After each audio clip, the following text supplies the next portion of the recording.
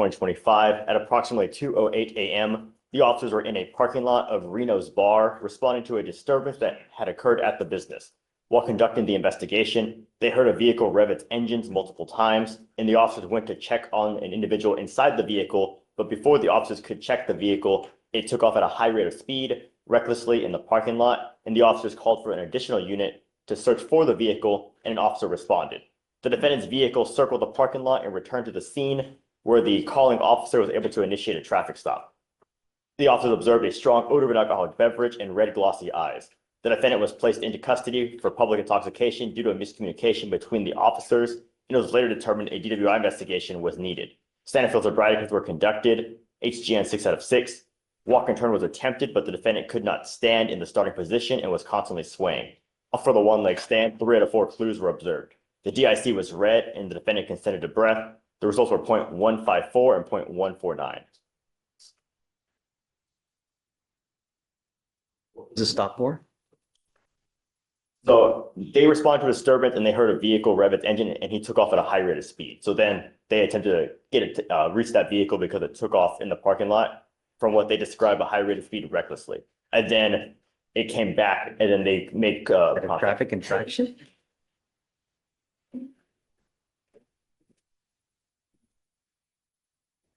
High rate of speed is conclusory as well. Because initially they said they observed, the officer said he observed and heard an individual revving their engines, and then they were attempting to check, they were attempting to check inside the vehicle, and that's when it took off at a high rate of speed, recklessly in the parking lot, as they describe it. And then the vehicle circled the parking lot. All of that is conclusory, all of that. And I understand, Judge. And unfortunately, we do not have the OR at this time, so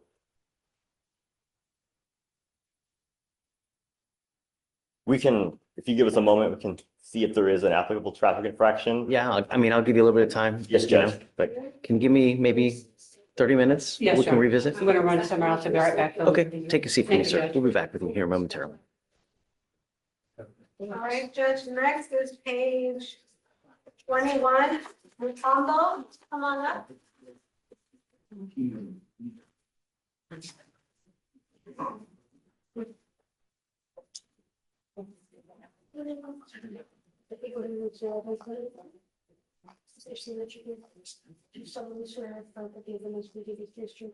Good morning, Mr. Mutombo. So you were charged with criminal trespass, I'm sorry, criminal mischief. You were facing up to 6 months in jail and or a $2,000 fine. We are going to do probable cause. You have the right to remain silent. Anything you say can or will be used against you. You have the right to have an attorney present. If you cannot afford one, one will be appointed to you, sir. Yes, Judge. On February 9th, 2025, the officers were dispatched to a disturbance call at a residence in Harris County, Texas. The officers, one moment, made contact with a woman identified by her Texas driver's license who says she knows the defendant, and who was the witness observed the defendant waving a gun in the air, and she further advised the defendant later pointed the gun at her vehicle. The witness stated she was alarmed but did not think the defendant would shoot her, and advised that she advised the defendant to put the gun down and started to walk towards her vehicle, and the defendant began to walk towards her vehicle in a forceful manner, causing her to become scared. The witness advised the defendant is known to be aggressive and that she drove off the premises and called her mother. The officer later met with the defendant's mother, who advised receiving a phone call from her daughter that the defendant had pointed a gun at her, and that she had advised the defendant to come back to her house. And she defended her daughter as she pointed her gun at the defendant. The witness advised that the gun did not have a magazine inside, but that the defendant had retrieved the magazine and confirmed that the defendant got her BB gun from her house earlier.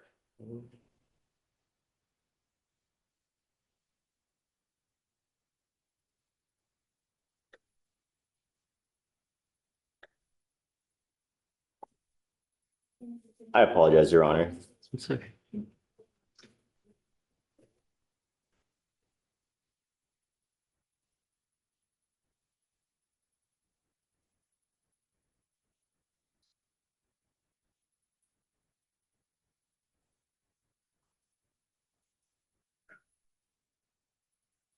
If we could just reapproach on this in a moment, because Should you mind taking a seat in the jury box? Move back here momentarily, sir. And Judge, we do have one more arraignment.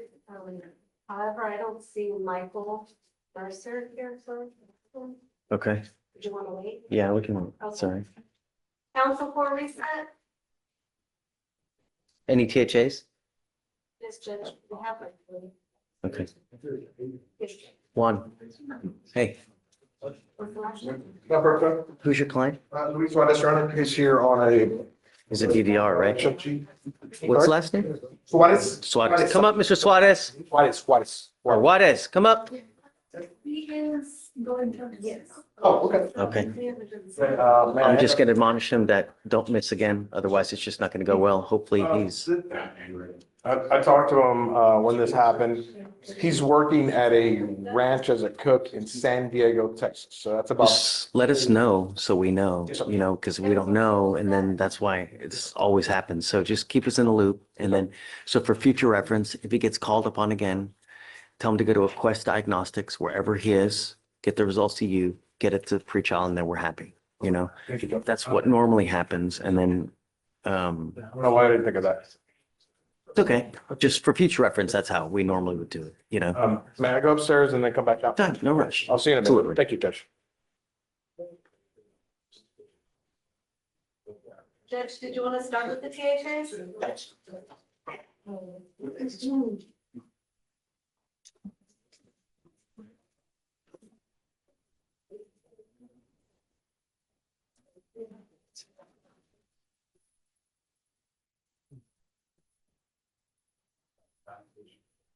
All right, Judge, page 24, Austin, come on up.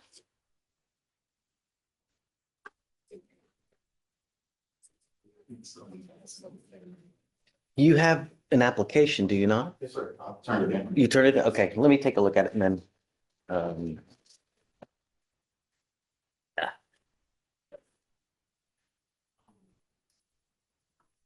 okay, varies doesn't work. I need you to put, Did I mark it out? No. Oh, I did? here, if you could just give that back to him. And here, Deputy, if he needs a pen.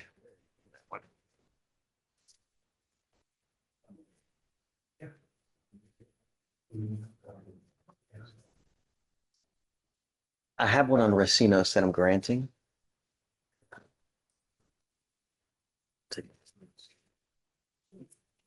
Okay, I'll grant it for you, Mr. President. Just take a seat for me momentarily.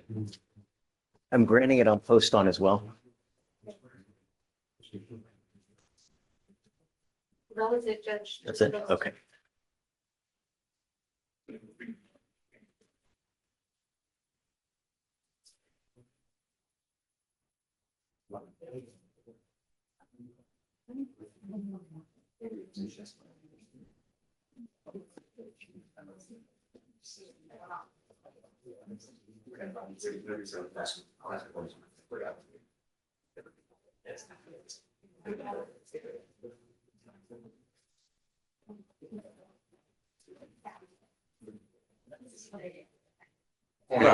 Yeah. I don't know if you were still doing arraignments. No, I'm ready for you. Come on. Thank you.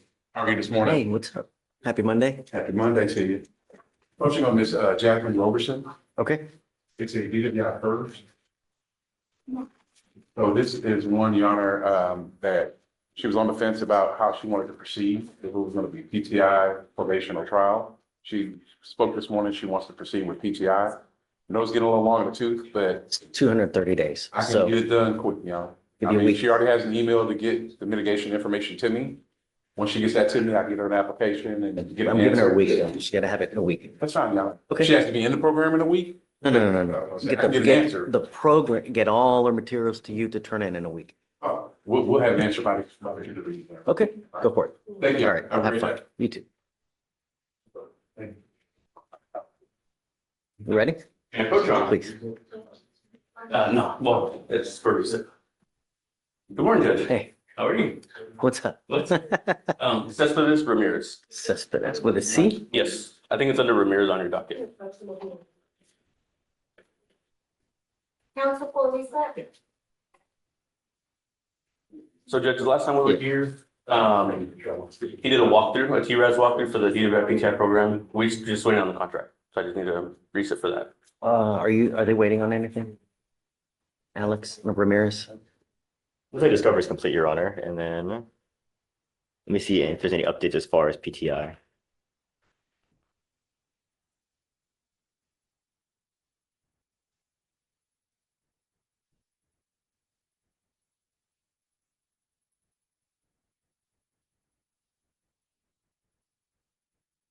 Doesn't look like, Your Honor, because it looks like the last thing we have is they received the TRAS.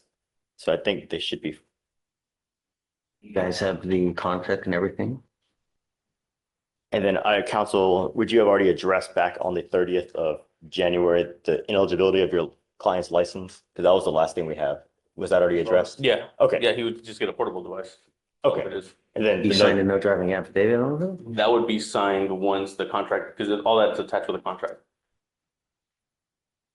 because it says that according to, you would have to do that first, and then it says with that option, then the agreement can be sent. So I believe you have to You can have to do that first. do that first, the no driving affidavit. We have one here, Get what first? The no driving affidavit. driving affidavit. Oops, I don't think so. I just need to, I've told her, usually what I do is I just explain to him, he'll get a he'll sign a no driving affidavit. And, it's just over. Let's roll you to Wednesday then and see where we are, you know? Can we excuse his appearance though? Because either way, if we get the contract on Wednesday, he won't be, he still needs to get the device anyway. Okay, yeah. Thank you, And I'll reach out to Brenda again, just let her know. appreciate it. Mhm. Okay, hi, you ready? Yes. Did you guys bond out? Yeah. I hope they're- Your Honor, can Okay. you turn off live stream? I Mhm. found out it was star of a show on YouTube and TikTok this morning. Take it off? We talked briefly on Go ahead and sign for Probably. yourself. Friday. Yep. I want to give you an update on where we were with her in more detail. So the case up in felony court is set for disposition setting. They allege the same violations, the drug case or the drug. Since the last setting, we retained Dr. Mosiani, who was the former head of the Institute for Forensic Sciences and is now working at Counsel for reset? their School of Pharmacology. So she's dual degreed in No, both toxicology and pharmacology. Okay, One of the things that concerned us was that after we got a hold of the lab result records, there was an email in those lab result records that was inconsistent. And I'm simplifying it because I'm not versed well enough in the terms. However, they basically said, if it's a result under, say, 25, that's a problem and that could be a contaminant and don't report it as a positive result. Well, when we looked at Mr. Frowley's results, there were several that were under 25 that were reported as a positive drug test, which seemed totally inconsistent with what they were being instructed to do by the lab. When I say they, I mean the probation department. So we then said, why are these being reported as positives? You know, granted, it's not all of them, but some of them. And we got a very inconsistent answer. So we hired Dr. Mosiani. When Dr. Mosiani got it, she identified 6 areas of concern for her. She said, first of all, the idea of labeling these amounts under 25 as a contaminant is absurd. She said that's simply not possible as part of the is that just an manufacturing. arbitrary number that they're picking? Not that, it's that result, that methamphetamine is a component of drug manufacture is categorically false. Her exact words were, You're saying the fact that it can show up as a false positive? no, the instruction from Averell that, let me read her statement to you. It says here, The assertion by Anna Torres of AverHealth that methamphetamine could be a contaminant of amphetamine production is categorically false. Methamphetamine cannot occur as a byproduct or contaminant during amphetamine synthesis. This claim suggests either a misunderstanding of chemical manufacturing or an attempt to rationalize questionable analytical findings. That was her first finding of 6. The other findings raise really serious questions. Essentially, what Dr. Moziani is seeing is that Ms. DeFrawi's results are entirely consistent with taking the medication. The ratios of methamphetamine to amphetamine are completely reversed from what you would find if somebody was using an illegal drug. Is it possible she's using both? No, because the amount, the concentration of a methamphetamine is too small. It's de minimis and it should be much bigger. So this raises a bigger problem, which is why is AverHealth reporting these as positives? And why is probation, and why haven't they addressed this when their own internal reporting systems differ from AverHealth? And we're trying to get to the bottom of it. So we've subpoenaed a bunch of records from AverHealth to address their lab protocols pursuant to what Dr. Moziani has asked us to obtain. Things like, did you test for analog substances? If you have information that someone is taking, say, Ritalin, when you run the gas chromatography testing, you should adjust your findings to determine whether the peaks you're seeing are in fact prescription drugs. And we're waiting on that info. I think we'll have it shortly. But Did you go upstairs yet or no? well, yes, we have issued the motion to get that data through the felon court. So we will have that data in probably a week or so. And I think that's going to solve the problem. Do you want to put it off until then as well? Yeah, I would Okay. suggest we just carry it to the end. I would suggest that what we're going to find is AverHealth has had this problem in other states. They've got 2 class action lawsuits where their reporting is at risk. You And provided us with those copies? yes, they've got 2 federal class action lawsuits in 2 separate states. And I think we're going to find that there's a great deal of confusion at AverHealth is how to handle this particular part. I know that the felony courts are split about how they want to handle AverHealth because they weren't accredited when they do these tests. Okay. I don't think it's an issue that rises when you're dealing with cocaine or with marijuana, but I do think it's something that rises when you deal with amphetamines. Okay. So Yeah. we'll get there. Okay. Thank you, Judge. Yeah. Will, I signed your motion. Oh, I only saw one. I think another one was put in the queue. Oh, yeah. Okay. When was the substitution? Yeah. Okay. I signed it. I signed them both. Yep. Ready? Hey. Judge, I'm here on Justin Bohorquez. It's a 2000 theft case. I spoke to the prosecutor, the chief. What's the last name? What's the last name? Bohorquez. Okay. What are we doing? We're gonna do a class and dismiss 1-month contract. Okay. So is it just one anti-theft class? Yeah. Okay. So I'll set off a week. Give me your. Can we do it 2 weeks? I mean, it was good. The case is 1,987 days old. So I'll give you 2 weeks, but at that time, if it's not done, I'm setting it for trial. Okay. All right. Okay. It was just, that's why I was good. Okay. Sure. 2 weeks should be sufficient though. Yeah. Okay. Let's go here, Judge Brother. Yes, you can, it goes there. You can let Yeah, yeah, it in. Yeah, because people have gum. Okay.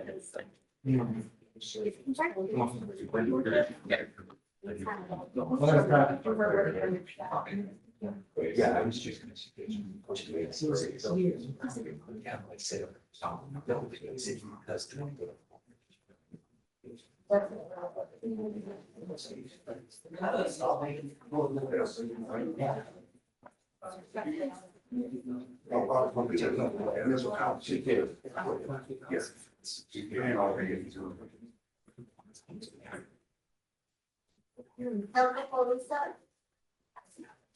Mr. D. Yes, sir, Your Honor. Nick?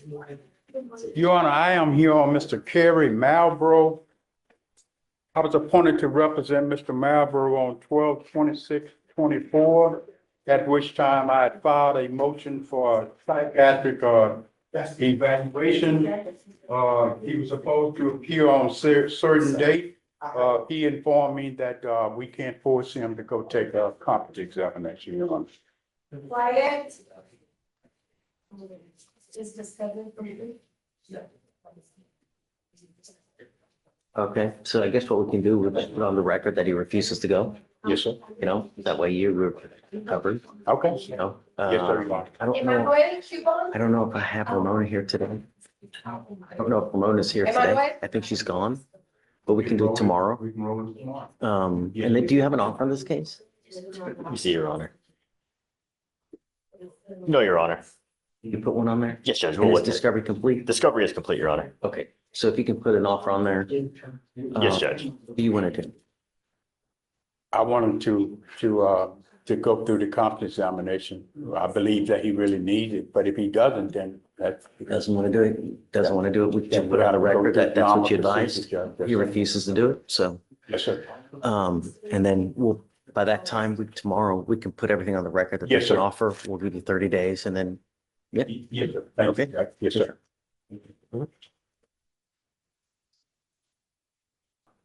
It's a first, Yes, sir. true first? Yes, Yeah, sir. okay. My understanding it is, Your Honor. Good morning, Mr. Smith. Sir, you're charged with driving while intoxicated. You're facing up to 6 months in jail and or a $2,000 fine. I think easier that way. I just see the one, right? Sorry, Your Honor. I just see one. We only are aware of one. Something on one of the non-official websites said there was an FSGI also, but I'm only aware of one. That's all I have seen on the district clerk's website unless it's changed since this Do morning. you see anything else, John Alex? Smith. Yeah. Smith. Do you just see the DWI? I just see the DWI, Your Honor. Okay. All right. We're going to do probable cause. You have the right to remain silent. Anything you say can or will be used against you. You have the right to have an attorney present. If you cannot afford one, one will be appointed to you, sir. Yes, Judge. Okay. On February 14th, 2025, at approximately 4:50 hours, the officer observed the defendant operating his motor vehicle at the 2300 block of Rice Boulevard. The officer observed the defendant run a red light and crash into another vehicle, and observed the defendant then drive his vehicle from the scene of the crash past the officer. As the defendant was passing the officer observed him in the driver's seat of the vehicle and to be the sole occupant. The officer initiated a traffic stop and observed the motor vehicle from the time of the crash. Following that, the officer made contact with the defendant, and the defendant made a res geste statement stating, "Did you see the guy that hit me?" The officer came into contact with the defendant and noticed a strong odor of an alcoholic beverage, slurred speech, red, watery, bloodshot eyes, and the defendant was swaying. The officer ran his information, name, date of birth through NCIC, TCIC, and returned a valid driver's license photo belonging to the defendant. Standard field sobriety tests were asked to be performed, and the defendant refused the test. The officer placed the defendant under arrest and transported him to JPC, where the defendant was read his DIC, to which the defendant refused. The officer then had a blood warrant signed and executed. Okay. Mr. Smith, I'm going to find that there's probable cause to go forward with the case. I'm ordering you as a condition of your bond not to consume alcohol, illegal drugs, or unprescribed controlled medication. You have a lawyer. Good job on having a lawyer, because you do. I will waive your appearance. You don't have to waste your time coming to court, but you must stay in touch with him, and he'll tell you when you have to come back to court. If they call on you to take a test, then you must come here to take the test. If you fail to appear, then a warrant for your arrest will be issued. I understand that you're going on a business trip, so you're still not to consume alcohol or illegal drugs. If you get called on for a test, at that point, you'll have to go to a Quest Diagnostics, wherever you're located. Hopefully he's not out of the country at the time. I don't know how that So, happened. Judge, he is planning on, he has tickets to go to, for business, Your Honor, not for pleasure, to go to Switzerland and then London for how long will you be traveling? I'll be traveling, leaving Hopefully. on Tuesday, and then I'll be traveling back the following Friday. Okay, I don't think it'll be an issue. This If is it does, just keep a us in the loop. half, Judge. I Yeah, guess. that's okay. Just keep us in the loop. Just, if you're not, I don't care where you're going. Yes. I don't care how big of a business party it is, you can't use. Absolutely. All right? Yes. Okay, so we'll have you sign a resale Victoria. We'll have you get with Fleischer Bunkish, and then you guys are good to go. All right? Yes, sir. So he has permission to travel. There's no travel restriction. Just don't drink. That's it. We have tests that can go back quite a ways, so we're gonna find out, right? Okay. Thank you guys, very much, Your Honor. have fun.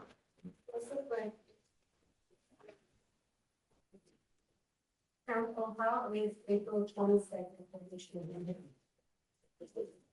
Anna. Good morning, Judge. Hey. I was a couple on your docket this morning. Okay. The first, they're all in custody. The first one is Taylor.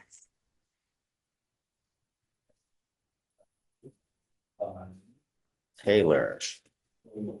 Derek Taylor. Okay. You revoked his bond on Friday because he picked up a new case. I am here to see if you would consider reinstating his PR bond and with an ankle monitor or lowering his bond. This is on the judge? Taylor. All right, go ahead and sign your receptor.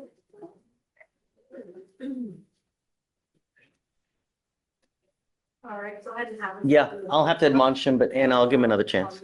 Okay, thank you, Judge. Who else you got? Williams, he's also in custody. Okay. On Friday, Mr. Williams pled to his felony at TDC. Say it again? On Friday, he pled on his felony to time at TDC. And I spoke with the state Friday to see if what their position was on it, and they were gonna take a look at it for today. Williams. Yes, sir. Please. Yes, sir. Okay, they're looking at it. Okay, Is that it? and then the next one I have is Rodriguez, also in custody. I don't know if they brought him over. Give Rodriguez. But this is the one where it was no PC. He's here. Oh, okay. So I got an appointment on the one they sent to the grand jury and indicted. Okay. On Vicente, right? Yes. Oh, right. This is the new one. Okay. So it's not really new. It looks like it's new, but they had the wrong date. I get it. I get Okay. it. So we got to set them a bond. So bear with me here in a second. I'll bring Okay. them both down. Okay, Okay. thank you, Judge. All right. Do you mind bringing Rodriguez and Taylor out, please? Casey. It's what's the Taylor? What was his name? Is it Derek Taylor, Derek? Please. Okay. I have a cause number. Okay. Now I got him. How you doing, Judge? I have Miss Dennis on docket today for one violation. Come up, Ms. Dennis.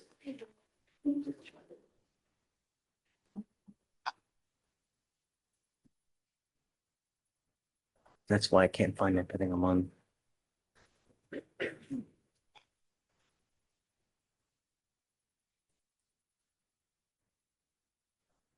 I'm sending you for a test now. Don't use. You will be tested again in 45 to 50 days. If you test again for weed, I will revoke your bond and put you in. Do you understand? Yes. Okay. Take a seat for me. I'm sending her for a test now, and then she's going to get tested again in 45 to 50 days. Okay. All right. All So right. should I get a reset for 45 Yep. days? Okay. Yep. And then, but I'm sending her now. I want to make sure she's not using it. Absolutely. Okay. Take a seat. Do you want me to return after? No, we'll get the test. If it's something, then we'll.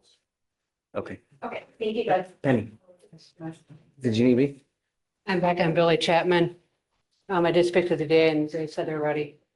Yes, Judge, after looking at it, we found no traffic code violation and we can only find the conclusory statements as you mentioned before, Right. so. I know probable cause. Mr. Chapman, come up, sir.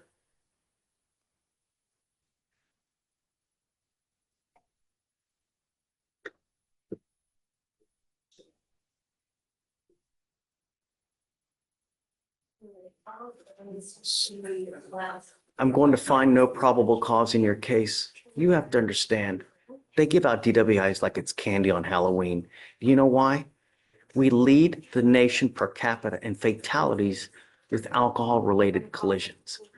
Don't become a statistic. One button on a phone, one button, $30. An Uber will take you wherever you want to go. Use it. All right, take a seat. All right, thank you. Come on up, gentlemen. Mr. Taylor, how's jail? Not good, right? We're not asking much. All I'm asking you to do is show up and don't pick up any new cases. You now know you have no one that is going to bond you out. So when you go to jail, you were stuck like Chuck until this thing is over with. Your lawyer has asked for me to give you one more chance. Should I? What are you doing with yourself these days?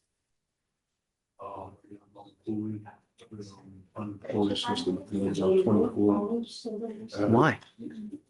And where are you living with? Okay, so I have resources for you. We have places that can help you get a job, a phone, a tablet, places to eat, places to sleep. All you got to say is that you want it and we'll try to give it to you. But there's no excuse. That doesn't give you, I get it that you're homeless, but that doesn't give you the right to go in and take some, you know? So don't. All I'm asking you to do is stay in touch with the lawyer that we're giving you and don't pick up any new cases. I will give you another chance, but I'm not going to play this again. You pick up a third case or you fail to appear again, you're going to end up staying with me. Do you understand? Okay. I have Shatoria. She's going to give you a list of places that can help you get a job and places to sleep and food to eat. So there's no excuse. You can always come back here. Whatever you need, come back and I'll give it to you. There's no excuse for you to pick up another case though. You understand? Okay. All right, Anna.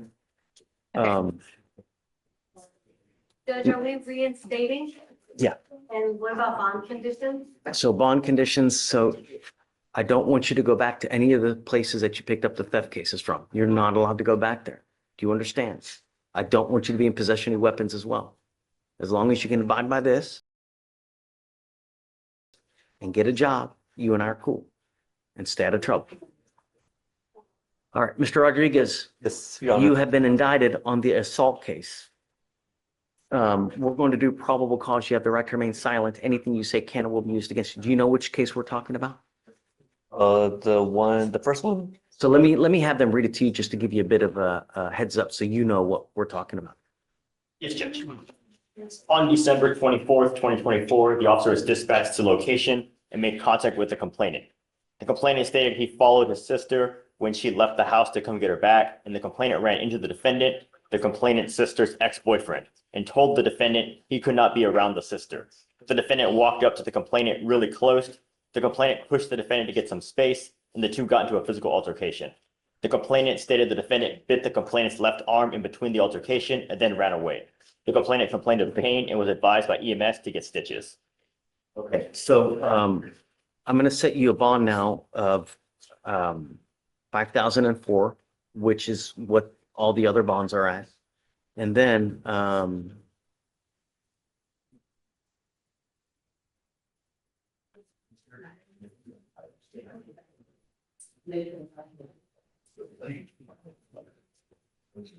Anna, it looks like the felony case is set for March 11th. Okay. You want to do the day after? Yes, and his other misdemeanors are on March 12th as well, so that'll be perfect. Got it. Okay, so we're gonna do it one day after the felony, and then you guys, once, we're gonna try to work a global resolution so that it's all done at once, okay? Thank you. Okay, man. So just don't have any contact with the complaining witness in this case and no weapons. I don't know if you're gonna bond out, but those are the conditions on this. Yes, Your Honor. Okay. Okay, Judge for Taylor, was that a regular recess? And state's. Anna, what do you want to do with Mr. Taylor? Can we do a regular reset? Because his cases are both fairly new and I don't have anything on them yet. Okay, so this is Anna. That's the one lower left. She's your lawyer. That's who you need to stay in contact with. If she tell me she can't get a hold of you because you're ducking and dodging and you're out there and you're not keeping in contact, I'm going to revoke your bond. You understand? I'm not asking much. Okay. So he needs to sign conditions real quick and then they can both go back. Okay. And what day on Mr. Taylor? How's March 18th through the 20th? Can I do the 20th? All right, is that a required appearance? Yes, please. I would say yes. Yeah. Yeah. Okay. There's somebody else back there that has her also. This- Okay. Yeah, she knows. Yeah. Thank you, Mr. Rodriguez. Okay, guys, take care. Be good. Be good, Mr. Taylor. Rodriguez. And both of Taylor's cases are getting reinstated? Yeah. One. Sir, Pepper Trust. Luis Juarez is back. He tested negative. He's in the courtroom. You want to? Juarez, come up. Conditions, but I'm still.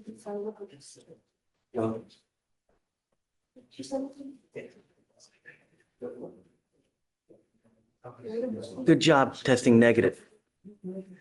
You have to let everyone know if you're going out of town, because if we call on you to go take a test and you don't show up, then we issue bond violations. So if you're gone, you have to let him know so he can let us know, so we know to stay. Okay. If you're out of town and you called upon again to take a test, you must go to Quest Diagnostics to take a test, get it to your lawyer, and then he'll get it to us. But you can't miss any more. If you do, I'm going to issue a warrant for your arrest. You understand? You ever have any problems, just talk to him. You have to stay in contact. All right?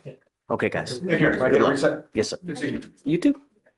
All right. Hey. Judge, I'm approaching on Lan Nguyen.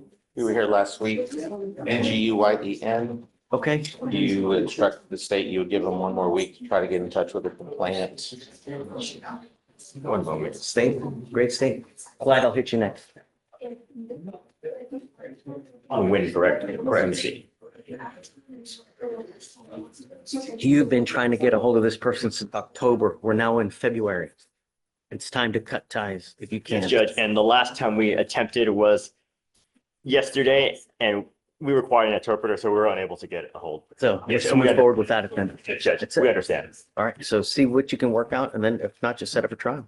You know, and then Apologize, because I don't know if they're going to dismiss it. I mean, respectfully, Judge. I guess talk. So we have a new chief today. Okay. And then just keep me in the loop. Okay, Clyde. Morning, Judge. Here on, Hey. excuse me, Doreen Seville. We had sent in the mitigation packet. We hadn't heard back from the DA's office on this. You set it for Monday. If I'd heard, client would have been down there, but we have not. I don't know if I just heard that you got a new chief, so I don't know if something went amiss that way. Any news? Alex? Seville. Looks like the last news we have is that Brenda Gomez received the mitigation packet, but no approval or anything as far. And I could reach out again to see. Yeah, I guess send her an email, see. I'll send an email. And can you give me a second, but Clyde, let me see. Yeah, absolutely. I didn't check back. Just bear with me a second. Sure. You ready? Yes, Judge. Tell me. I was trying to reset Mr. Jones and Victoria asked that I approached. It's old. And I believe the previous attorney on Flanagan was also waiting for a report last time he was here. Are we still waiting on Dayon Jones? Yes, sir. Lab on what? I believe that marijuana for the CW violation. That's correct, Judge. Okay. There seems to be a somewhat shaping up to be a global PTI offer, but they want to wait till they have labs back to. When are they gonna have? I could reach out to Hector Rodriguez today and see if I can get it. He's usually fairly good at that, so I can. Look for sometime this week and I'll waive the appearance. Yes, sir. Is it waived anyways, I guess? Yeah, so just pick a day this week, whatever you want. Okay, let's go. Come back and we'll see. Hopefully he's gonna see. Sounds good.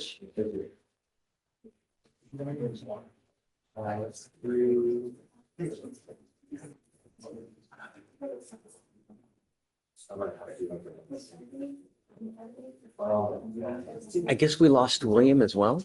Yes, he moved to court 12.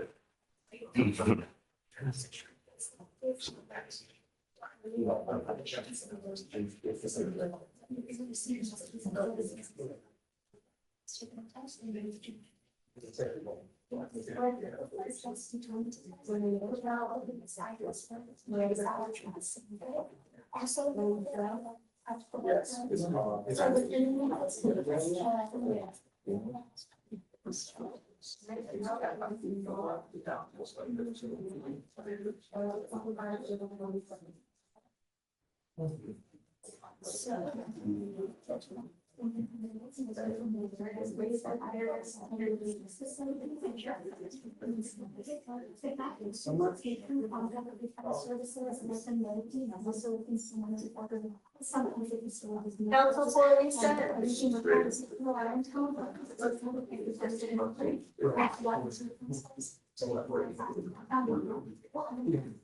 So I think, I know, I should. So if you, when there's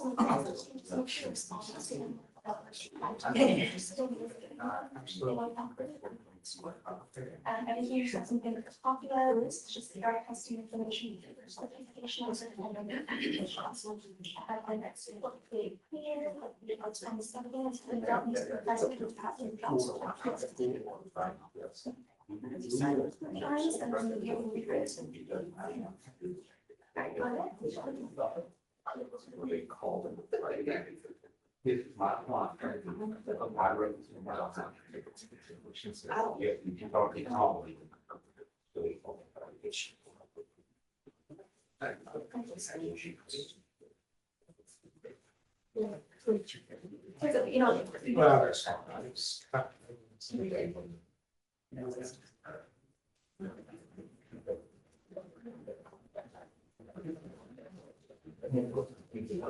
Mackenzie, you're still here with us, right? Yes, but I will likely not be here for most of this week. Okay. Because I have trial on court date. Oh, And it's nice. going to be quite a long trial. What are you trying? It's a harassment charge, harassing communication. Is this something that you kept from? I need, that's my trial binder for it right there, so I couldn't really hand it off to anybody Oh. else. Yeah. Holy moly. Yes. Are they texts or phone calls? Emails and voicemails. Well, it's gonna be a doozy.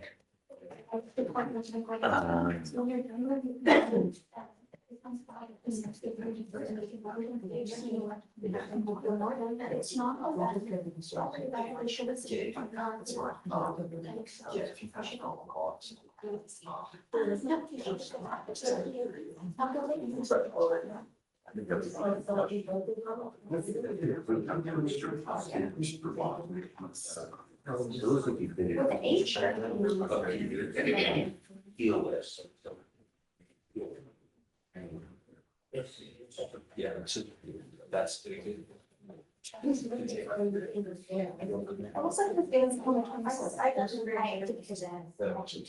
Yeah, it was just getting someone on the side. If you spoke to someone before you actually decided to take it.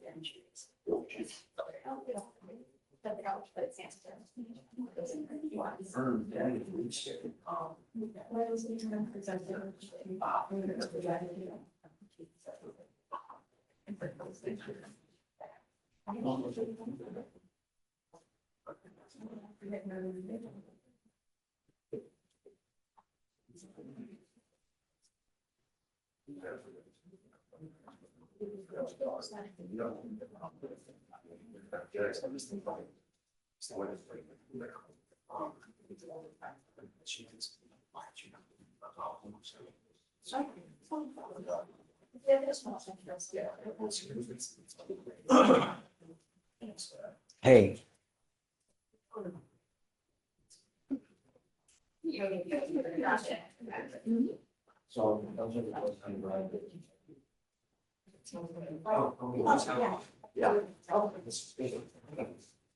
I'm printing this out. So these are potential jobs for anybody who wants a job that they're looking for people in the rodeo. So like we could give it to that, I guess, give it. you know?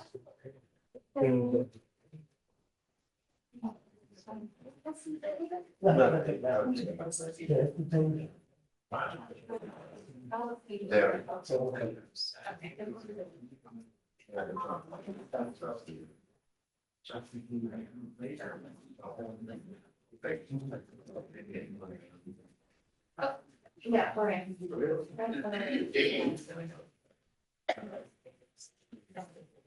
Just give yourself.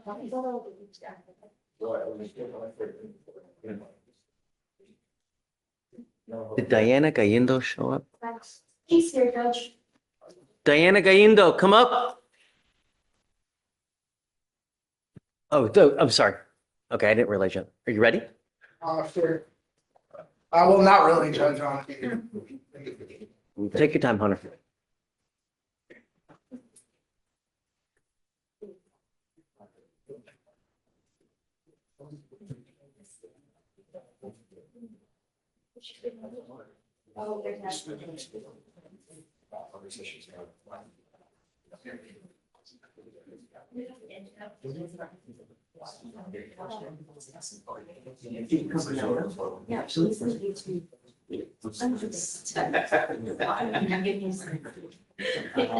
So just have her, look and sit in the. That would be great. Have her come around and Can I ask the page defense attorneys if they should follow them around too? I don't think. I mean, I don't know who's something. We don't have to.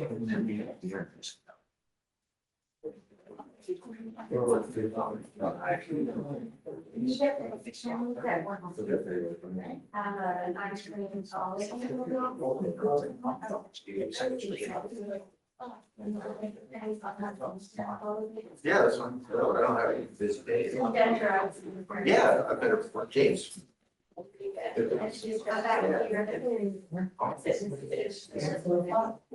I'm waiting. I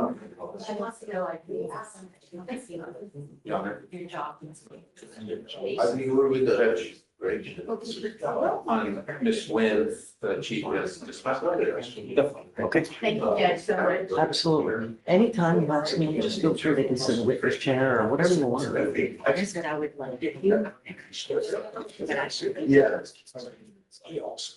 Is I wanted to third party. just to come down and filter through one person and we can just.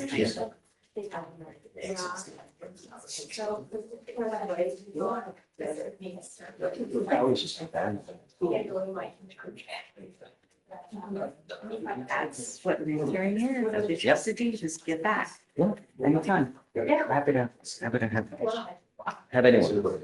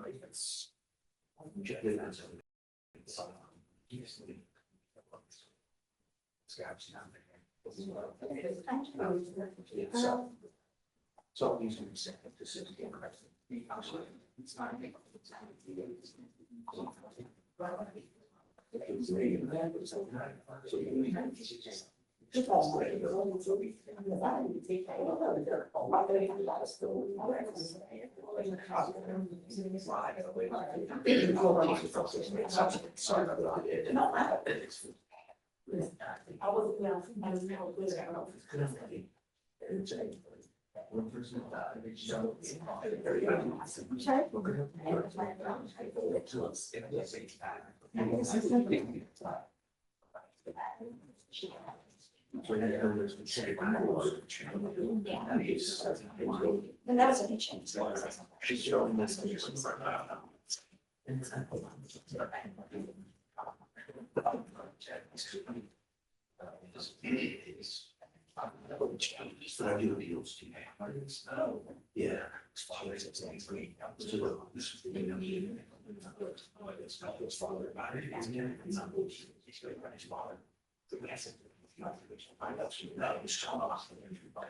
Yeah.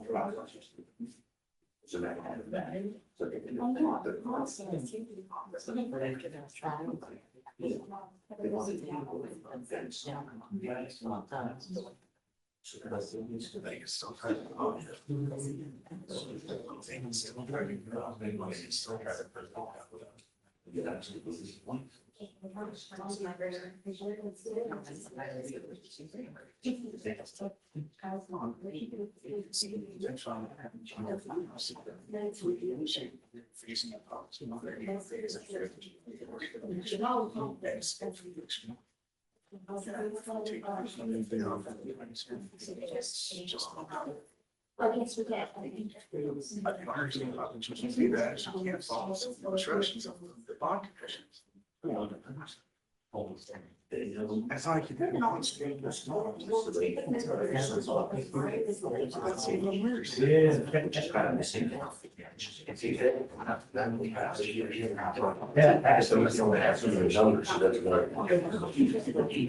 Now I gotta go get me.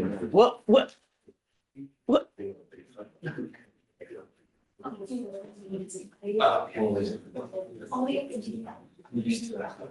Are you ready? I'm ready, Judge. Come up, Miss Gaindo.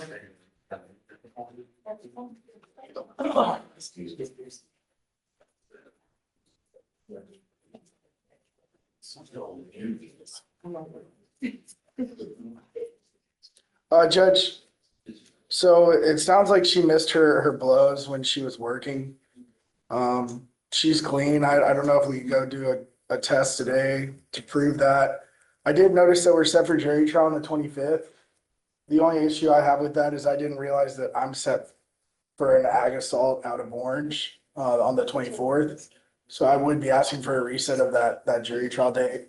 As far as the bond violations today, I've explained to her the importance of. No. We've done this before. This is our third time being back. It's unacceptable. I can't just let her go. Then I become an enabler and I'm telling her it's okay for you to do whatever you want to do. And it's not. You know, if you have an issue, you come up to here, you tell us what it is, and then we can resolve an issue. But I can't just let her go when it's a third violation.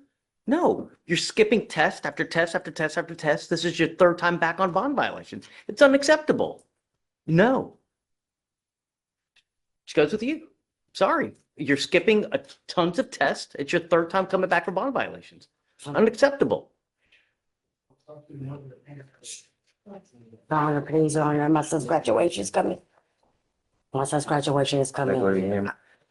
Please, I'm not going to talk to you without your lawyer.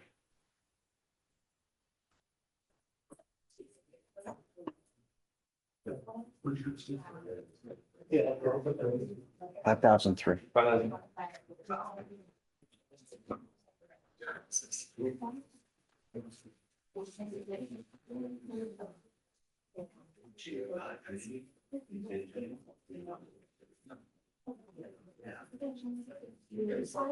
Anything on Seville, Alex? So I reached out to Brenda and she said there's no approval denial and she's going to send a follow-up email to Ashley Geis to see where her status is as far as that process. So Clyde, why don't we roll it to later this week? You know, maybe like Thursday. And I then was I'll- actually just thinking Thursday would probably give it enough time, and I know that works with my client's schedule as well. Okay. I'll waive it because I mean, there's no sense for her just coming back for, you know what I mean? If I get a response and it's positive, I'll bring her down there. If it's negative, I'll bring her down there. If we don't have anything, then I'll just appear again. Has she not done a TRES yet?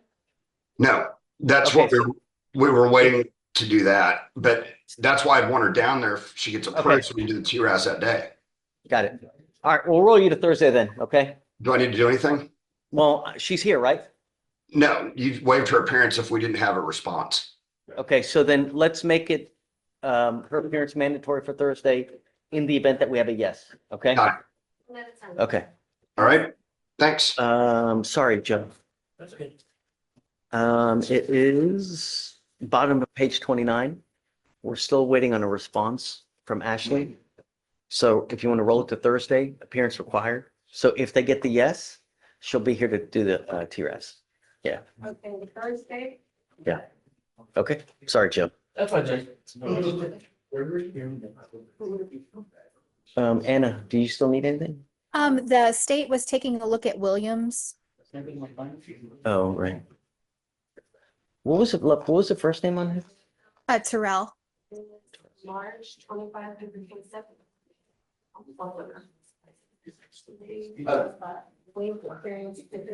So he just took 2 years TDC. years TDC on a robbery. Yes, Your Honor. Go ahead, follow dismissal. Your Honor. Okay, There you go. that's what I want to hear. Okay, thank you very Done. much. Maybe Have it's you. fun. Yes, ma'am. Okay, thank you.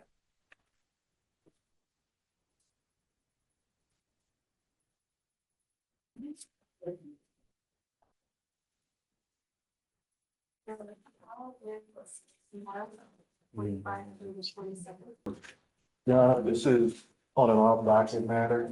Okay, what you call it? It's 254-8828. It's Colby Sims.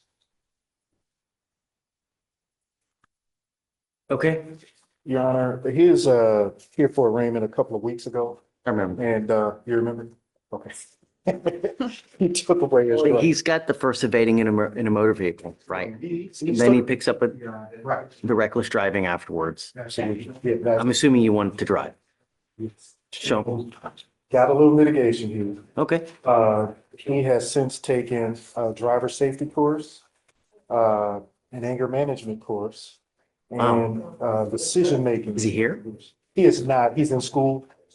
I want to talk to him. And I like what you've done. So I'm okay with it. But I just want to talk to him, admonish him, and then I will. So talk to him first, or? Yeah, I want to talk to him, admonish him, Okay. and then I will acquiesce to you. Okay. Yes, so whatever day you want, I don't care. So I'll see if I could I get him like in. that. That's great. Yeah. And I want to just admonish him, you know, and Appreciate it. It's been a real hardship on the family. Because, you know, he lives. Great. so- That makes me Right. very happy. I mean, that gets the parents involved, you know, him being a 17-year-old. So, Great. You know, because that's when it is more appreciated. You know what I mean? So that's great. and he seems to be generally like, you know, he knows he's screwed up. He's like, look, you know, it's not something I was trying to do. I'm not this kind of person. So. Hey, just bring him here. Let me talk to him and then I'm for it. Okay, thank you, Your Honor. For sure. One last question, Your Honor. For more, will her appearance be required for, we set it for Thursday just to say. No, I mean, I don't think so. If you want to wait it, I'm okay with that. Yeah. On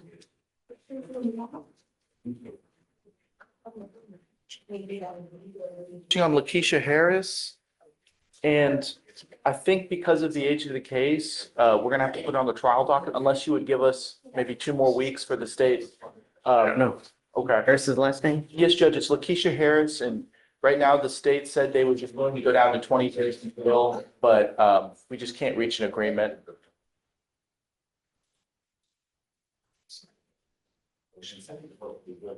Okay, I'll put it. Yep. What's the offer?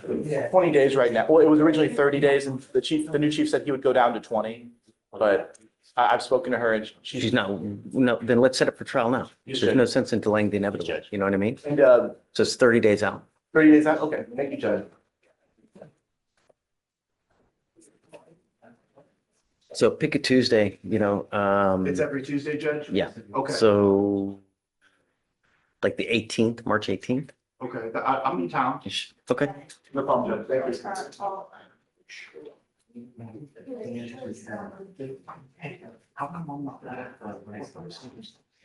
Thank you. I'm changing my mind on Galindo 7503 because of all the issues. They might be working with free right now. Regardless, 7503. that's what it is. Yeah. If they are, they are. Okay. But I mean, just, Yeah.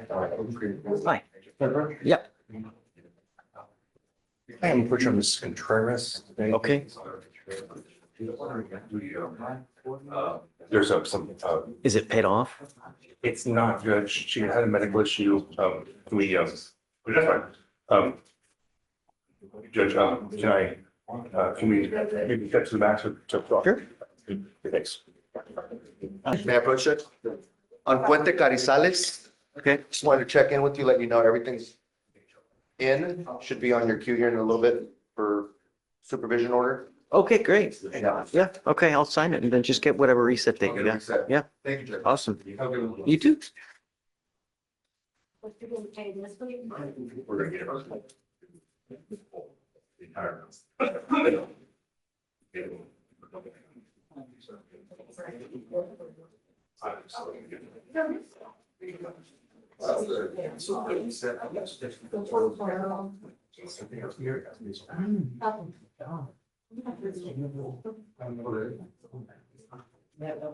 I have it here.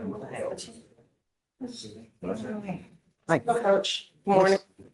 Oh, this is the one from Friday that we discussed. What's the last name?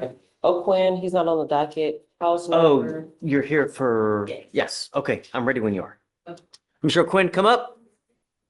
Judge, you got the PSR? I got it. Thanks.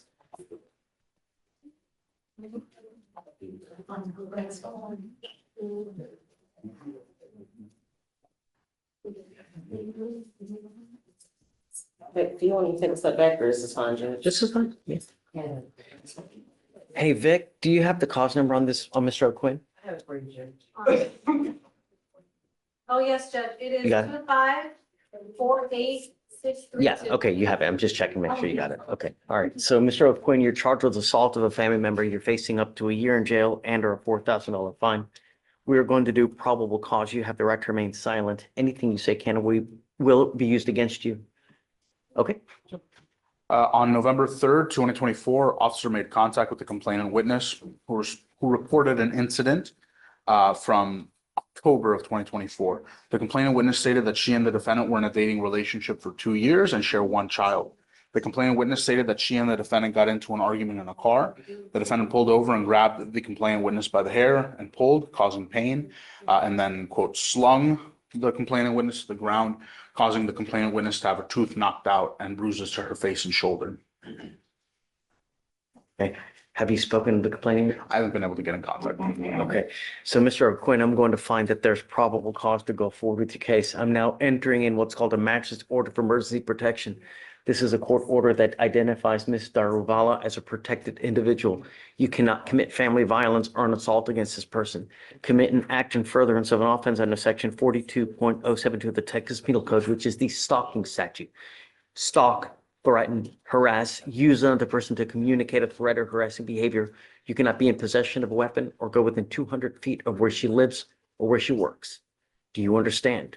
So If you violate this court order, the state can and probably will file a violation of a protective order against you, and it's one of the worst cases you can pick up. I am ordering you not to have any contact and not to be in possession of weapons throughout the pendency of this case. Do you understand? As long as you can abide by these conditions, you and I will be best friends. If I find that you're violating it in any way, I'm going to revoke your bond. I'm going to put you in jail. That's it. I will do everything in my power to protect the public. You understand, Mr. O'Quinn? May we have no threatening or harassing contact? It's, this incident was set to take place in October. They've been, I don't know because they've not been able to contact her. that's what is in their report. It says this happened in October. That I get, Okay. but he's not being able to have contact with her and I want to abide by her wishes and I don't know what she wants. Until I know what she wants, then we can talk, but I don't know, Not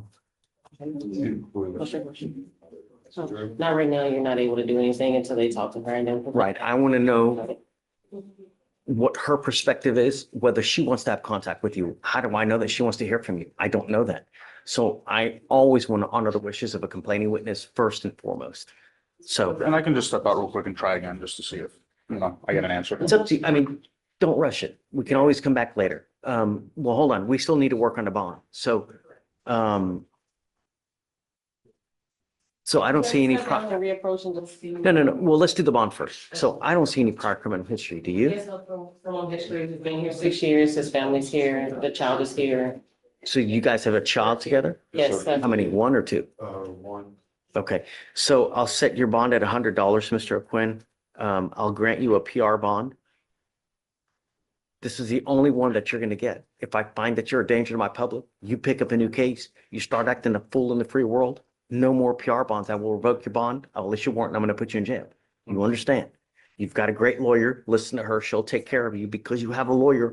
I will waive your appearance. You don't have to waste your time coming to court every month, but you got to stay in touch with her and she'll tell you if and when you have to come back to court. All right?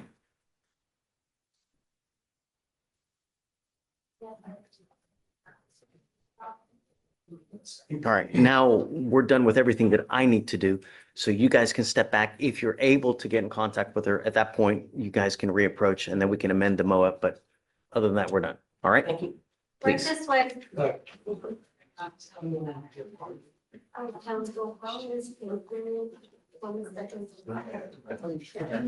You ready? Yeah. Yes, Judge, I'm approaching on Chris Garcia. You wanted him to provide proof today that he had enrolled in school and he didn't have that with some Aldine ISD enrollment paperwork that he brought today. Okay, can you bring him up? Yes, Judge. Mr. Garcia, come on that way. And it looks like his start date is tomorrow. Come up, Mr. Garcia. You guys sign for your bond.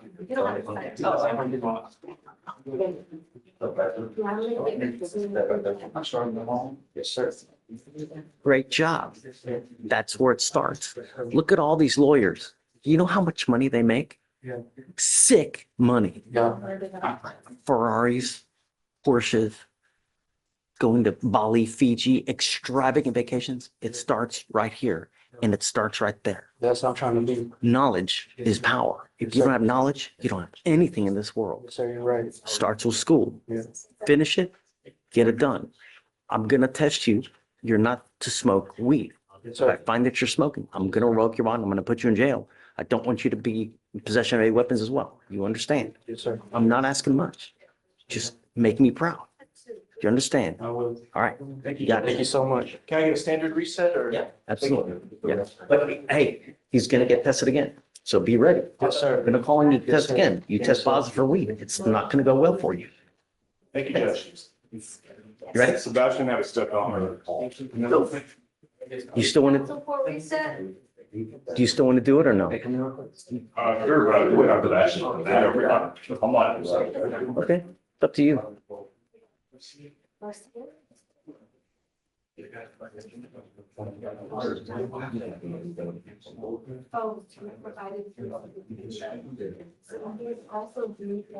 Michael Fan.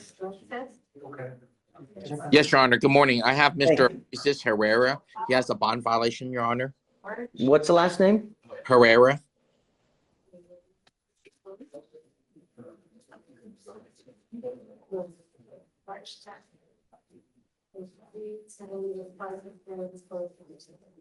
Gotcha.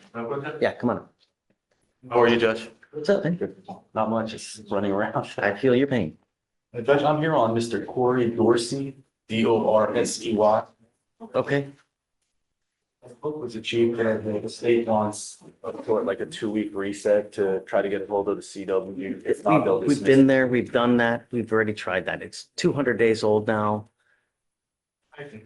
And we can reach out to our investigator today and see if we just have that 1 week, we can. I'll give you a week. Yes, Judge. That's it. I understand, Your Honor. Yes, Judge. All right, guys. Okay. Yeah. All right, thank you, Judge. All right. Give me a second, Michael. Hold.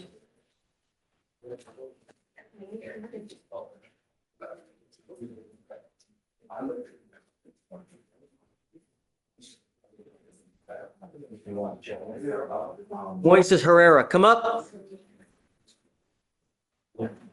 Judge did send him for a test as well, and those results are presumptively negative.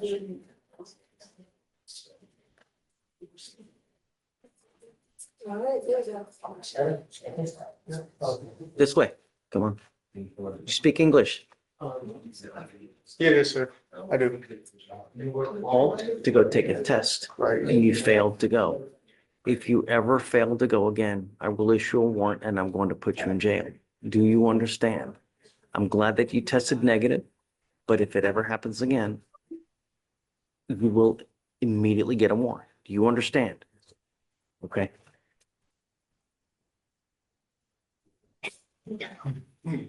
Get you a reset date, Michael. Yes, Your Honor. Thank you, Your Honor.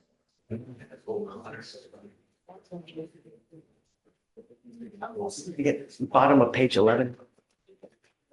Can I get a date? Bottom of page 11. This one was a baby on. Yeah, we addressed. Okay. He just tested negative. Complete. Are there any offers? So We're going to apply for PTI, Your Honor. Okay. Or without mitigation? So discovery is complete, and then there is an offer. Let me see if mitigation would be necessary. Mitigation, I think, is, everybody has to apply for PTI now. Everybody? Yes. Okay, so the policy changed, so Everyone has to apply for mitigation packet now? I'm not sure the requirements of certain BAC levels, but I know that everybody has to apply for the. so it'd still be reaching out through Brenda Gammon and Ashley Guy. Okay. Did you hear that, Michael? You do a mitigation packet. Yes, Your Honor. Now everyone's having to? I'm gonna check with Bernadette today. I'm still learning it too, since I'm just coming down from I this guess let us meeting. know. I'm learning too, Judge, That's so I'll figure that out today. It's a big difference, you know? Yeah, I'll have an answer for you tomorrow, Judge. Okay, so yeah, discovery's complete. They need a mitigation package so far. How is March? 18th through the 20th? Okay, 1 second here.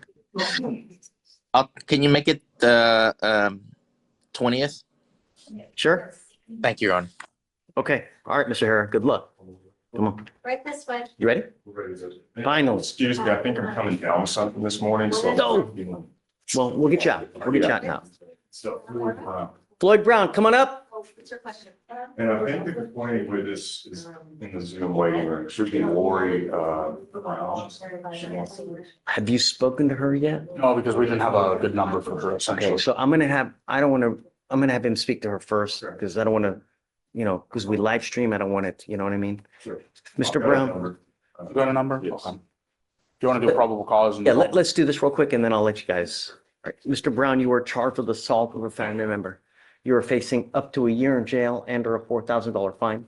We're going to do probable cause. You have the right to remain silent. Anything you say can and will be used against you. You have the right to have an attorney present. If you cannot afford one, one will be appointed to you, sir. On February 9th, 2025, in Harris County, Texas, officers were dispatched to a disturbance call. Upon arrival, officers met with the complaining witness who stated that she and the defendant are married. The complaining witness stated that the defendant and she got into a verbal argument over prior infidelity. And the complaining witness stated that the defendant cornered her and headbutted her 5 times in her face, causing pain.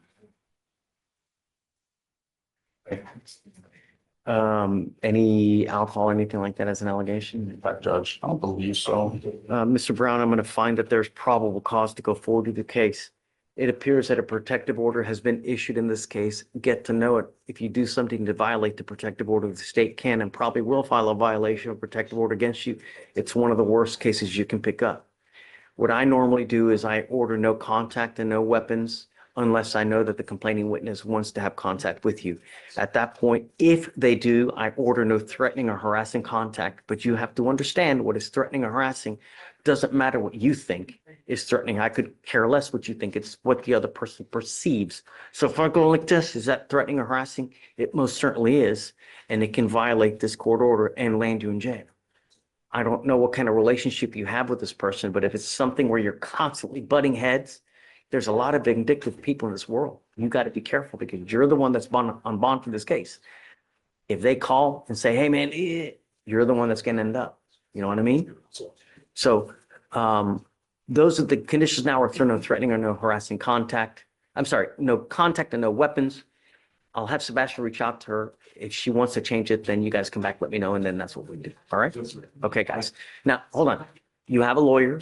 Because you have a lawyer, I will waive your appearance. You don't have to waste your time coming to court, but you must stay in touch with him.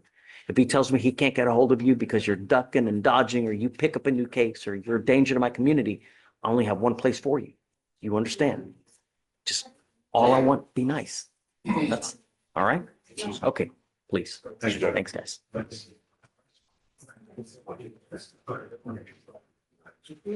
I guess you let me know. Yeah, I will. And Judge, for the other walkthrough we had, I got in contact with her as well. She's fine with contact, so. That was with O'Quinn. So I briefed Alex so he can just stand in on that one. Mr. O'Quinn's still here, sir, because I didn't explain to him.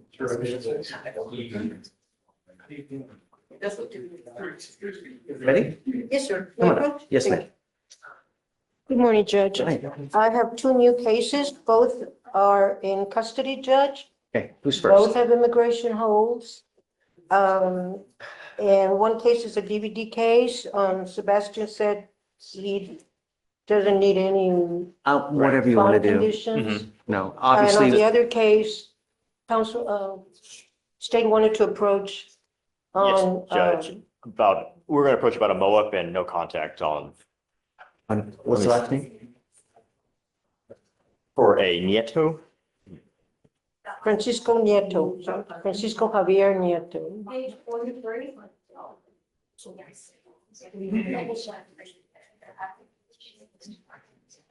Guys, do you mind bringing Mr. Nieto out? Oh, I'm gonna need the Oh, interpreter then, okay. Judge. Well, not yet, I guess. Just let me know when we get it, then we'll, yeah. Okay. Okay. Okay, thanks.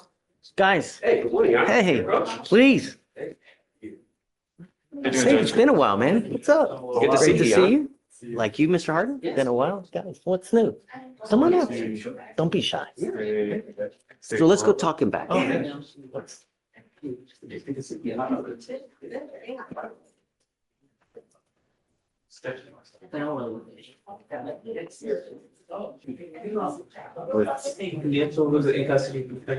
We have to bring him out because they want to,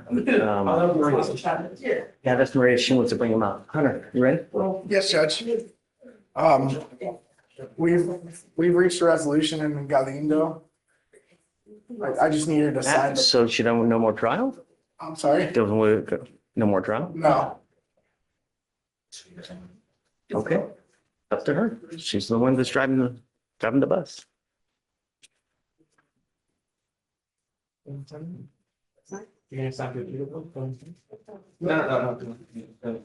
It's the left one. Yeah.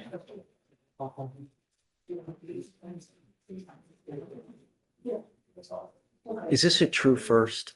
Can you look her up, please? It is a true first, Your Honor.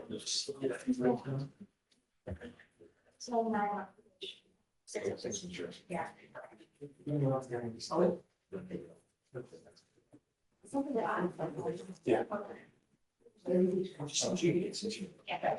You scare me.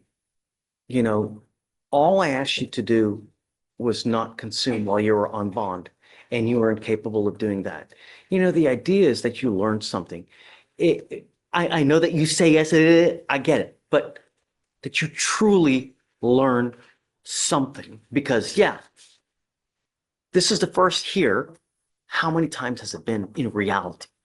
You know, you have to understand that from now on, anytime you get pulled over, an officer will see this. If they smell alcohol on you, what do you think they're going to do?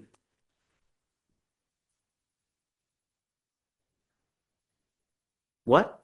I don't want to take a breath of that. No. Go take it in. Right. That's what's most probably going to happen. And what we're doing today, the proverbial slap on the wrist, from now on, you are facing a minimum of 30 days in jail. The idea is that you learn to where if you're going to endanger yourself, okay, but don't endanger other people. God forbid you make some kind of catastrophic mistake where you're looking at 30 to 40, 50, 60 years, because every day it happens in Harris County. Every day someone dies from alcohol-related collision. And it's not fair when $30 will get you anywhere you want to go with one click of a button, man. You know what I mean? Yes. Thank you. You give up a lot of rights by entering into this agreement today. What you're doing today is you're making a lifetime decision. So don't take it lightly, because once you plead guilty to this offense, there's no turning back. You cannot come back tomorrow, next week, 2 weeks and say, you know what? I changed my mind. I don't want to do this anymore. Once you plead guilty, it will go on your record. It's going to be there for the rest of your life. Do you understand? You give up a lot of rights by entering this agreement, Ms. Galindo. You give up the right to a trial, right to compel witnesses to testify on your behalf, confront and cross-examine your accusers, the right to be arraigned, charged, read in open court. If you are not a citizen, there are possible immigration consequences. You can be deported, excluded from the country, denied naturalization under federal law. You give up the right to appeal. Once you plead guilty, there's no turning back. Is this what you want to do? I'm guilty. Ma'am, I'm going to find you guilty. I'll send you to 3 days in jail. I'm going to give you credit for 1. I am going to suspend your license for 90 days. Do not drive until you get a license. Let me make one more thing clear to you, that DWI is huge business in the state of Texas. When you plead guilty to this type of offense, there is a $3,000 surcharge that tax onto you. And if you don't pay it, every $100 you owe, you sit 1 day in jail. I'm not going to hit you up, but a second DWI, you're looking at $6,000. If you come back with another one, get ready. It's a minimum of 30 days in jail. And you're also looking at potential up to $6,000. Get a clue. Good luck, man. Please hit the clerk. 90 days. We're gonna run the courthouse. Yeah. Okay. Guevara's a plea. Yes, Your Honor. This is He's a Guevara. Mr. Guevara, you were charged with driving while intoxicated. It's elevated to a Class A misdemeanor, so you are facing up to a year in jail and or a $4,000 fine. You guys have worked out an agreement where they're offering you 90 days in jail with credit for the 29 days that you've done. Yes. You give up a lot of rights by entering into this agreement. You give up the right to a trial, right to compel witnesses to testify on your behalf, confront and cross-examine your accusers. If you are not a citizen, there are possible immigration consequences. You can be deported, excluded from the country, denied naturalization. You give up the right to appeal. Once you plead guilty, it stays like this on your record forever. Do you understand? Yes. Now he has, that he has 2 open DWIs? He has 2, Your Honor. We're dismissing 1. Dismissing 1. Yes, Judge. Does he have an immigration detainment? Do you know? I believe he Yes, does. he Your has a Honor. hold, he Yes. said. Mr. Guevara, is it true or untrue that you had a 0.15 or above?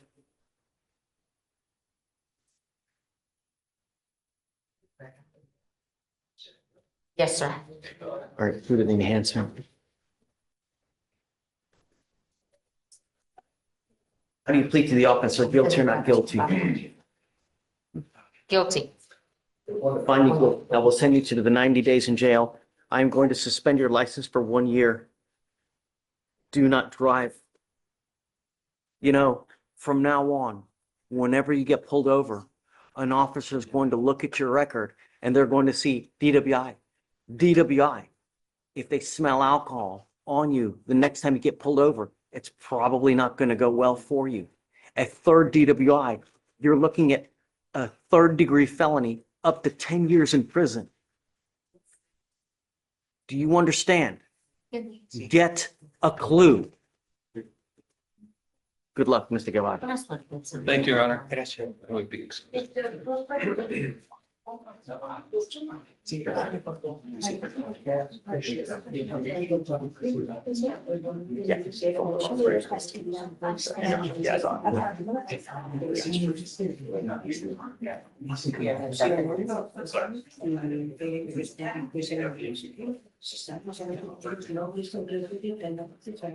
I'm not, if he wants to, I want to, he can, I'm not going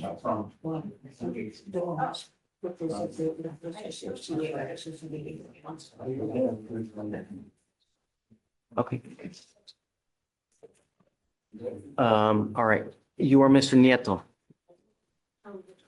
Mr. Nieto, you are charged with harassment. You are facing up to 6 months in jail and or a $2,000 fine. We are going to do probable cause. You have the right to remain silent. Anything you say can or will be used against you. You have the right to have an attorney present. If you cannot afford one, one will be appointed to you, sir. Yes, Judge. On February 14th, 2025, the officer was dispatched to a disturbance family call at a residence in Harris County, Texas. The officer made contact with the complainant, who stated the defendant had already left the location and was down the street wearing a black sweater and blue jeans. The officer made contact with the defendant, who matched the description. The complainant stated she was washing dishes when she received a phone call from the defendant, who wanted to celebrate Valentine's Day with her and that he was coming over. The complainant noticed when the defendant arrived, he had already been drinking alcohol and brought over a new bottle of tequila. The defendant entered the residence, drank the entire bottle, and started belligerently yelling about his ex-wife. The complainant asked the defendant to leave. The defendant refused, and the defendant started breaking items in the house and threw a vase at the complainant, which she was able to dodge. The complainant eventually got the defendant out the door, and the defendant then threatened the complainant, stating, "If you don't let me inside the house, I'm going to send someone to shoot up the place." He said this several times. The complainant was in fear for her life, and the complainant is in a dating relationship of 5 years with the defendant, and the two live together. What are you requesting? We're requesting a MOAP, Your Honor, and no contact with the complainant.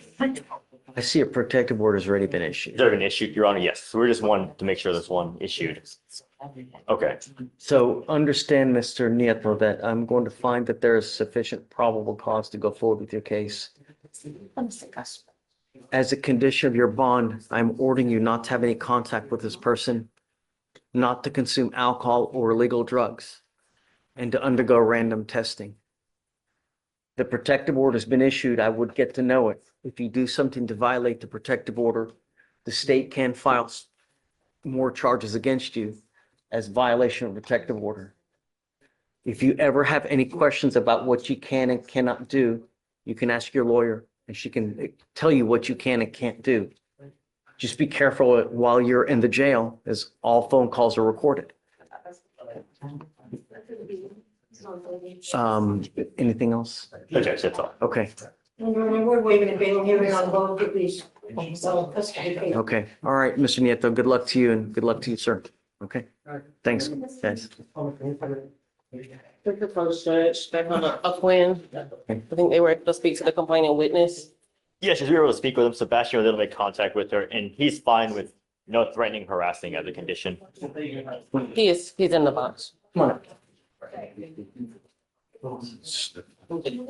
So, And just so we're clear, I know you mentioned like a 200 feet restriction. And so they spoke We're to good her with about- removing that. and so I will take off the residential restriction and I'm gonna order you not to any threatening or harassing contacts. Just be careful. Like I said, I don't know what kind of relationship you have with this person, but if you're constantly butting heads, be very careful. You know what I mean? A lot of vindictive people in this life. Gotta know who your audience is. Okay, man. Good luck. Thank We'll you. get it done. It's right here. The bond. Well, no, she wants the bond sign. You're still here. What happened? Sebastian got a hold of complaining witness on Floyd Brown. She's Same thing? We good? Same thing, no threatening, harassing. And So just let your client know we'll amend all the stuff. So, So yeah, there is the MOAB and there's also the bond conditions. yeah, we'll have him print out the MOAB and then I'll amend it. For sure. That was for. Yes,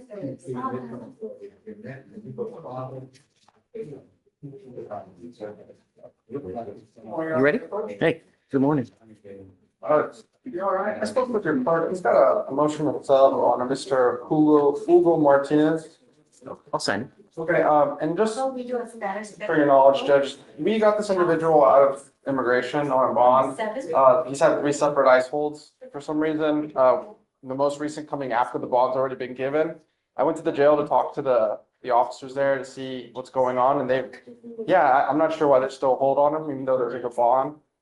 Is he on dock today? No, he's in custody. He also has a bond from this court that he hasn't paid yet. When I spoke to the officer, they told me it was $3,000. I looked online, it's $1,000. I don't know where they're getting their numbers from. What's your cousin? Yes, sir. And then we can do a deeper dive. It's 253-6126.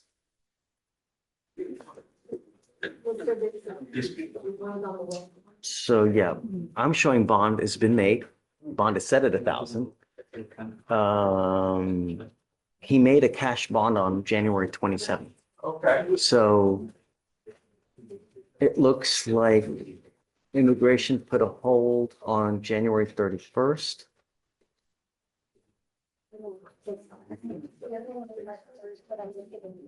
And yet he's still here, right? He's still, Yes, sir, he's here. do you want to put him on for tomorrow or what? Let me see what I got going on. Have you gone to do you have an immigration lawyer? Yes, sir, we do. I mean, we think our next step is to file habeas or something, because it's just strange that, the hold is still there. So we're gonna try to figure that out. I just wanted to double check about his bond in here. What's that website that people go to for immigration stuff? You know what? EOIR, I think. I mean, I've got the documentation, Judge. I can just bring it, tomorrow, but. What does it say? Does it, you know how it has like a master docket and it says there's a future date, this date, and then this is what's supposed to happen? What is it? I haven't checked it, Your Honor. I just got hired for this on Friday. So, I mean, I can come back and try to fill in the blanks. Yeah. Well, he's on bond with us, so there's really nothing for me to do. Yes, sir. I understand. Everything is with the immigration court, so you'll. Have to deal with them, yeah. Yeah. Yeah, but I'll figure it out. I just want to let you know, Judge. Thank you, Judge. Have a good day. Hey, Greg, what's up, man? It's off docket. It's just, I was gonna see if you could sign my motion or order for investigator funds. Just have him put it in the queue. I'll sign it. Okay, cool. Thanks. Whatever you want.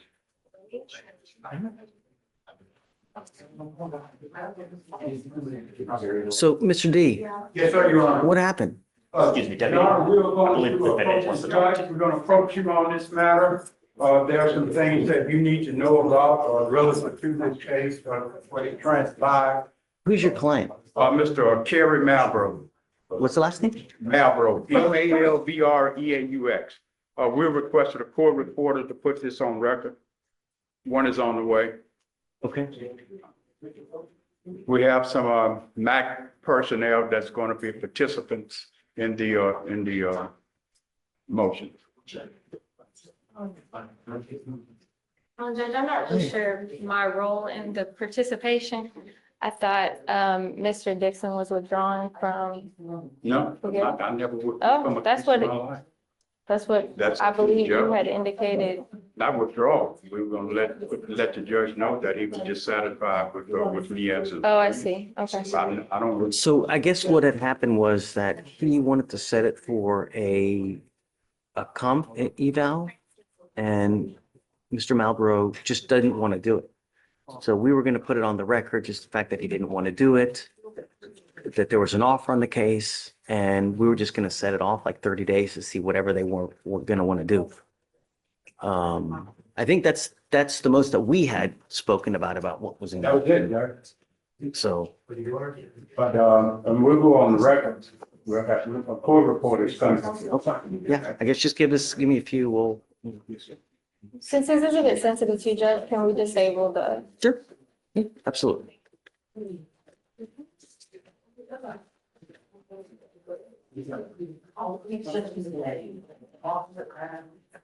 Greg? The time we didn't have it fully summarized, now we have it. Ready to go? Yes, just let me pull it up again. So. Fernando Cueva? So you're charged with criminal mischief. You're facing up to 6 months in jail and or $2,000 fine. We're going to do probable cause again. They have the full report now, so we'll find out what happened. Okay. Loading it right now. Okay. So on Sunday, February 9th, 2025, the officer was dispatched to a disturbance call at a residence in Harris County, Texas. The complainant advised that she was going to a nearby gas station, Circle K, and a man she knows, the defendant, was waving a gun in the air and later pointed the gun at her vehicle. The complainant drove off the premises and called her mother, the witness, and the witness advised the defendant. Not at her vehicle. Stop. The defendant advised the defendant to come back to her house, and defending her daughter, she pointed her handgun at the defendant. The defendant advised that he went to the Circle K gas station and that he was carrying an airsoft gun because he was scared. He advised he waved the airsoft gun in the air, but never pointed at anyone directly. The officer detained the defendant and placed him in the back seat of the patrol vehicle. The defendant was cursed at deputies and tried to agitate. The defendant tried to threaten deputies for not assisting him in the way he wanted the incident handled. When he did not get his way, he damaged both rear seat belts by cutting them with a knife found on his person. And the defendant would start to kick the doors, and bang on the cage. The estimated cost of damage to the patrol vehicle is $250. Okay. All right, Mr. Matumbo, I'm going to find that there's probable cause to go forward with the case. I'm ordering you as a condition of your bond not to be in possession of any weapons. Do you understand? If you violate this condition, I'm going to revoke your bond, put you in jail. No more PR bonds, sir. Do you have the ability to hire a lawyer? Yes. Would you like to apply for a court-appointed lawyer? No, it's actually, I have a lawyer that I can speak to. You sure you don't want a lawyer? I would, yes. Let me apply for one. I would like one. Okay, so I just need a little bit of information from you. Let me take a look at it, and then I'll have you talk to someone here momentarily, okay? Just be nice when you're out there. I don't want any issues. I want my public safe. I'm going to do everything in my power to protect my public, all right? All right, come. Can you file no weapons, please? And no contact or just no weapons? No, you're giving him an application. Yeah, I guess no contact with the plain witness. Mr. D. Judge, we approach for a plea on Mr. Curtis Johnson. Yep. May I please bring up my client, Judge? Yes. First, come on up. Judge, this is a time serve on AFM and dismissing the other two.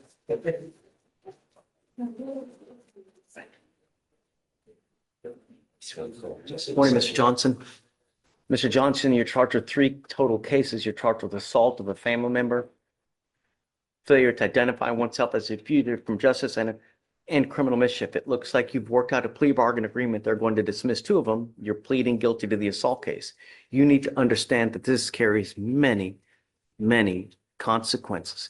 There's an affirmative finding of family violence, meaning that if you ever pick up another case like this again, you will be looking at a 3rd-degree felony, a minimum of 2 years in prison, a maximum of 10 years in prison. And it doesn't have to be a dragged down fight where you're punching and kicking. No. All you do is squeeze someone's arm and it hurts just a bit. They'll hit you with a 3rd-degree felony. You understand? Sure. You can never own a gun or ammunition as a result of this plea bargain agreement today again as well. No more guns, no more ammunitions. You understand? You give up a lot of rights by entering into this agreement. You give up the right to a trial. right to compel witnesses to testify on behalf, confront and cross-examine your accusers. If you're not a citizen, there are possible immigration consequences. You can be deported, excluded from the country, denied naturalization. Under federal law, you give up the right to appeal. Once you plead guilty, it will go on your record. You can never take it off. Is this what you want to do? Sir. How do you plead to the offense of assault of a family member, sir? I'm going to find you guilty, sentence you to 6 days in jail. I'll give you credit for the 2 days that you've done. Like I said, there's an affirmative finding of family violence. So you pick up another one of these cases. You understand? Sir. All right, good luck, sir. Please see the clerk. Yeah. Judge, I have two other things. Mr. Quaylar is set for bond forfeiture last week. No. Okay. That's it. And then- 5,001. Or no, I think it's more than that. Mr. White, Mr. President, spoke to Richard. He's wondering if we can, the felon is reset until 3/25. There's already a deal in place that if, that takes care of, then all this goes away. John? Is that okay? Yes, sir. No, Sure. You got it.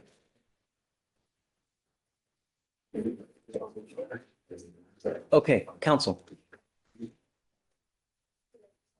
Hi. Good It's morning. okay. Good morning. Here for Mr. Cueva Gonzalez, accepting a plea, Your Honor. You ready? Yes, sir. All right.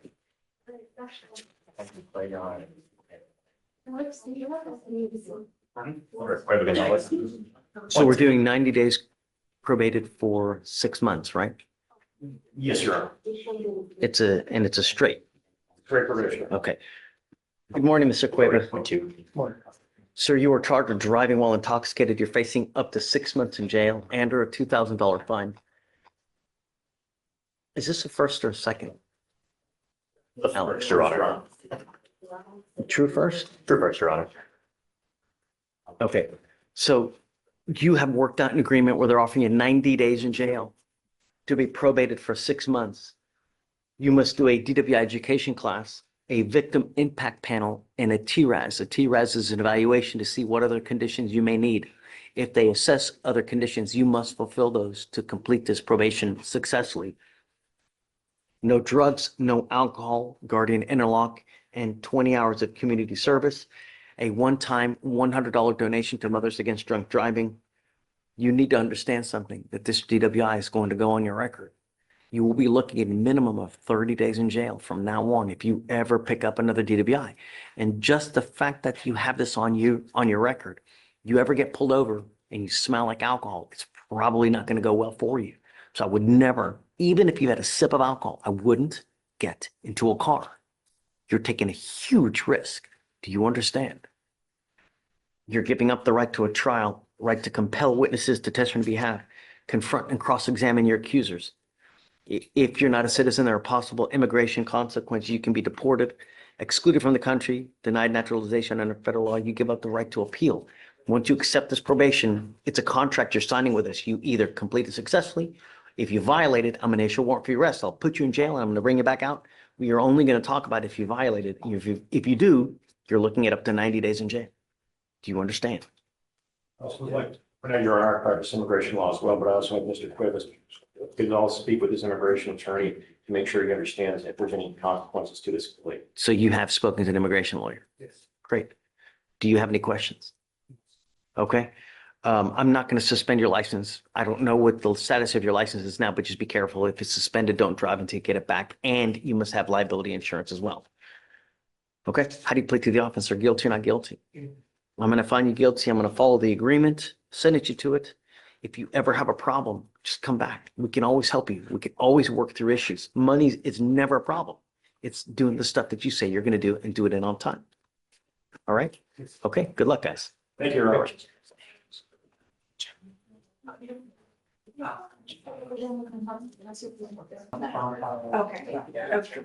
Okay. Because I keep seeing the I and the A in the end.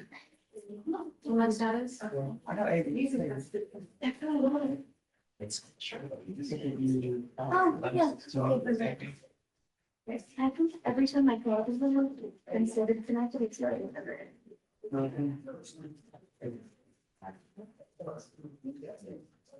Mr. Oakland?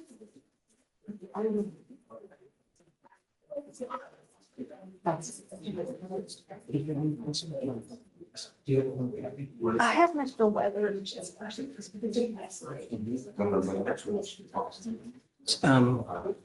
Hey, Victoria.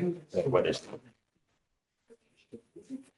What's her name again? Morgan what? Who's on bond for possession? And what position is she? Is she an attorney? So. Okay, Bella. Okay.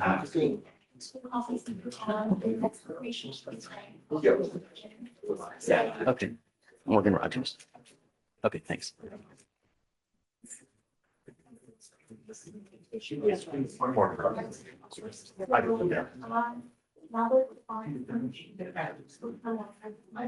Thank you so much.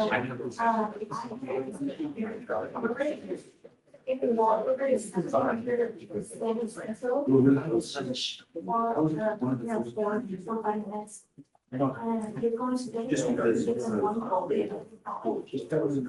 And you can go inside that.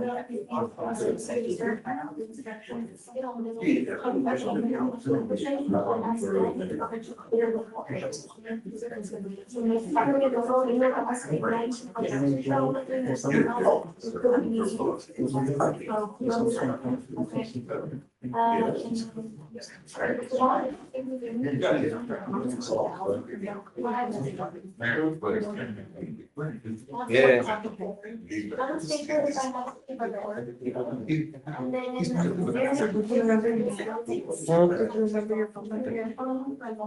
Things don't shoot 562. 14. Yeah, but that email, that's my email. What's your neighbor? November 28th, 1997. That makes you how old? 27. So there's So you need the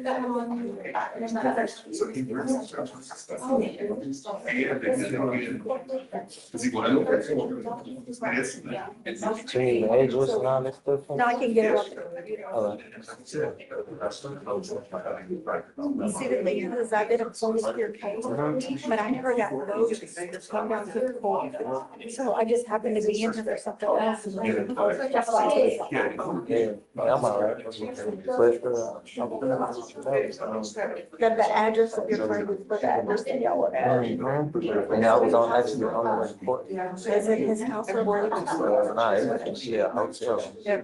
But if you check it out. So he has a hotel and he's in his Yeah. driver's license.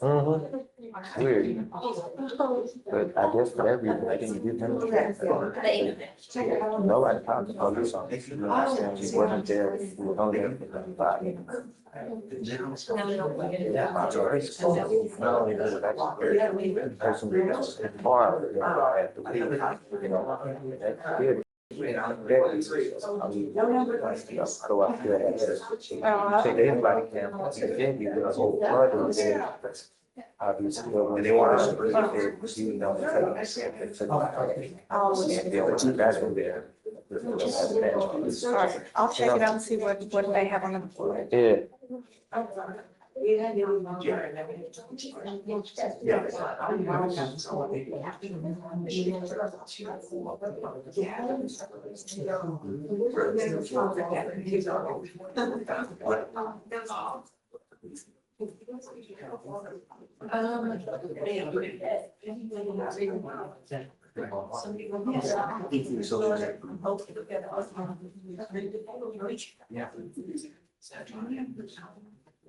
Yeah, so that's, yeah, I know you. It's not a market. I don't want to. Such an.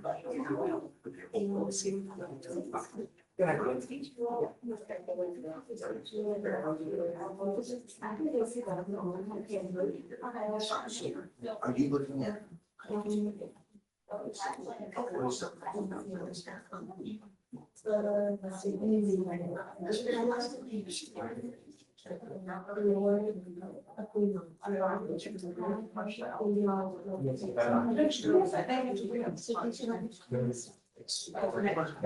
K-R, D-I-N, Kennedy. Sure.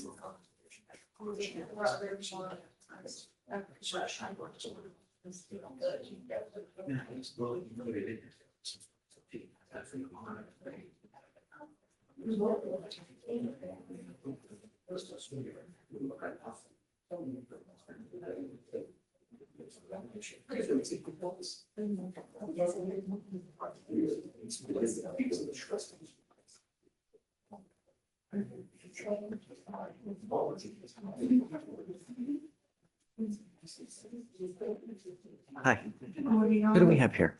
I have, I was assigned Mr. Weathersby. Okay. Lyndon Weathersby. Good morning, Mr. Weathersby. I got evidently I got assigned the case early this morning, but I never got a text or email from the MAC, so I'm gonna have to contact them to see what happened.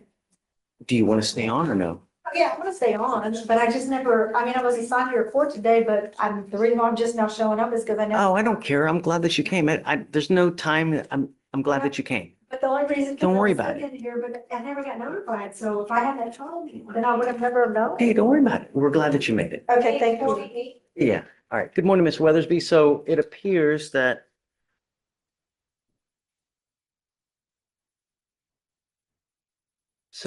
you were on bond for possession of marijuana. You have continually failed to appear, and now you've picked up a criminal trespass. We're going to do probable cause on the criminal trespass. You're facing up to 6 months in jail and a $2,000 fine. You have the right to remain silent. Anything you say can or will be used against you. You have the right to have an attorney present. If you cannot afford one, one will be appointed to you, sir. Yes, Judge. Okay. On February 14th, 2025, the officer conducted a criminal trespass investigation at the Mustang Inn in Harris County, Texas.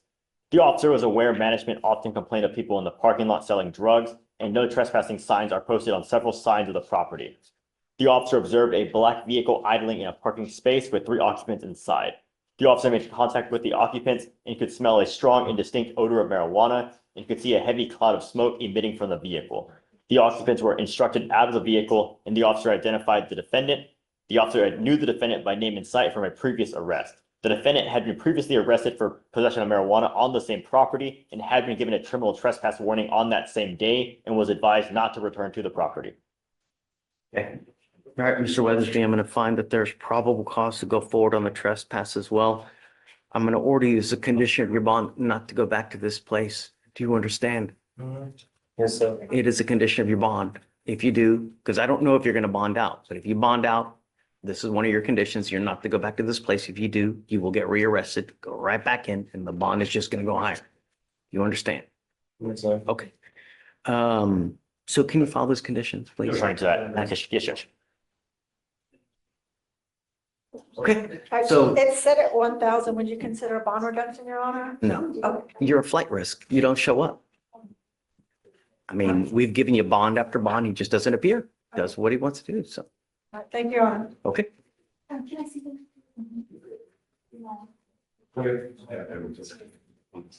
Hey, Anna Harden's fun. Bring him up. Please. And also, Judge, someone was trying to sue me. It was Rick, Judge. Yeah, so I need to tell Morgan that we'll postpone the hearing until tomorrow morning. So I need Mr. D and Morgan. Okay. So, all right. Good morning, Mr. Johnson. Mr. Johnson, you're charged with driving while intoxicated, first offense. It's elevated to a Class A misdemeanor because of the high blow, so you were facing up to a year in jail and or a $4,000 fine. You're also charged with failure to stop and give information on that one. You're facing up to 6 months in jail and or a $2,000 fine.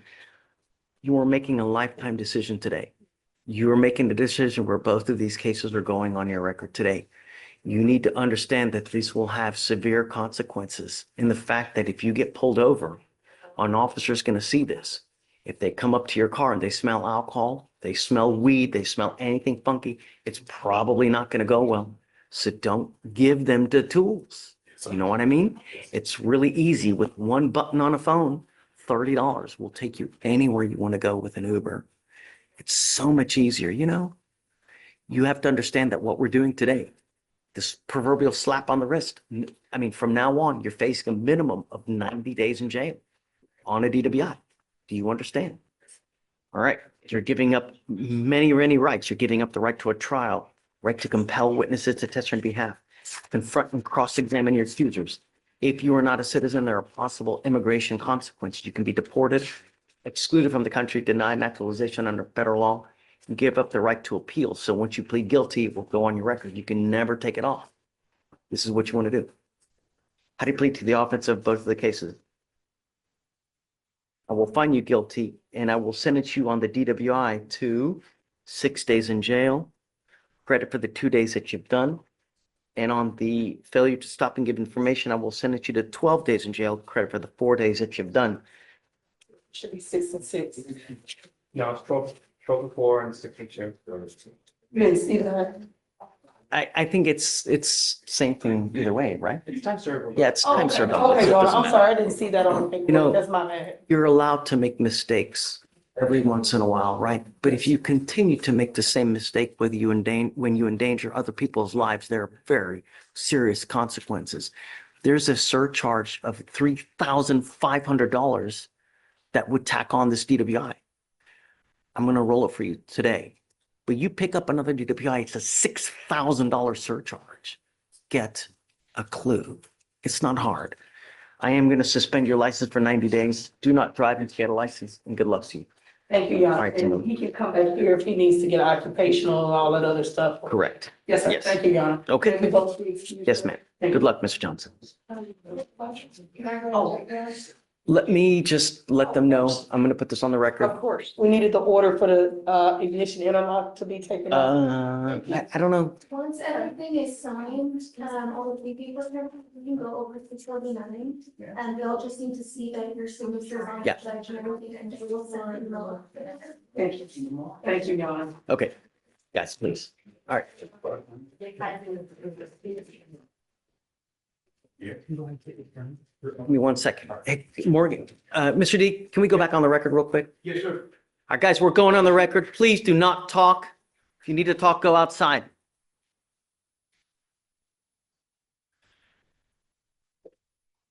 All right. We are back on the record in cause number 2543479, the state of Texas versus Mr. Weathersby. So we're going to postpone this hearing until tomorrow. The appropriate people will be here, just can't be here today. So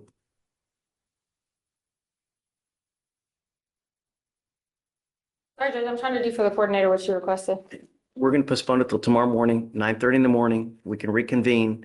We'll have the appropriate people here so we can find out exactly what the scope of the MAC is, what they can and can't do, and then we'll go from there. Yes, sir. Okay? All right. Thanks. Excuse until tomorrow morning, 9:30. Off the record.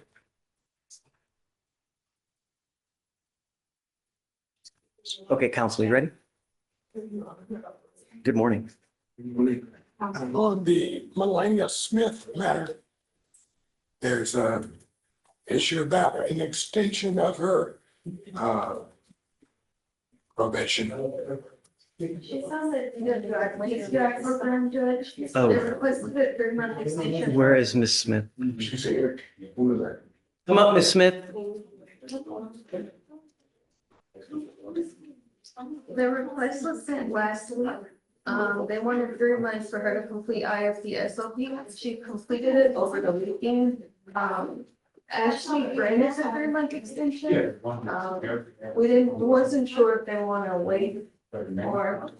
He's supposed to get off probation March 1st, but she owes $325, so we're waiting to see now if she wants to continue the extension or just allow her to. Have you paid that money off?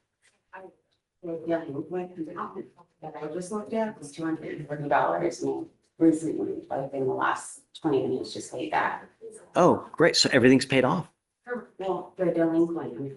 According to my probation officer, he said if I was in good standing, then everything else, I wouldn't, I mean, there wouldn't be anything else I would actually have to pay. I finished. I know. I think that you're supposed, I don't know.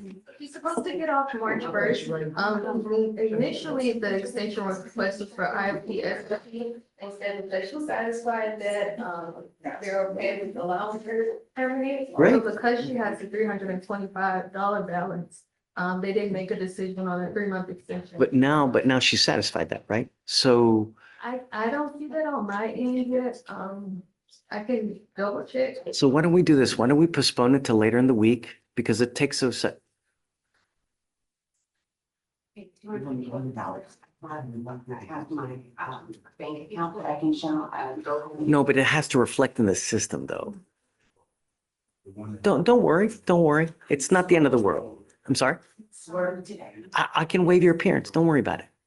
You know, but you can be here, right? Because if you've done everything that you've done, hopefully they're satisfied with everything and then we can be done once and for all. If you've paid what you need to pay and you're not delinquent anymore, that was all that was needed for it to happen, right? So hopefully that's sufficient for them to say, okay, we're happy. But it might take like a couple days for it to hit the system. That's the only problem. So why don't we postpone to Thursday? I'll waive the appearance. That way you don't have to miss a day of work. Come back. If they're okay with it, then they dismiss. If not, then we'll, I guess, cross that bridge when we get there. If it's okay, I can make the appearance on Zoom. Please, that's why we have it. Yes, absolutely. Yeah. Okay, yeah, so can you email them, Alex, and say, hey, that everything's done, she's paid? I wasn't understanding. You also, because the amount, I'm not sure. Yeah. Yeah, can you forward? Yeah. Just stay in contact with him. That's it. Okay. We can go and say no more. Yeah. Okay. Have fun.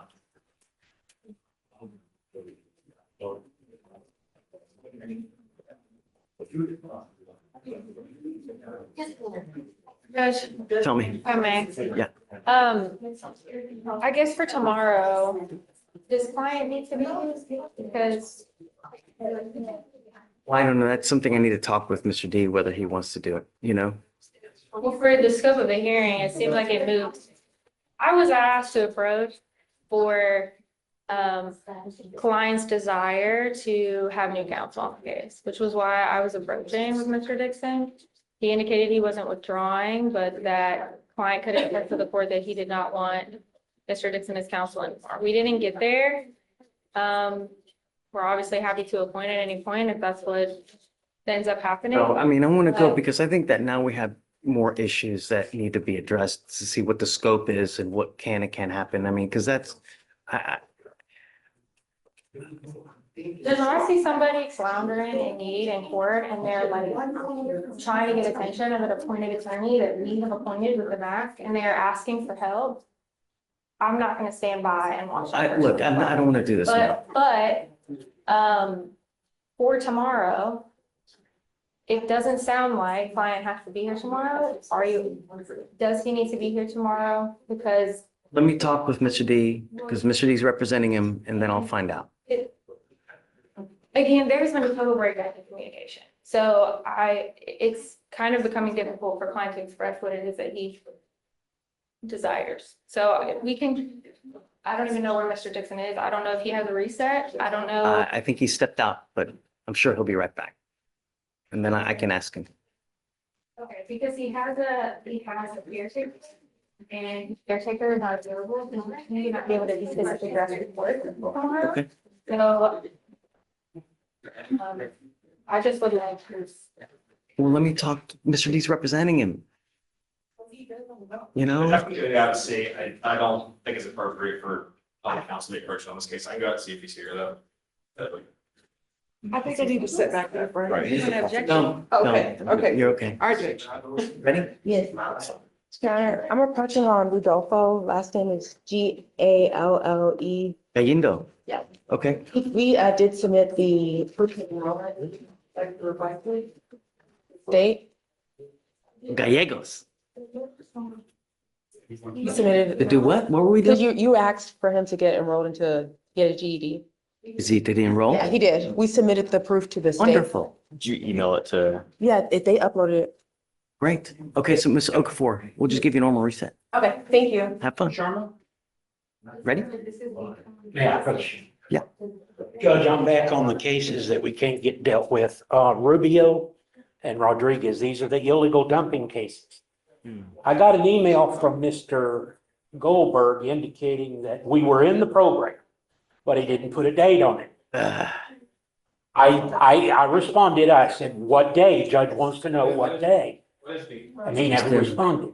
Let me see if I can get it. And I discovered that he has been removed from the case. He's been transferred up to Rick Court now. Really? Yeah, he's up in Rick Court now. Wow.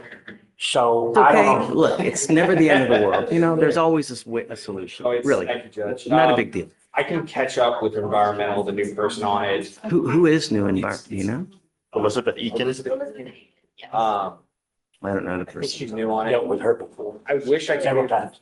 I wish I could get more information to the defense counsel. I just don't have it because it's not really on, and I don't really know how cleaning green works. So it's Rubio and Yes.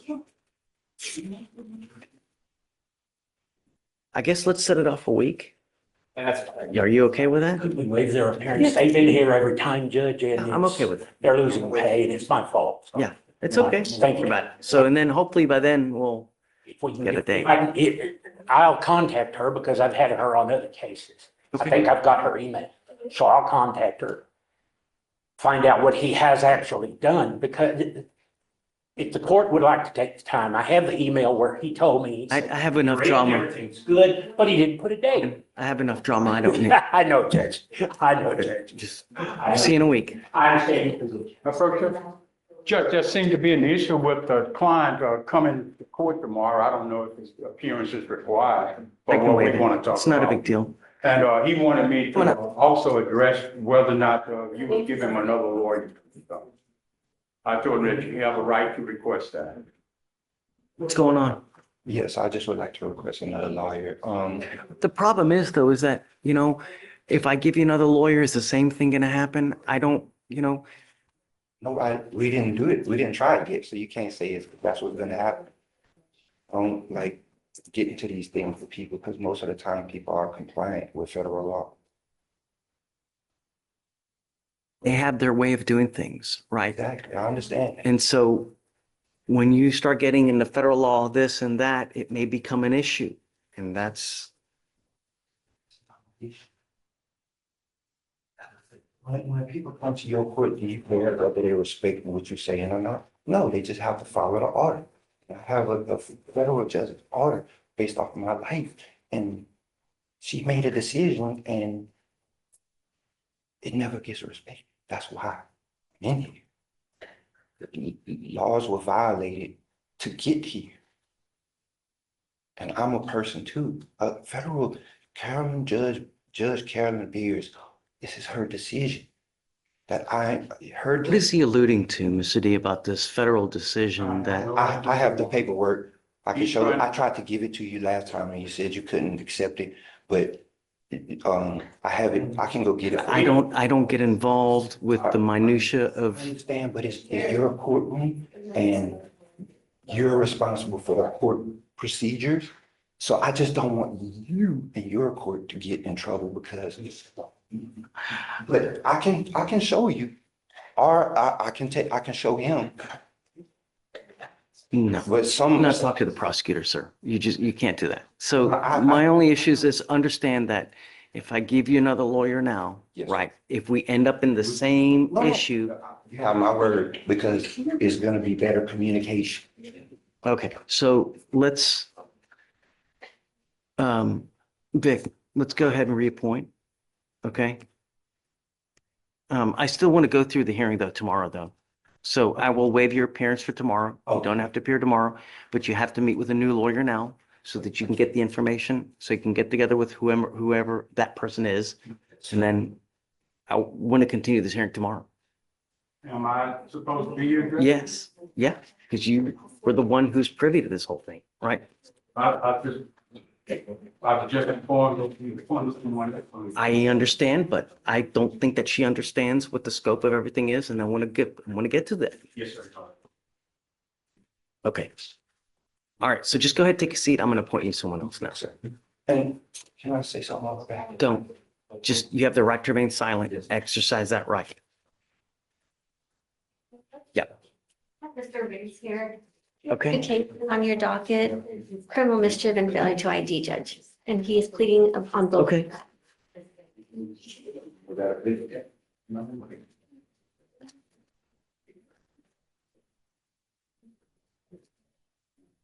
Good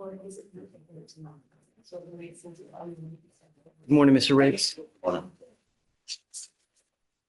Mr. Riggs, you're charged with criminal mischief and failure to identify oneself as a fugitive from justice. So on the mischief, you're facing up to 6 months in jail and or a $2,000 fine. On the failure to identify oneself, you're facing up to a year in jail and a $4,000 fine. You guys have worked out an agreement where they're offering you 180 on both cases with credit for the 85 days that you've done. Is this how you understand the plea bargain agreement? Yes. You need to understand that both of these cases will go on your record. Yes, sir. They will be there for the rest of your life. You can never take them off. You give up a lot of rights. You give up the right to a trial, right to compel witnesses to testify on behalf, confront and cross-examine your accusers. If you're not a citizen, there are possible immigration consequences. You can be deported, excluded from the country, denied naturalization under federal law. You give up the right to appeal. Once you accept this, there's no turning back. This is what you want to do. Yes. How do you plead to the offense of failure to identify oneself and criminal mischief? I will find you guilty, sentence you to the agreement. From now on, you're facing a minimum of 90 days in jail. Got to be careful. You understand? 95% of the people in there, no self-control. Without thinking, if I do this, what's going to happen? Hence the mischief. You know what I mean? No. Good luck. Judge, Thank you. Good evening.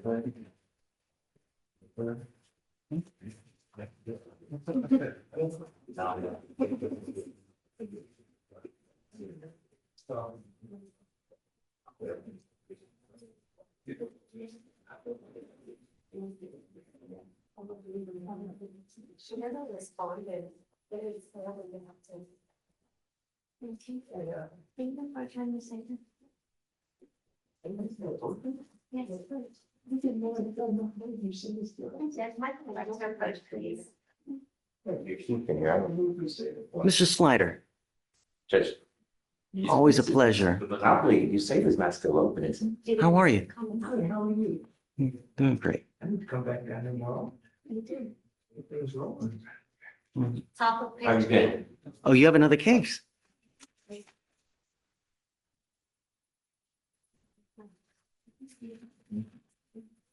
Copy that thing. Okay. What's the word, Thunderbird? Copy that pending. I think it needs to get scheduled. We need to get her there. As you know, Miss Usadas comprehension. Oh, is this the same one that was, wow, how is she? Do you know? Have we talked about the same? She's talked to her. Why is it still open?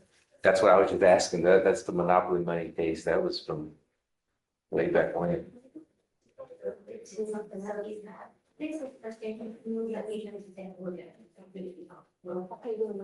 I'll come back and pull him to the side and talk to him. How long do you want? Well, it's compy val, so we got. We did that a long time ago, did we not? Apparently it wasn't scheduled, Judge. Elena, why didn't do the schedule? Dude, it's 270 days old. She's on a bond, right? No, her appearance was made today. Hmm? Her appearance was made today. Right. So what's the offer in the case? On USADA, currently it's a 13th month deferred. But it's not the breakfast that she was, okay, someone brings you out, so she has to understand how to speak to that. I And- can't say that she never could understand. And then there's the issue of even if she said she has the understanding.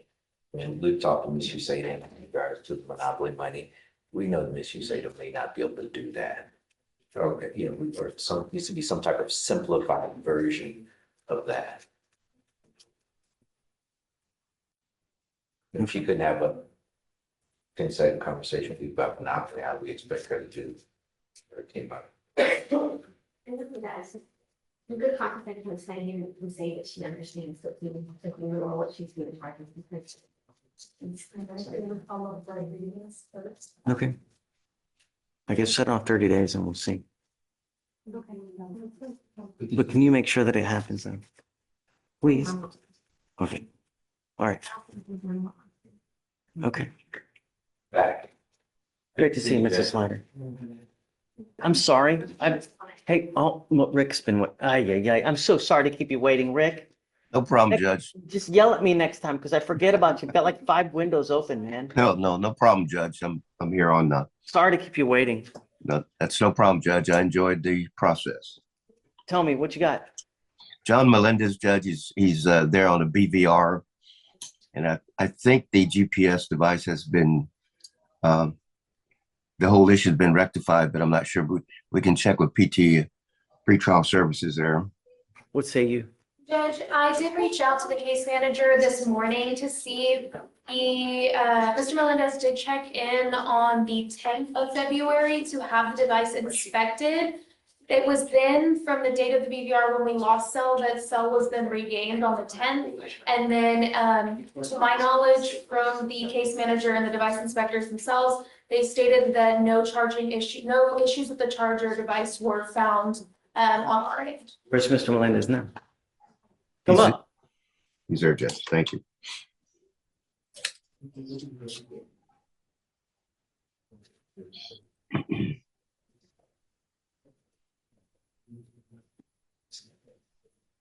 Is it operational now? It's operational as of the 10th when we inspected the device, Judge. No. I don't, excuses go in one ear and they go out the other. I don't. That changed, but it was something wrong with the device. I got a whole. They're saying there's nothing wrong with it. I got a whole new one. I even sort of do like, so put it on a new one. It was too tight. I went back to like. You must charge the thing every. It was because like it makes like a sound when you plug it in. It says charging begun, and then when you unplug it, it says charging has stopped. And I called like 2 days before the 10th, the 7th or the 8th. And I told him like it's not making the noise no more. So I wouldn't know if it was charging or not charging or dead or nothing. It wouldn't talk to me no more. I don't want any more issues. Sure. We have any more issues, you and I will have problems. Do you understand? It is your responsibility. No more. Sure. All right, take a seat for me. I'll continue it, Rick. Any more? It was That's, originally on March 6th, because it was the do you want to keep March 6th? Yes, Judge. We'll keep that date. Okay, is discovery complete? Yes, Judge. Discovery's complete. Put an offer on the case? There's a time served offer. There is now time served. Okay. I had people working on it. I'll discuss Well, with. they may be working on a mitigation, but. All right, Rick, it's in you. We'll see you March 9th, okay? That'd be fine, Judge. Thank you. All right, friend, or 6th, sorry. Yes, that's correct. Thank you, Judge. All right, Ben. Hang tight. Have fun. Okay, you ready? Morning, Rich. Hey. We're approaching on Heather Baker. Okay, is this Miss Baker? Okay. Hi, Day. Judge. What's up, man? It's a long morning. Yeah, I feel your pain.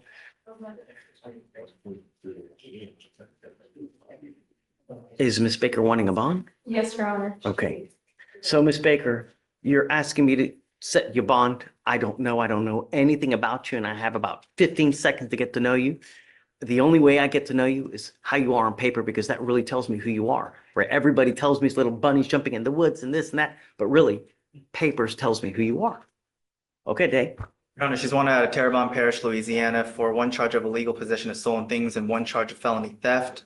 They requested a $50K surety bond or $4K cash bond. State's not opposed to her obtaining a bond, but is against obtaining a low bond. State's requesting a $5,000 bond. And Your Honor, a little bit about Miss Baker. She does have 5 kids with special needs that she takes care of. She does have All 5 kids have special needs? 2 of them, Your Honor. And she does have, her husband's the one who's working, who could pay for the bond. As of right now, he's the one who has taken care of them while she's in custody. But this is something that she has an attorney in Louisiana, has provided her contact information with her attorney from Louisiana, and has stated that as soon as she bonds out, she would go ahead and take care of, go to Louisiana. She has a car that she can drive over to go ahead and take care of this warrant. A couple questions. How old is the warrant? January 27th, a little under a month ago. But unfortunately, that's the limit of the information I'm able to get because Terrebonne Parish is closed for President's Day. So I called their DA's office. Come Nobody's on. there, and the sheriff's office Must be is nice. the sheriff's office is limited in what information they can. Any criminal history? No, Judge. Okay. I'll give you a bond. But you have to understand, like, we don't play games. You get one shot. You're old enough to know that actions have consequences. If you fail to act, if you fail to go turn yourself in, then I'm going to revoke the bond. I'm going to set it at 0. You won't get another one. Yeah. Do you understand? So what amount? Your Honor, we would ask for 2,500. State stands at 5. All right. So I'll split it. 3750. Yes, Judge. Okay. Understand though that because you're wanted out of another jurisdiction, you're deemed an inherent flight risk. So you're probably going to have to pony up, most, if not all of it. So we expect you from the day of your release. You have 2 weeks to go turn yourself in. Don't wait until the last day because as Murphy's Law dictates, what can happen will happen. I don't care if you're abducted by aliens, a flat tire, it don't matter. If you don't go within the 2 weeks, a nationwide warrant for your arrest will issue and I'm going to set it at 0. You understand? Okay. All right. So 3750. Good luck, Ms. Baker. Okay. Do we need a withdrawal? Oh, have you before, do you know, because she's already waived. It has to be a withdrawal. I'm So setting up. she will have to withdraw, so she's going to lose all the time that she's had. So I would get to know, see if she can make that bond before she withdraws that waiver, because she'll lose all that time. I spoke to her before that, Your Honor, and she really wants to go ahead and take care of this so she can go back to her kids. But, okay, so she can make that bond? Yeah, my husband's gonna make it. Okay, As soon as I go. got it. Yeah, fine. Appreciate it.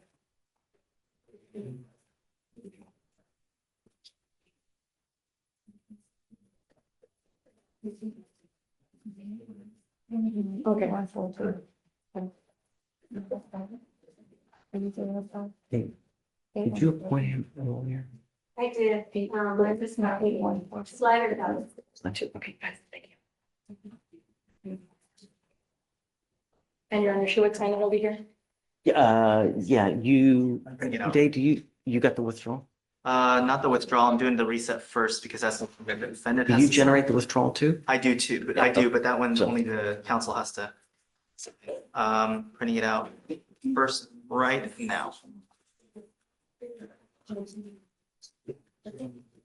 Unless my computer doesn't want to do it. I always have issue with technologies. Yeah.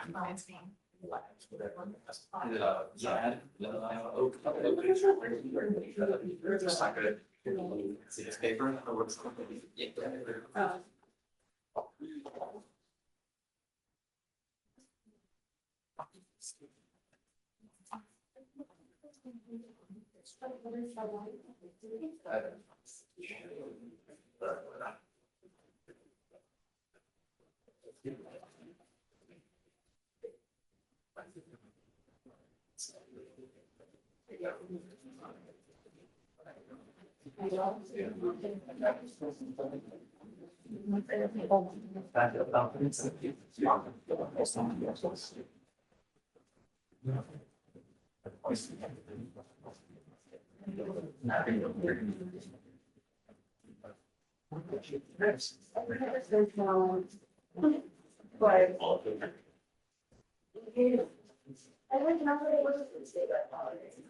So, hey, Vic, on,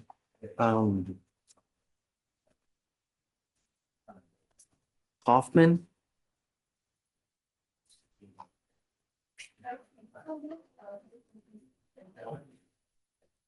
Okay, last point. 5,002 on both.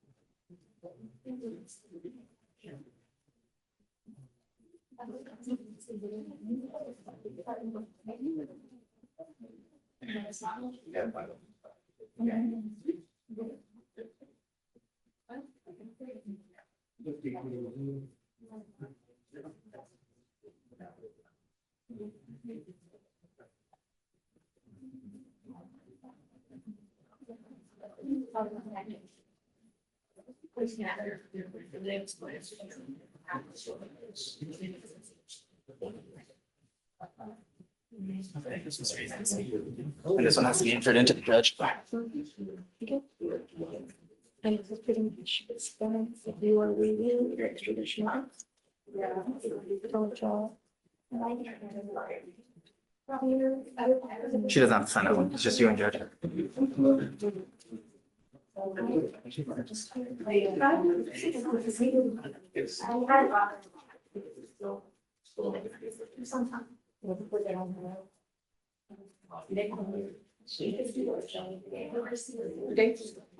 Oh, yeah, we're good.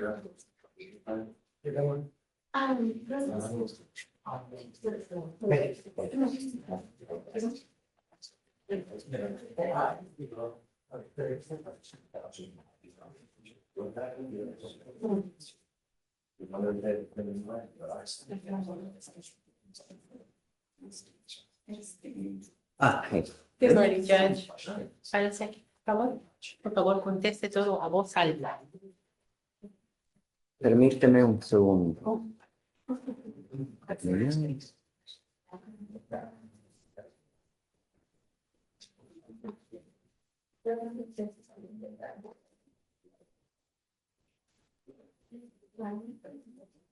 What do we have here?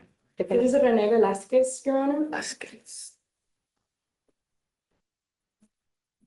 Are you wanting the same thing on Mr. Velasquez? No, Your Honor, it needs to. This one's on motion by the state.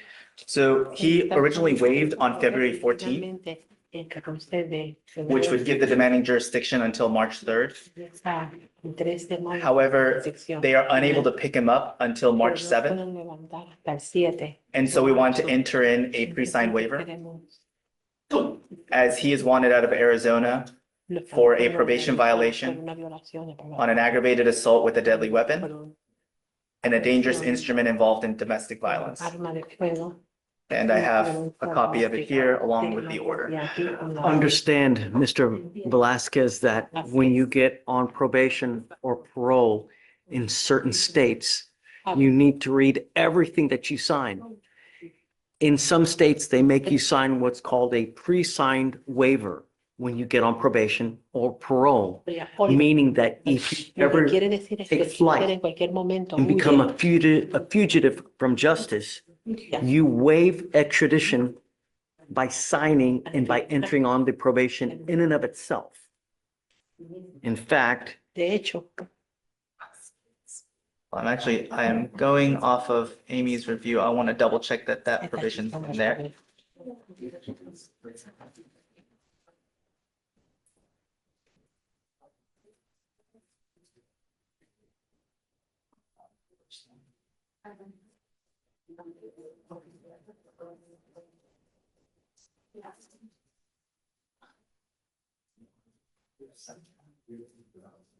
I think she only printed out the first one. I'm double checking the.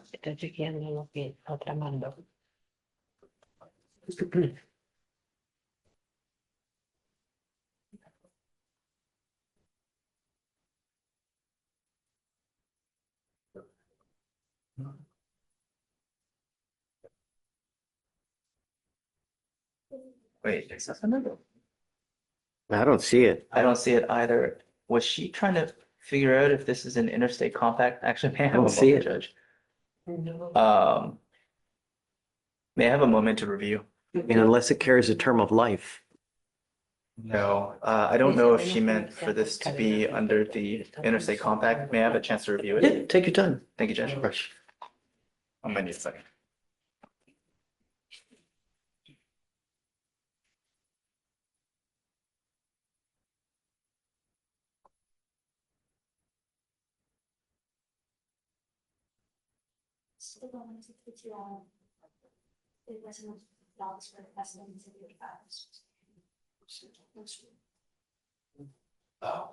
Actually, it may be. I'll need a moment to step out if that's all right, Judge, to call the demanding jurisdiction. If there is an ICA for this case. I mean, it says I may, right, apply.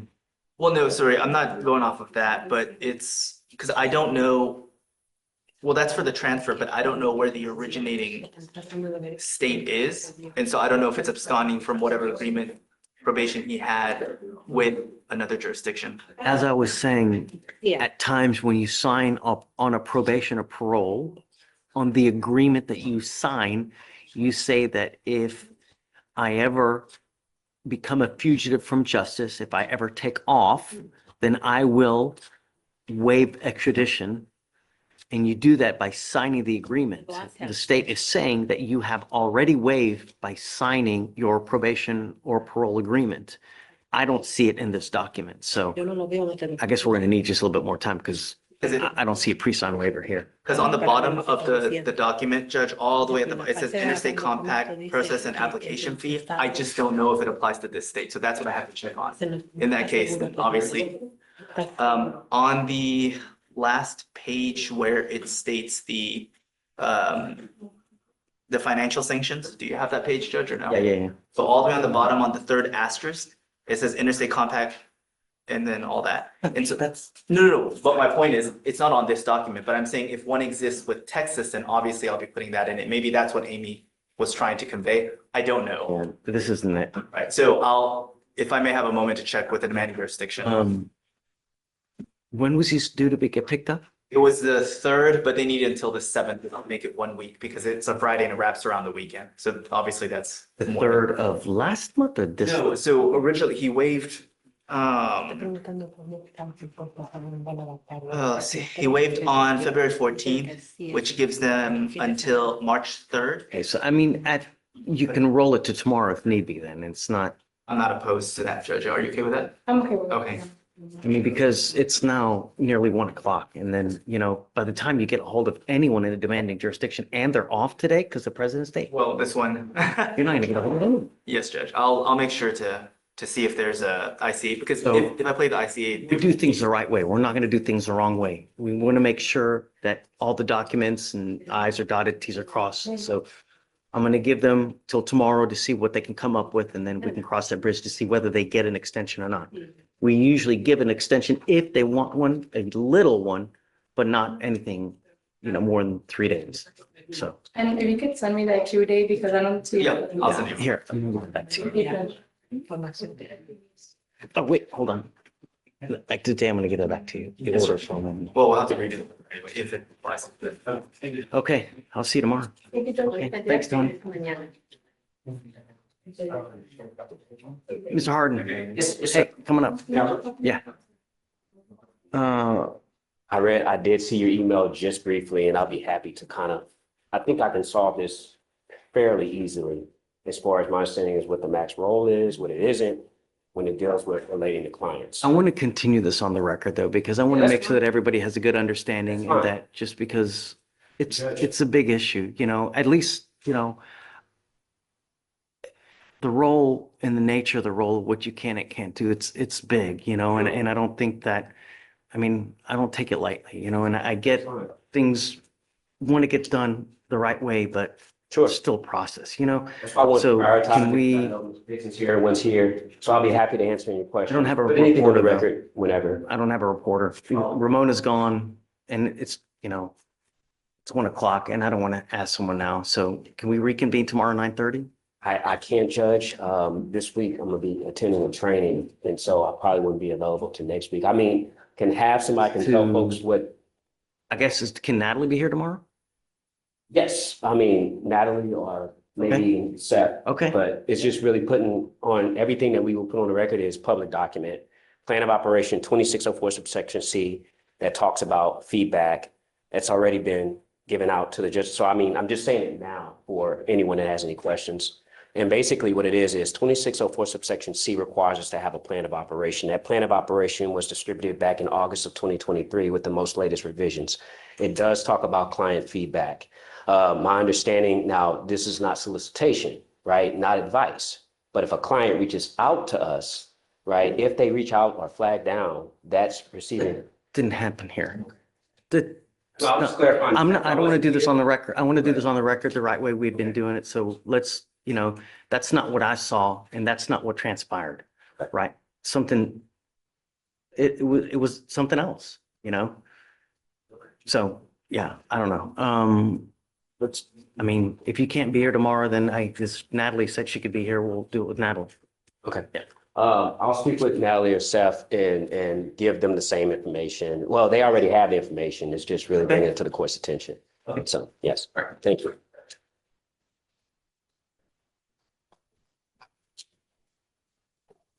Judge, you ready for the next? Ramona. Yes, Judge, can you hear me? Okay, I got you. Okay, thanks. Okay, Mr. Mills. Good morning, Judge. How are you? Hey, bud, how are you? I'm doing fine. So you're here are you here for Runcie? I was gonna ask, I need a motion to substitute signed. I spoke with Runty, it's agreed. Got it. Do you see, it's on bottom of page 5. And Amen. Do you see it?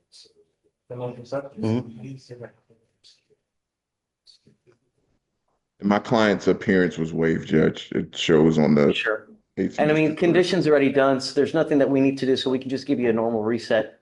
Okay, perfect. And then I'll sign a motion to sub. Okay. It's just numbers. It's 100 days old. Who's the attorney that's getting sub down?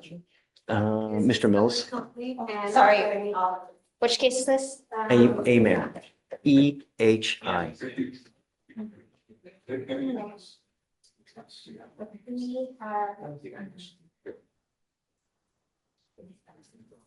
The station video is in current progress. And we do not have an offer at this time, but I can put one on there today. So other than that, discovery's complete? Yes. So you do have the video or not? We do not. We don't have the video. One video, the station video. Got it. All right, How's March 25 through the 27th? we're good. I restarted it. It's working now. Thanks, Jim. Yeah. Thanks. Easy money. Yeah. So what'd you say? 25 through the 27th? March 25th through the 27th, Mr. Mills? What do you All want? right, let's see. Let's do the 26th. Okay, it's yours. Okay, thank you, Judge. It'll still be waived as well, okay? So. Okay, thank you, Judge. All right. Hi, counsel, come on up. Yesterday about police. Yes. Yes, he is. His father's here as well. Do you want to start? Sure, of course. No. Yeah, I got it. Good job doing what you're doing. It shows me a lot. The only thing I need to know is that we're going to be protected, right? Watch the news. Every single day, someone dies from some kind of a collision in Harris County. That's all we're trying to do is to prevent something like that from happening. I'm glad that you've done what you've done. Okay, I'll take this restriction off. We'll allow you, but be careful. All I want you to do is think before you act. Think before you speak. Sometimes you may have, but a nanosecond, you got to make the right decisions. I don't want no more issues. All right. Okay, as long as we're cool, then I'll take the restriction off. You can drive again. All right. Make sure you have liability insurance also in your name. Okay. All right, guys. Take care. Thanks. Thank you, Your Honor. Thank you. Mr. Sims? Ms. Strong. Good morning, Judge Fleischer. How are you doing? Hey, what's going on? So I have Bakari Ellis on docket today. I'm not sure, did he make it down? What's the last name? Ellis. Ellis.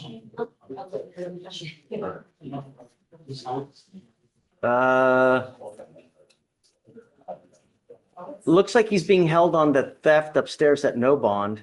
Okay, he hasn't made it down to misdemeanor court yet. What, do you guys, you got him? No, I'm sorry, he did make it. Yeah, he's here. Okay, so yeah, I'm approaching on him today. The last time we spoke with him, you wanted to do a 2-week reset to get a status on how he's doing on bond. I reached out to a person from our office so that he can help with employment. However, in the meantime, there was a motion to adjudicate for his theft upstairs, and an abating case was brought on. I haven't signed on to that case yet, but I will. So it looks like he's going to be held on bond for that felony, for that adjudication. You want to just do the day after felony court? Yes, Judge. It looks like they're set 324 upstairs. That is I think that's Monday. Monday. You want the 25th then? Yes, Judge. Okay. Thank you.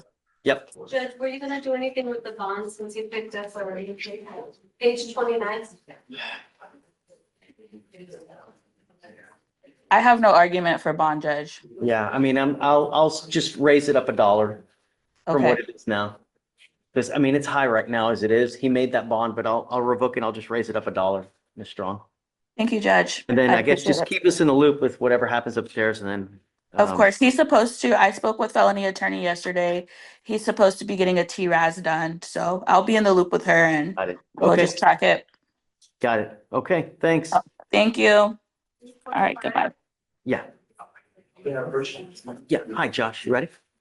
Come on. The simple arraignment is on Francisco Garcia. He was in custody last time we were here. Sorry, I missed that. Sorry, Francisco Garcia.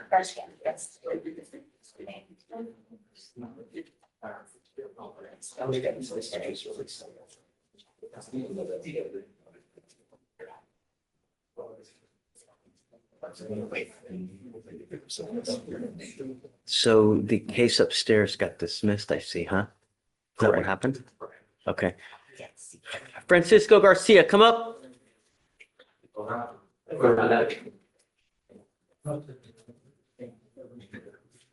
Ours is 165 days old. Is that right, Josh? That actually doesn't seem. Oh, no, it's from right. January, actually. From January, Your Honor. Hey, why does it? The older case, Oh, there are two cases or there's just one? the felony case was from a different transaction and that was from Why? September, so maybe that's the Page number. 7? Why does it say it's 165 days old?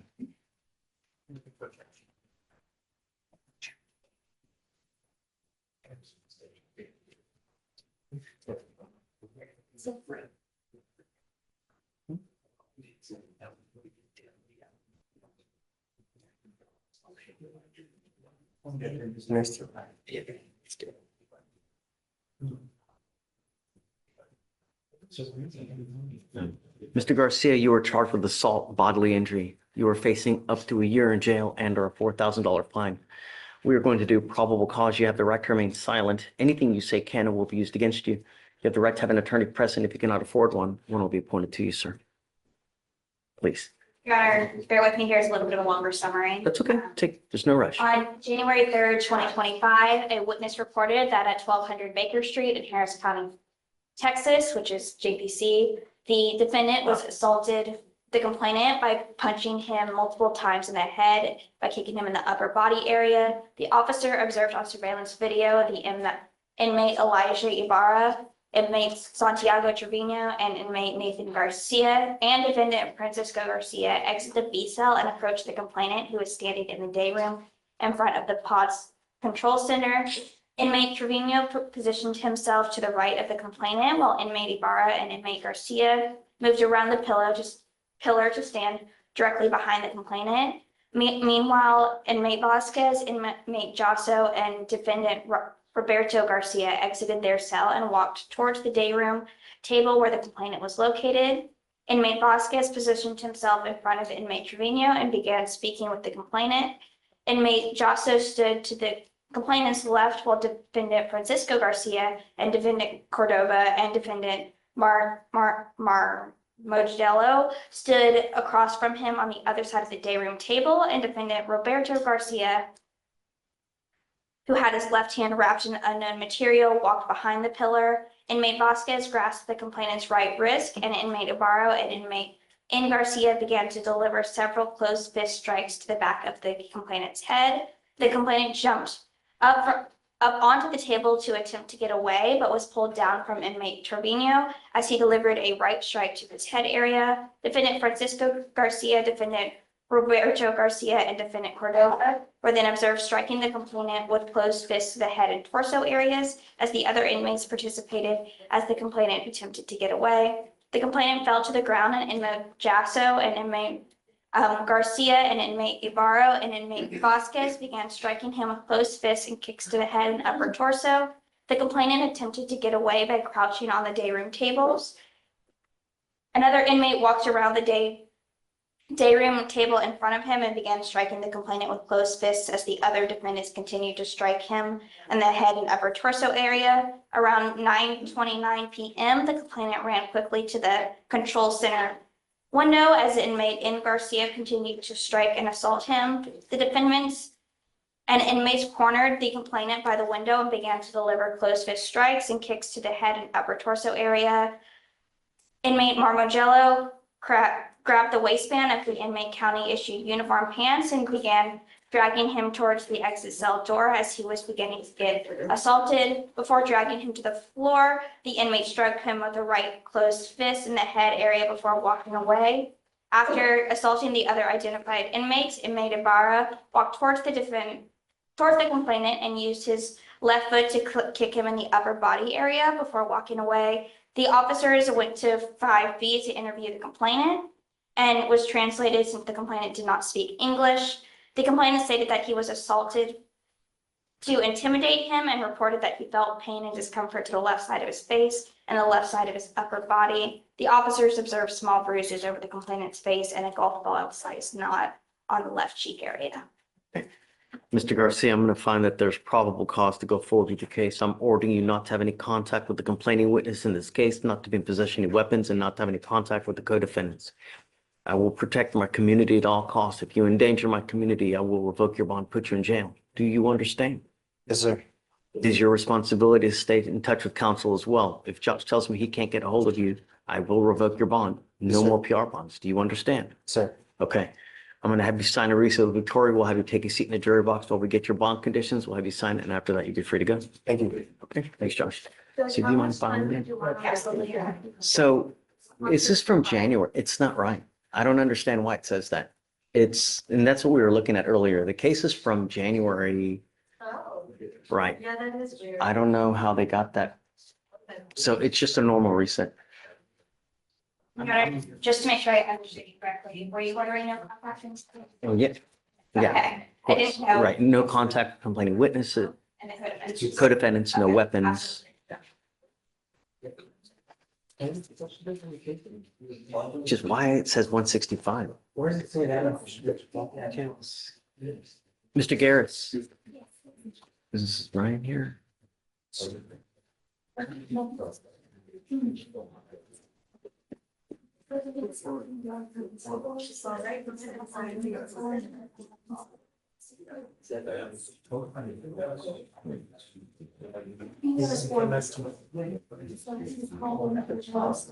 It's in one status.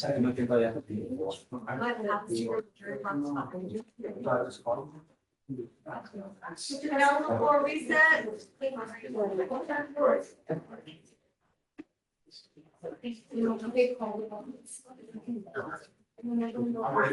Okay, tell me.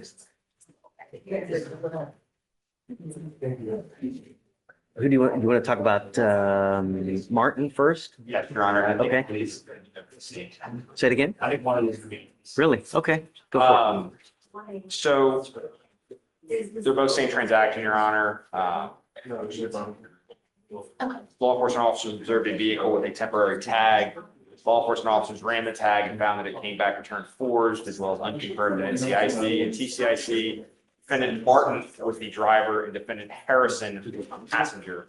Defendant Harrison stated that she was the owner of the vehicle and she had purchased the tag from an unknown individual off Facebook. Hmm. But so Martin was driving it. Martin was the driver, but was not the owner. Nor So let's go with the owner and then I'll know PC. So we'll know PC Martin and we'll go forward on Harrison, right? I'll file the dismissal on Martin. Okay, thanks. Thank you. All right, and then I'll here too. Mr. Yoon. Yes, ma'am. Hey, how are you, man? Good morning. Let's start freezing soon again. Here, there go the plants again. Damn it. Covering the. Just cut everything. You took everything out, you have to put it back in? Well, save the plants, right? Your guy? Yes, Your Honor. Carlos Leon, he's violation. He was asked by Your Honor to come to court because he missed a test. He went to get a test as Your Honor ordered today and it was clean, Your Honor. Come up, Mr. Leon. Does he speak English? Spanish speaker, Your Honor. Okay. Hace poco. What, does he have an interlock now? What does he have? It's a portable device. Portable Jack. device? It's in compliance with the portable device. Okay. Do you speak English? Si te llaman de nuevo y tú no vas, te voy a poner un orden de arrest. ¿Me entiendes, Méndez? No me importa. Si hay un problema, tienes que avisar a tu abogado y él me puede avisar a mí. Pero si tú no vas de nuevo, una vez más, te pongo un orden de arrest. Si tú vas a la cárcel y no estás aquí con permiso en este país, ¿qué va a pasar? Piénselo. ¿Entiendes? Okay. All right. Thank you very much, Your Honor. May he sit in the gallery? Thank you. See this. So grab his stuff. No problem. Oh, I didn't even see you there. I'm sorry. Aaron, I'm sorry. Hold on, Roberto. I might need you anyways. Morning, Judge. I'm approaching on Miss Elise Castillo. What do you want to do? Her appearance was waived, Your Honor. I think I'm still waiting on body cams. At 190 days old, there's no body cam? We have an issue. Let me look at it here. No way. What's going on? There's two listed in the OR. When I checked this weekend, they weren't posted on my end. Okay, we have the to-do list as completed. Looks like it was requested. Let me see what's going on.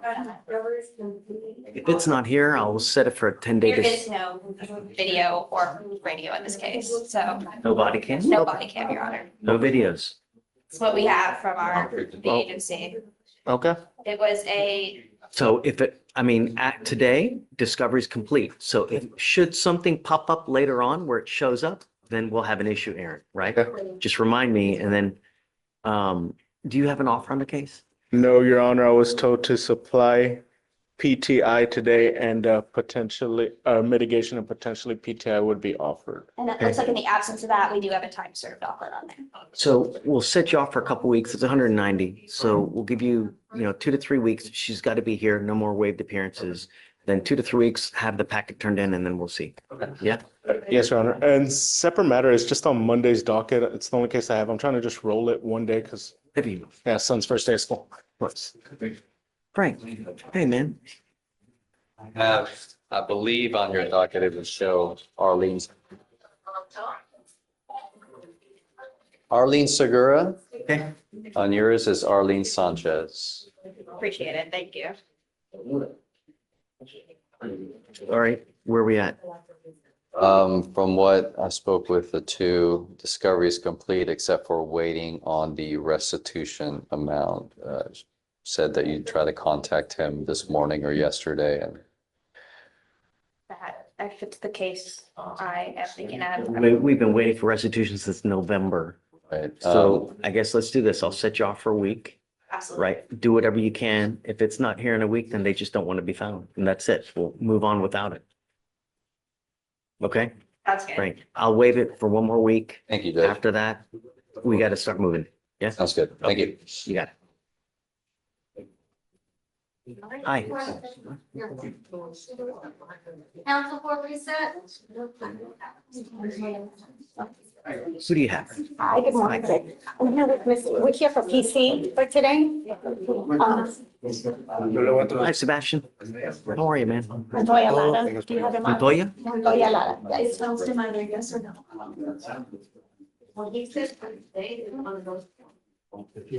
Maybe it's under Lara. Okay, I see it. Okay. Mr. Montoya Lara, you are charged with assault of a family member. Shh. You are facing up to a year in jail and or a $4,000 fine. We are going to do probable cause. You have the right to remain silent. Anything you say can or will be used against you. You have the right to have an attorney present. If you cannot afford one, one will be appointed to you.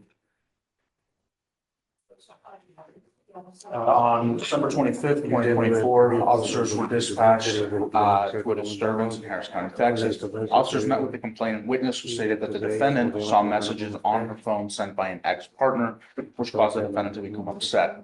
The complainant witness stated the defendant called her into the bedroom to talk about the text and then pushed her into the restroom, causing her to fall into the shower and causing pain. The complainant witness said that the defendant went back out into the party and she joined back later.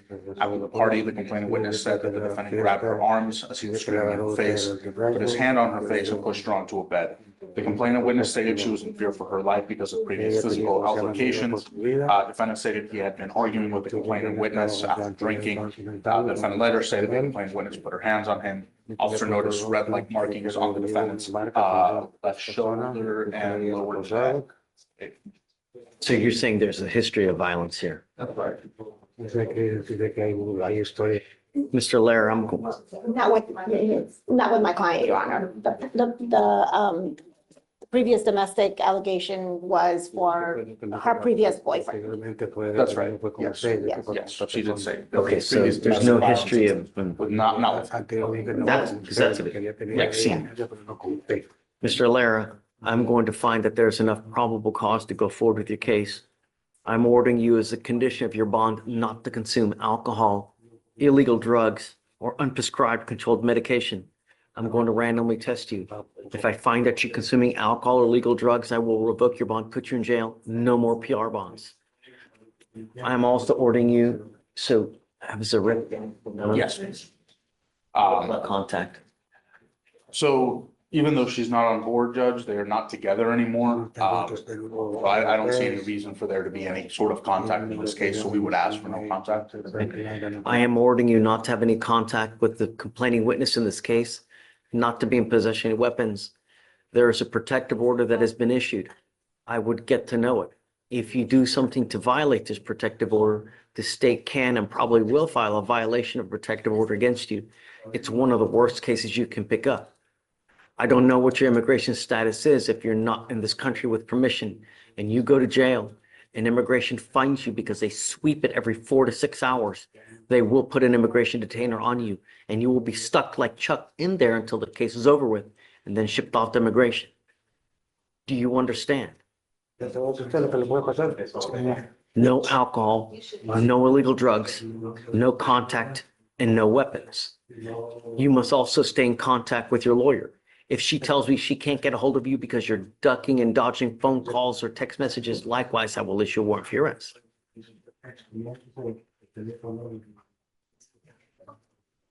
Do you mind filing no contact and no weapons, please?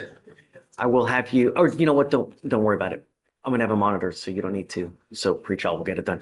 I'm gonna have you sign a reset with Victoria. After that, I'll have you meet with Fleischer for your bond conditions. And after that, you'll be free to go. Do not pick up any new cases. Don't endanger my public. Do you understand? You get no more warnings. All right, good luck. Thank Thank you, you. Judge. May I be excused? So did you, Felicia, did you got? Yes, Yeah, the okay. conditions were already in place, prior to this, so. Okay. Should be good. Ready? You're next. First Todd, what's up, man? Good morning, Your Honor. How are you? I am here on Nicholas Poole. He has 2 old pretrial diversions in here, and then he picked up a case that is upstairs. He is scheduled to take a T-RAS tomorrow morning. In felony? From the felony, correct. Okay. However, I've been talking with the felony court about a global resolution. Both the state and I are pretty much in agreement. We're anticipating that this will all be resolved quickly, but we need the results of that TRAS, and then I got to go finish up the resolution upstairs. So I just need a reset subsequent Okay, to yeah, absolutely. subsequent to TRAS results. How long do you want? He's set upstairs on the 19th. This month or Of next March. month? March. I'm optimistic that maybe we won't take that long, but. Is it old? The new case is not old. The old case is working. I understand. Okay, yeah, I mean, I know it's kind of a jumbled situation, but. don't worry about that's it. what- Just, I know that I trust you. I'm putting in a lot of hours on it. I'm optimistic that it will be resolved relatively. Okay. And Do you do the SAT? his SAT is in a couple weeks. Okay, wish him luck. I will. I do not miss that period of my life. I know, that's like, Reminiscing about the bar exam, and even just like the regular exams in law school. How much? but remember how we had no responsibility. All you had to do was do well, right? Go out, drink with your friends responsibly, of course, but just, that was the life, wasn't it? All you had to do was study and do well. Was not always responsible. Thank you, Judge. All right. What are you talking about? Really chat. I have a please sign under. I see it. Okay, fine.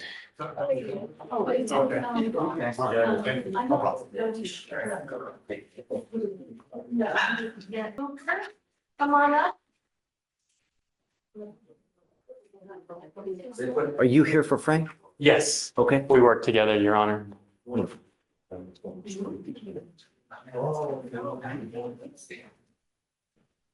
So Hooper.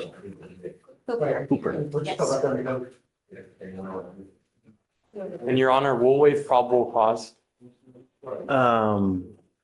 Okay.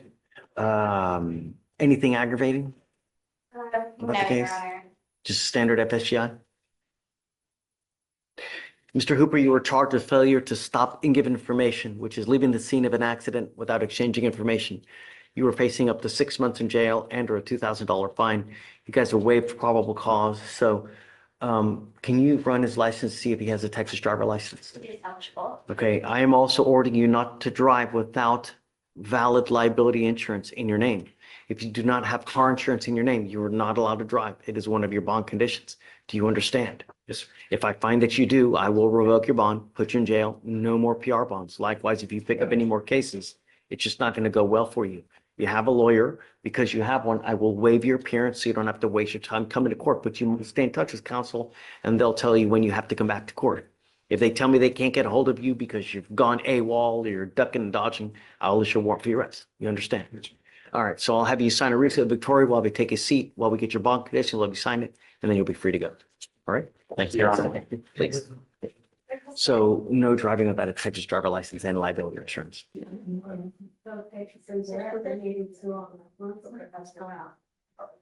Who? Who? Who is that on? Joseph Boris. Top of page 6. What do you want to do? So he's been offered PTI and he wants to take that. I think Great. It's an old case. What you got to do? He either has to take a 2-hour class, I think it was decision-making, or since he's homeless and doesn't have a job, the chief said he could do 8 hours community service, whichever one is easy. And Is he here? he's not here, but I spoke to him yesterday about it. Okay. And he told me he would probably do the community service. Okay. So just advise him, don't bring it in a bar napkin. That's it, right? So, I'll tell him. how long you want? I mean, if I can get like a 30-day reset or however long it is. I know it's old. I mean, I've only been on since November. I know, but all he's got to do is 8 hours or a 2-hour class, right? So it shouldn't take that long. I mean, I'll give 2 to 3 weeks. If it's not done, he's got to be here. All right, Yeah? that's fair. Okay. All right. And then I have one other one, Mr. Khalifa. He's in the holdover. How's he doing? He is, Page 31 and 32. Yeah. I think he's doing Good. fairly well for being in there. So last time, I think the state was gonna talk to felony and see if, because there's no reason for him not to go to trial unless they dismiss it. And But you said it now. that's fine with me. No, it's up to you. I mean, Well, felony's set tomorrow. He's still at no bond on that case. Do you have any guidance on what's happening upstairs? What are they doing? Into it, Your Honor. Maybe in the notes, they're say, are they headed toward like a T-Raz or I'm sorry, I missed it. What was the name of the defendant? Khalifa with a K, K-H? the trial's not until October 9th in there. So I have Oh, no, they're separate trial. I have no problem setting this for trial because I think it might go away. Okay. But I probably will need to file a motion for an Arabic interpreter. It looks like they have a court setting tomorrow. Yeah. That should be up as bond. You said to get a bond? The motion hearing, I'm not sure what He they're. told me that because his bond's been denied in felony for months, and he told me that that's for, I guess, to ask for a bond to be set tomorrow. So, I guess I could reapproach. I don't know. I mean, if the bond gets set, but Yeah, whatever you want. I mean, it's, how old are these, I guess? Let's see how old they are. yeah, the older one's old. So 193 on one, and then it's 96 on the other one. On the mischief claim case, is discovery complete?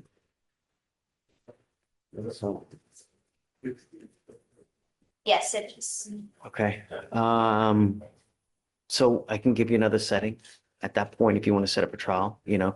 The old one, it's time. I mean, it's 200 days. I don't want to just hold it just for the sake of holding it. So So today I was expecting to either know dismissal or trial, but so it's up to you, whatever you want. why don't we reset it a week if that works, just to see what happens with this felony bond and if they can hear back, and then if it's not dismissed, we'll set it for trial. Yeah, I do see a note here from felony that says that if he takes TDC time on the felony, which is the current offer right now, that will dismiss this case. Yeah, I doubt he's gonna just probably take that though, you know? I don't think he's taking that, yeah.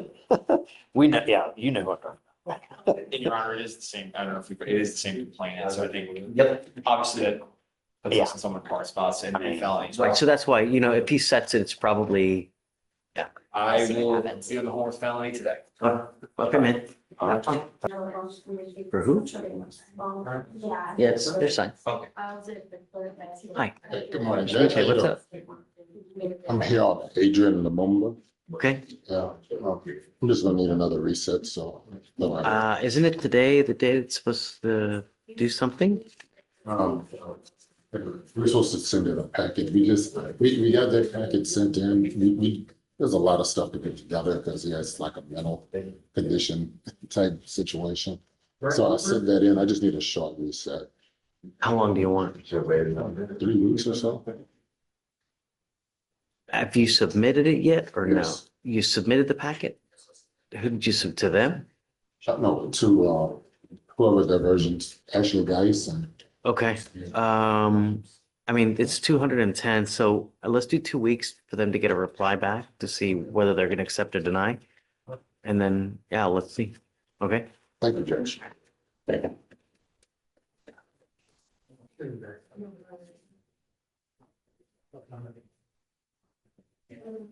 morning, sir. Do you have a lawyer? How old are you? 19. Did you apply for an appointed lawyer? Yeah, I tried to, but he hasn't answered. Like, he hasn't called me back. You don't have a lawyer? No, I don't. Do you want to apply for a court? Yes, sir. Yes, sir. Okay. I can give you an application. You mind? And then we'll see whether you qualify. I'm gonna appoint your lawyer today, so just, but don't leave until we have you talk to someone. But I still need you to fill it out, okay? Please. Go ahead and sign for your reset, please.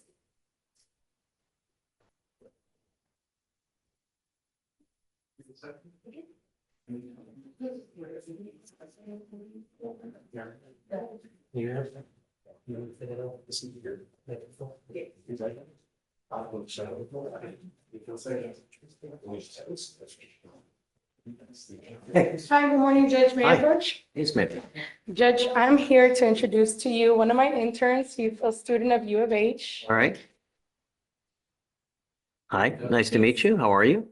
learning, trying to apply for law school. What year are you Last year of college. in? Okay. Great. Where do you go to college? UH. Great school. I went there. They're great. Just keep it up, do well, and then, you know, you'll be you're in great hands now. Just study hard.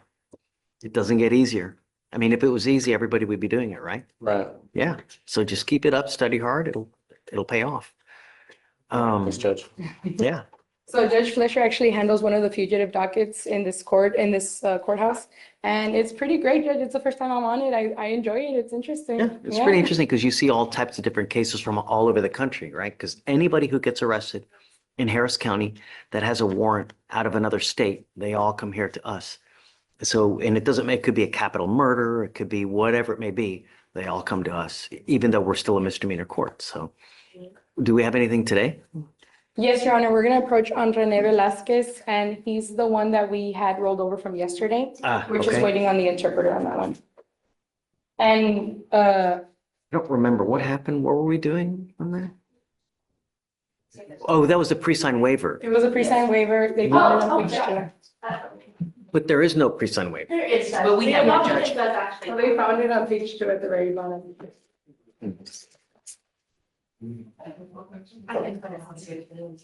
She's had to point out to me.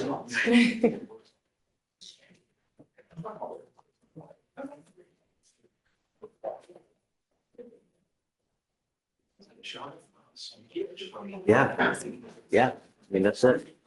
Okay, yeah, so I guess, and he signs his name right under it, so, I mean, that's good enough for me, you know? May I approach with the order? Yes, of course.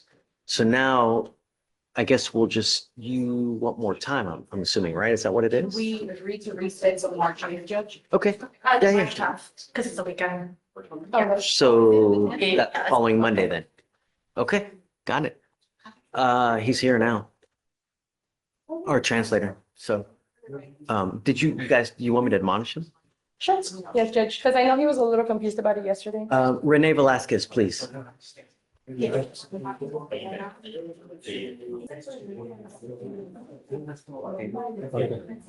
Todo, lo voy a traducir todo en español. Conteste todo en español, ¿ok? Sí, señor, no, señor. ¿Ok? Todo sí o no, todo en español. Muchas gracias. Hey, do you have a copy of the document so I can show it to him? I did that one, yeah. Or no, I just had it. Do you, is that it right there? Sorry, Judge. That's okay. Do you mind showing him where so, I'm okay, looking over it right now in the. so, Ok, entonces esta es la parte donde usted firmó,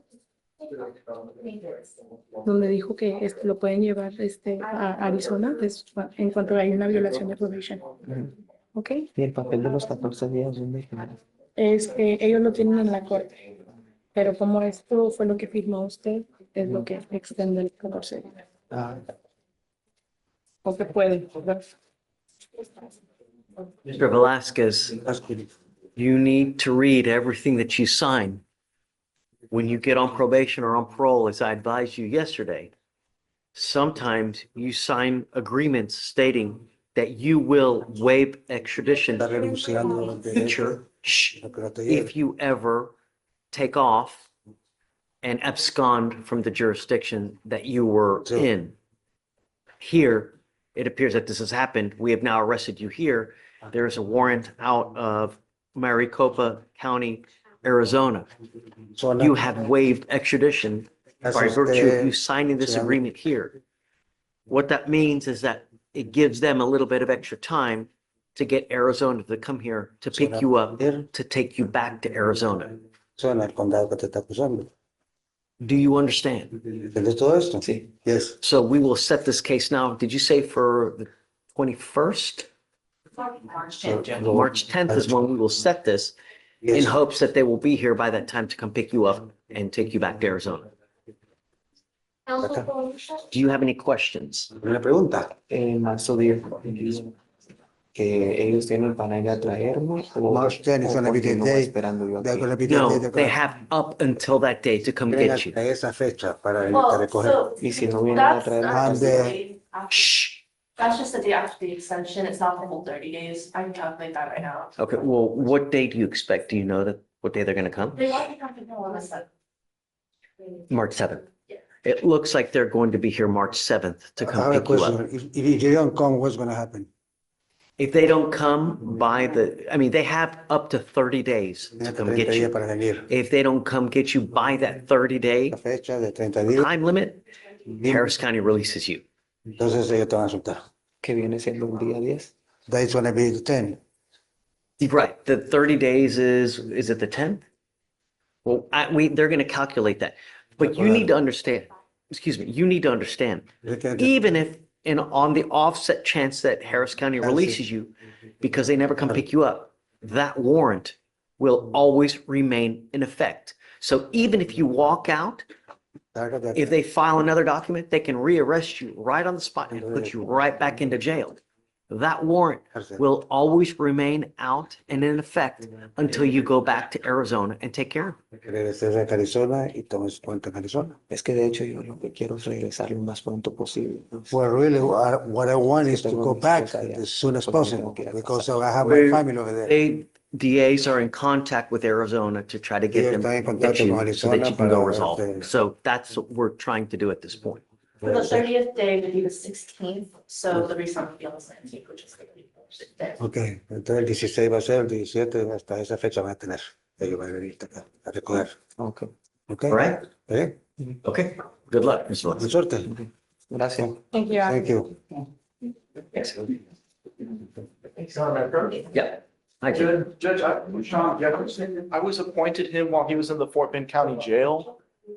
Do you want to, if you're supposed to be here today for arraignment, do you want to roll him a week for bond forfeiture? I'll see if I can find a number to contact him on his paperwork or. Did he know that he's supposed to be here? I've been told that he's notified by, I guess by letter. It's in that county bond, so you don't. Oh, he posted an out-of-county, no, he's supposed to be here today, right? He posted a bond. Notified by his bail bondsman. Yeah, I mean, when they post bond, they give him the, Right. the date, so he knows he's supposed to be. We can't roll it a week and I'll see if I can try to find No, him. he's supposed to be here Okay. today. It's an arraignment day. Yes, Judge. Just like everybody else. Yes. If it was where you have already been in contact with them and then there were issues, you've been representing him for a while, but this is I've never spoken to him, Judge. right. No, and he knows he's supposed to be here, so Yes, Judge. 2501. Hi, Tim. Come on up. Good morning. Diaz on your docket, Okay, Francito or Francito Diaz. I see. The case is from July of last year. We're about ready to set it for a trial. I understand that there are new prosecutors on the case. Today was clear trial day. If you want to give it a couple days to see if they want to eval it, we can, Sure. today's Tuesday, roll it maybe to the end of the week to see. That's fair. Um, From my point of view, I'm ready, but obviously I want to sandbag the new folks. So I'm good with the end of the week if the court is good with that. so let's roll it to like Thursday. Understood. You okay within, can you get that done? Okay, let's roll it to Thursday. I'll waive the appearance.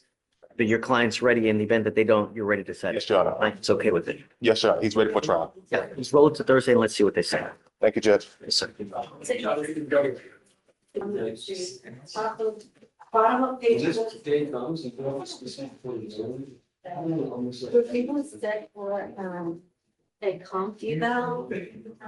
So you got appointed him. Got appointed. Okay. Where's Mr. Malboro now? Is he here? No, he was waived.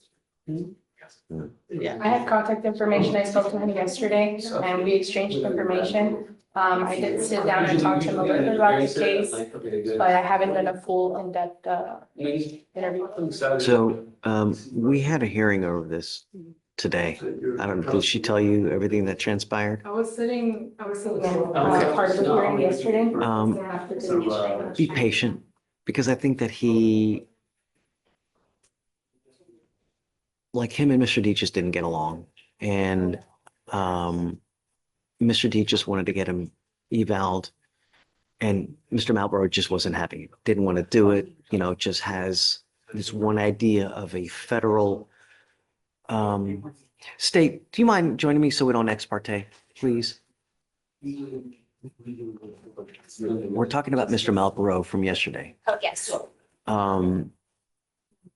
Every time he comes here, he's talking about some kind of federal civil rights. It's a case or it's a deal. It's something that has to do with his federal rights. It's not a sovereign citizen situation, but he's really hung up on this one federal I don't know if it's ideology. I don't know. I From couldn't. what I understood is that he's saying he's disabled and that competency is infringing. I didn't really follow it either. I don't think there's an issue of competency because I think he knows right and wrong, right? So just be patient. And is discovery complete? The case is not old. It's only 64 days, so you have plenty of time. Discovery is complete. Okay, so do you mind, I guess, I'll get sharing everything, releasing it, and then there's an offer as well. so what we'll do is we'll set it 30 days, appearance required at the next setting, so that we could all get on the same page. And then if you could relay some offers as well. And then, yeah, I guess that's basically, So our question was basically, are we foregoing the comfy valve? didn't want to do it. Right. You can lead a horse to water, right? We're on that track because I didn't. So, and right, new lawyer, new thing, right? That was with Mr. D. You give it a look, you do what you think is right, and then if you want to, if you don't, I guess just let me know. Sounds good, Judge. Will do. All right. Judge, I'm approaching on Elijah Nichols. This is a PTI case. It's all done. But the state right now can't dismiss PTI cases.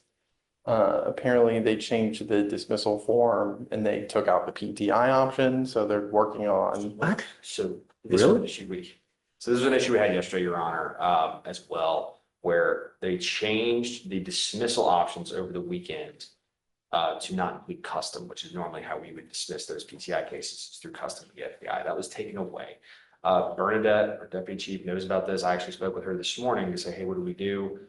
My orders are to hold until we have an answer. I have a running list of those cases that need to be dismissed. I know yesterday I spoke and. But I mean, the agreement's been I agree, completed. Your Honor, I agree.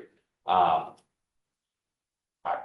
just having to communicate what I've been told by my office. Do you know how long? Because I mean, the problem is that they're on bond.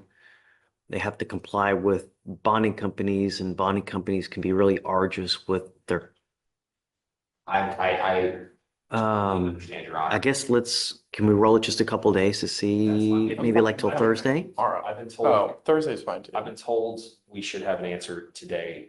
Okay. Yes, tomorrow, but I will. I guess let's roll it to Thursday just to give you guys enough time and then hopefully get an answer by then. Yeah. Yeah, okay, right. Apologize, Your Honor. Sure. Yes. Yeah, questions? Hi. Yes. This is the WI. This is on Adrena Taylor. Okay. We reset her from Thursday to today, so the last chief could take a look. I know, here we are. I was telling him, I'm always okay with them taking a little time, but this one I've literally gone from chief to chief to chief, so I think it's just time to set it. Okay. I mean, you guys, you need to make this decision, whatever is best for you, right? So, We're comfortable setting it. I think if something changes beforehand, obviously, we're gonna do it well in advance. Are you still gonna talk to? Yeah, Okay. So, I just don't want me setting it for trial to take away your thorough evaluation. no, and it's not. We're comfortable setting it for trial today, Your Honor. Our discovery's done. and it's old, it's already 207, so, you know, a lot of times things can, so no PTI, don't want to do PTI? No. Okay, We have all. yeah. So I guess just pick 30 days from today, Okay. you know, whatever Tuesday. Yeah, Ramona's back then, whatever you want. Thank you. Sure.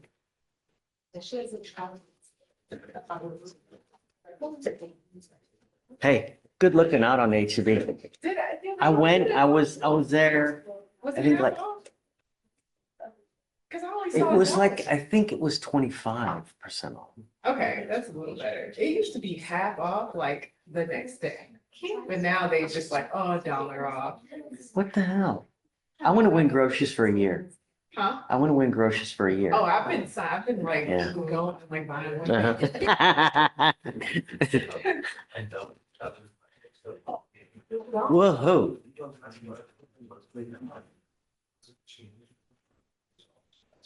Good morning, Judge. Hey, what's up? So happy to be holding the honor. What's by- new? By my famous Yes. judge. I mean, oh, stop. I mean, who else? You are. No, you are. You, Don't do your student with me. do we have, is You Mr. don't have anybody. I came to change the date, to push it up a little bit.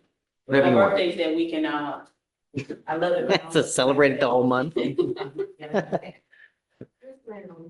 Have God be on dog, the famous. He said on the third, fourth, and fifth, and I had it on the third. That said. Moment.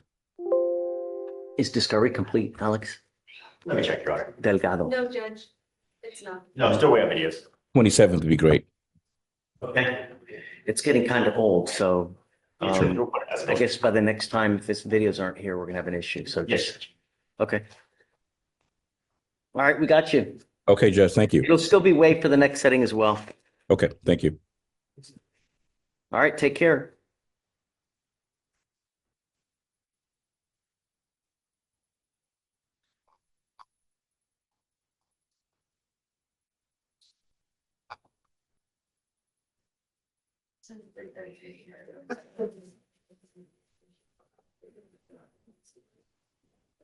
Oh, no, it won't.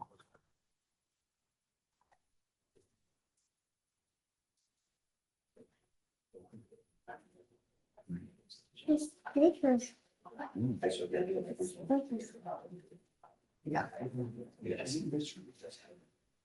Richard, no, he's a chief. Yeah. Okay.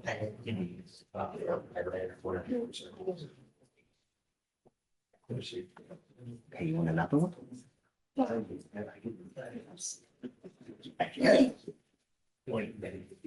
me pull this out. It'll be easier for you to do.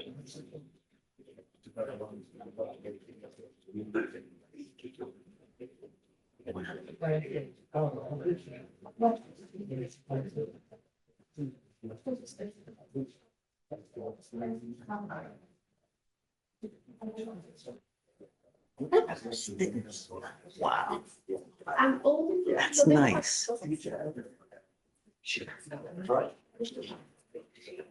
You're with Ashley. No, you are invited.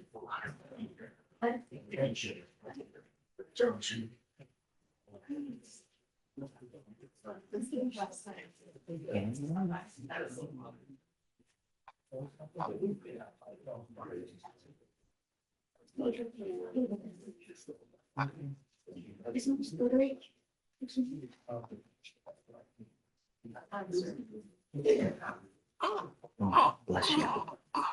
You okay? Here, you can put more stickers right there if you want. Christopher Appy? Christopher Appy.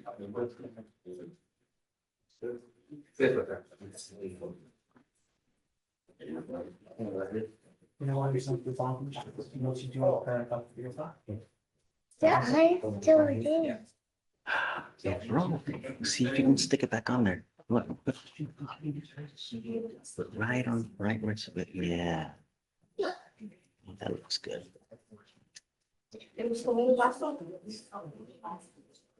Want to do another one? Which one?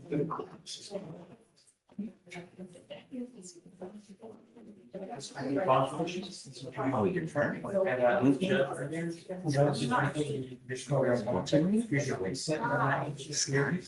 Yeah. Oh, I didn't know that.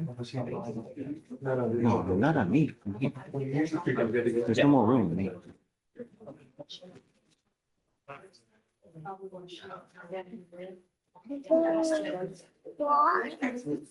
Walking.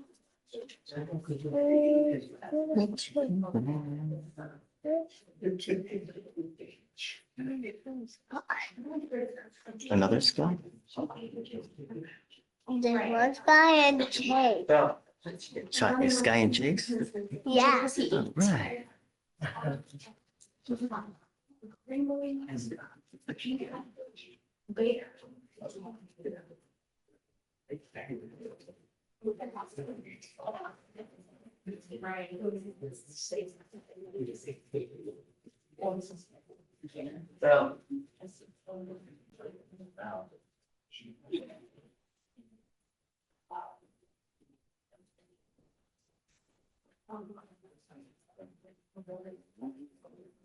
Marshall. Who's that? Marshall. Marshall? Okay. Marshall. Marshall's on the case.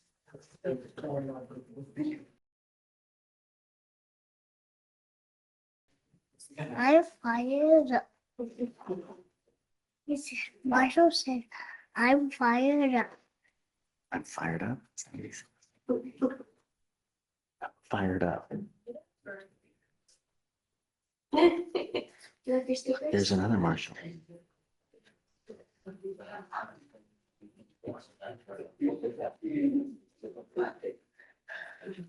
All the way to the side, all the way to the end. And then we turn the page like this way, all the way to the end, like that. That's it. Right here.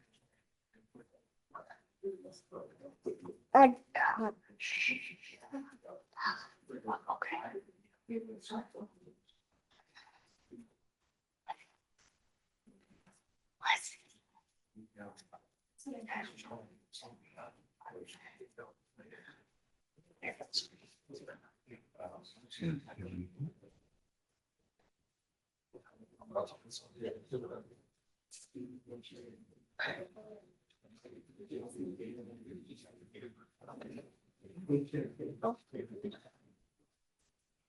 It's nothing.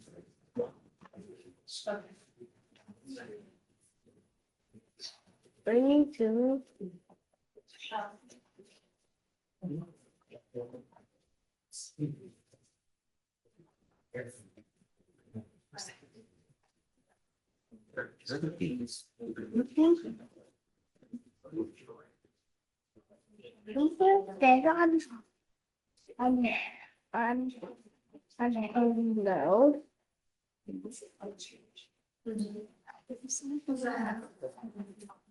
Oh. Mr. Elick, you ready? Yes, Your Honor, may we approach? Yeah, of course. We have an MAJ for Miss Salazar today, and we're kind of talking, I mean, I think last time, y'all were at maybe time served.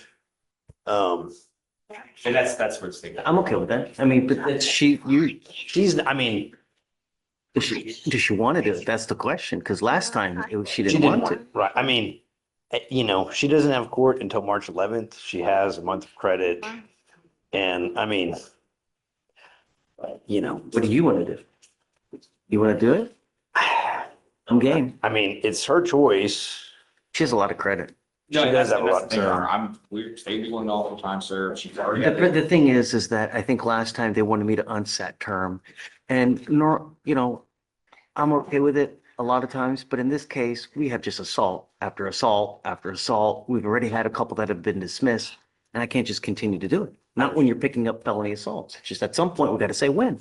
Under her grandmother wrote an affidavit. I had no part of it. I don't know if you'd be willing to look at it. I know the state said they wouldn't. I mean, I know it's not admissible in rules of evidence, but I mean, she led to basically opening the door and hitting her grandma, which I don't even think she knew her grandma was there.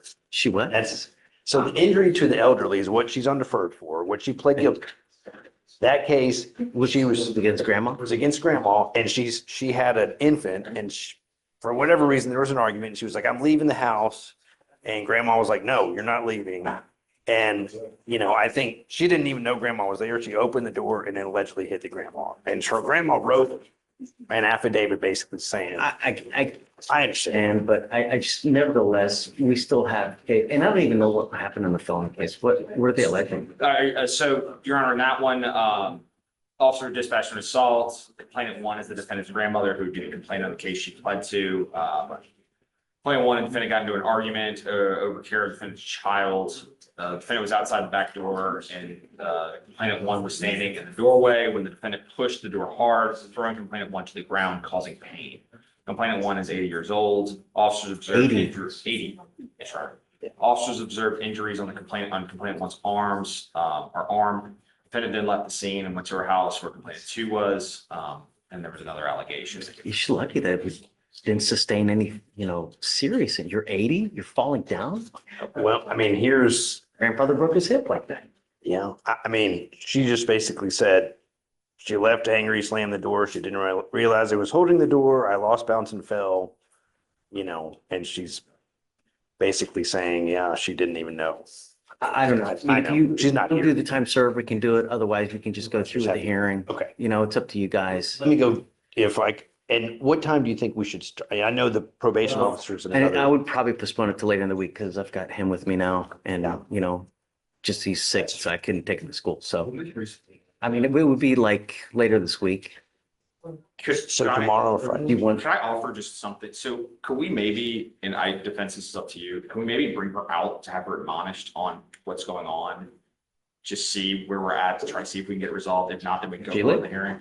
I can go talk to her and I don't have a problem with that, but. First, let me go talk. If she's down for taking the time served today, let's just get it done and move on. She can concentrate upstairs. Otherwise. Would it be Thursday or Friday? And we can go forward on a technical. Yeah. That way it doesn't kind of. Yeah. No. Well, in the new felony cases have been resolved, so. Oh, they have? Yes, Your Honor, What happened? there's a deferred, on the injury to the elderly, the other case that was alleged and dismissed as part of the negotiations. So from our perspective, we have a JNS. So really it's. I know. Okay. I'm just. Let me know. Seeing what I can get, but I'll, yeah. I understand. I mean, I feel like I have house money to play with and nothing to lose. Maybe it's a long shot, but. If you can go with the hearing. Let me just talk with her and then if we did have a hearing, would it be Thursday or Friday or? Thursday, Friday. Okay. Monday? Monday. Okay. I'll be back, Your Honor. Thank you. Thank you. Moses Pena.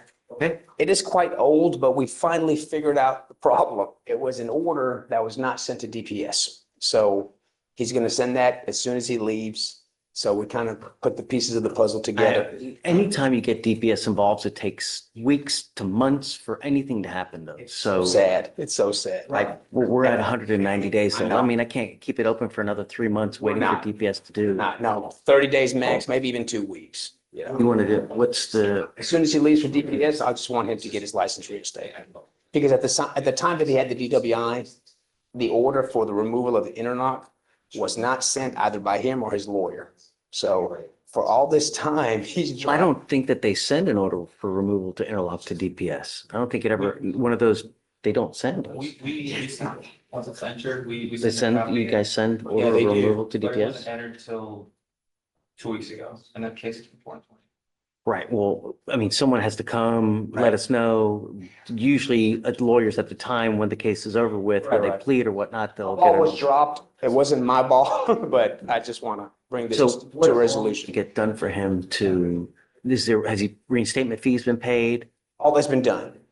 The only thing that they're waiting on, because I even had him, go to DPS, something doesn't fit here. For 5 years, you didn't know your license was suspended. So that's when the lady at DPS said, we're missing this order. So once we finally figured out what was going on here. You know, the thing is though, is that even if we set it off 2 weeks, it will not reflect as eligible in 2 weeks. I mean, they're going to get it in 2 weeks. For them to enter it into the system, that'll take another 6 to 8 weeks. Yeah. The state has been working with me on this, and I appreciate it, but I understand that there's also a time frame for the Right, I court. mean, we can just keep it open for 6 months waiting for this, especially. I'm not even asking. So, I mean, we'll give you 2 to 3 weeks, Perfect. you know. Yeah, at that point, I guess we'll come back, see if it's eligible, great. If not, I don't know, we'll have to figure something else. Yeah. Sounds good. Okay. Thank you, Your Honor. You got it. Appreciate that. Take care. Thank you. May I be excused? Yes, sir.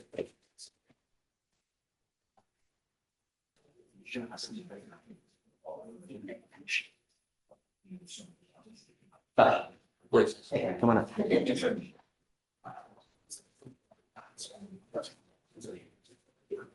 Okay. Yes, sir. It's going to be on Robin Parks on Liken. So I was speaking with her yesterday. She's having some transportation issues being here today. So I was going to see if we could set her for bond forfeiture. But I am in contact with her. So I believe all the discovery is in. We are waiting for an offer, I believe. Yeah. Yes, Judge. All discovery's in and we can look at it and put an offer. It's 200 days. I don't Yes, know Judge. why there's not an offer now. I think it was a 2B for quite a while. Actually, it's not. But that was still kind of. Factor in the age of the case though, you know, what the age starts when they get on. Oh, right. So I'll set it for bond forfeiture for 1 week. If she's not here, I'm revoking a bond. And then you got to be ready to clear a trial at the next setting as well. If you can please put an offer. Yes, Judge, we'll put one. All right. Thank you, Judge. Thanks, Al. Appreciate it.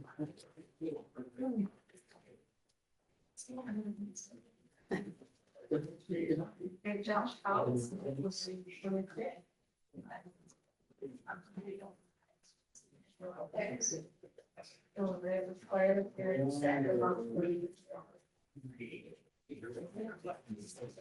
Hey, Judge, can I give you a case number?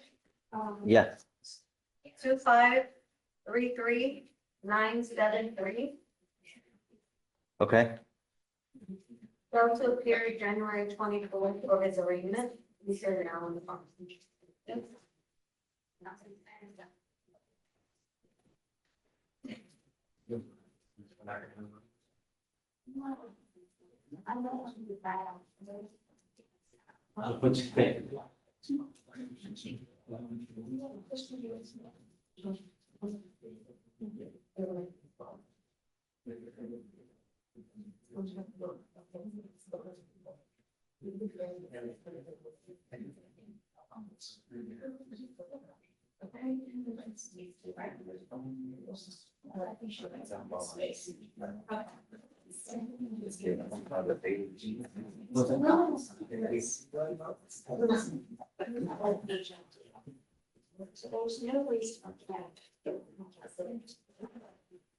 Judge, also, this was one of the ones that was reset because of the weather.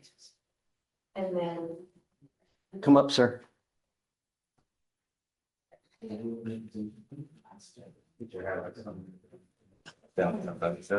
Sir, you were charged of theft by check. You were facing up to a year in jail and or a $4,000 fine.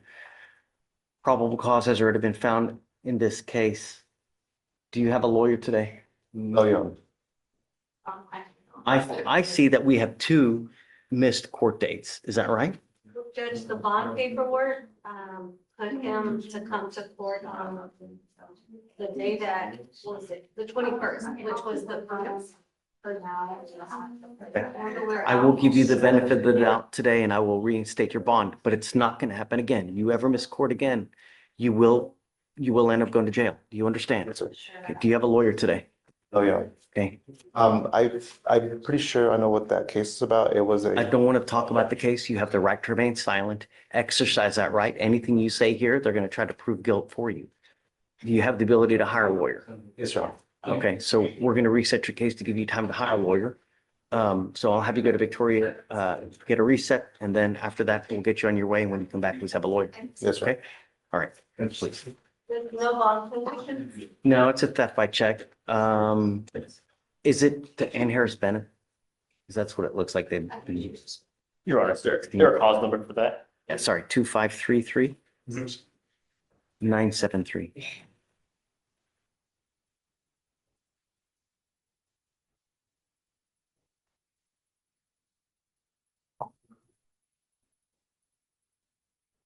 I apologize, 25397. 2533 973. Okay, so you reinstate the law.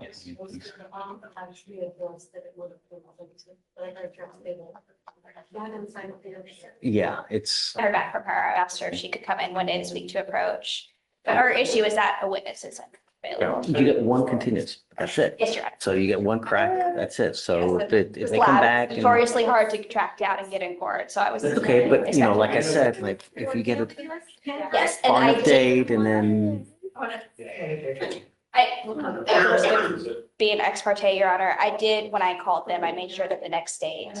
Okay. We did get good dates for them, so. got it. Okay, yeah, so let's just, I guess I'll wait for Jillian and we'll see what her reply is and then go from there. Yes, Your Honor. Thank you. Are you guys ready on everything else then?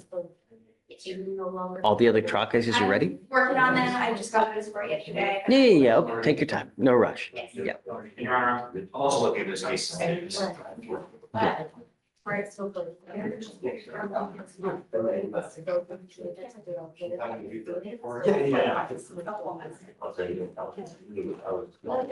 Hey, ready? Yeah, come on up. How are you? How you doing? Co-counsel's just, he doesn't listen. Other than that, great. How are you? Well, we're approaching on Torres, Your Honor, Christopher. Okay.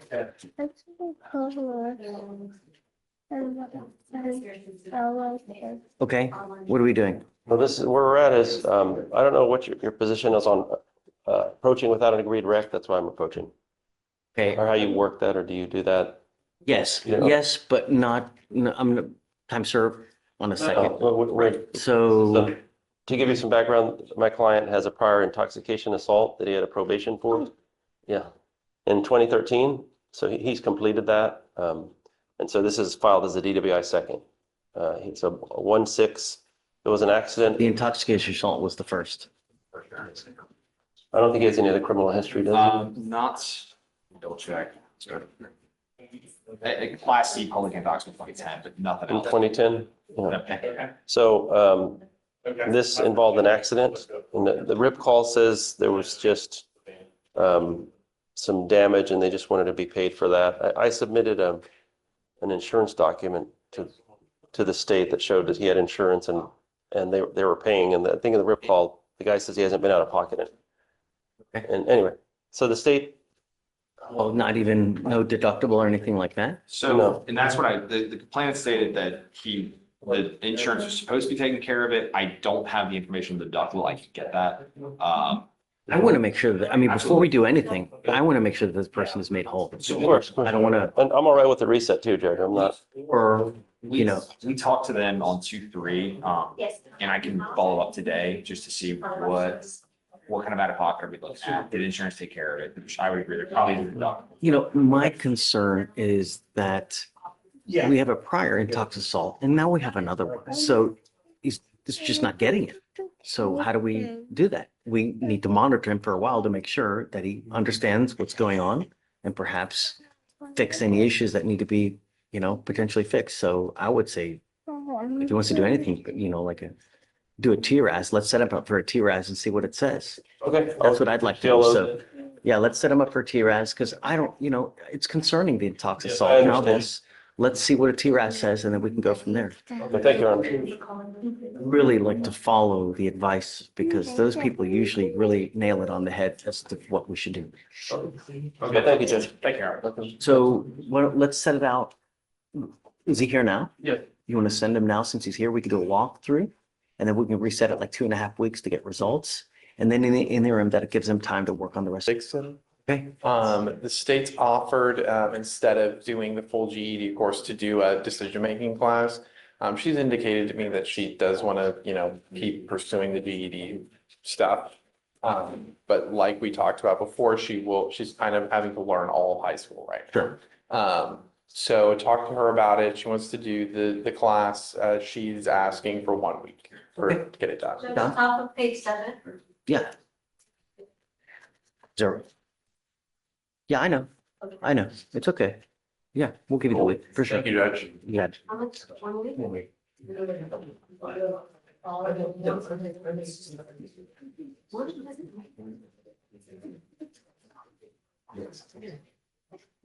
Okay, so 1 week is ready to be out to February. Hey, John. Hey, Judge. What's Thanks going for on? picking me up. Say it again? Just need to, want to talk about Guzman, the guy that we approached last week. And his felony was yesterday, and it looks like they rolled it to the 12th. He was the guy with, on a probation on our WI and up a new drug case. What's the last name? Guzman, in custody, Judge. G-U-Z, Guzman. I don't know.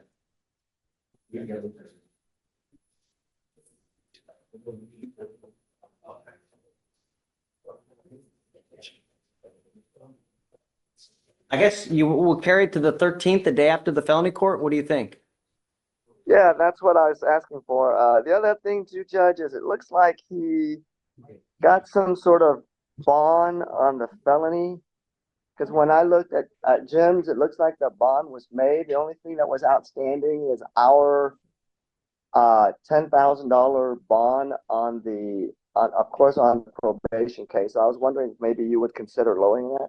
No, not for Mr. Guzman. He's a flight risk. He never shows up. He does whatever he wants to do. Once he gets out, I don't think we'll see him again.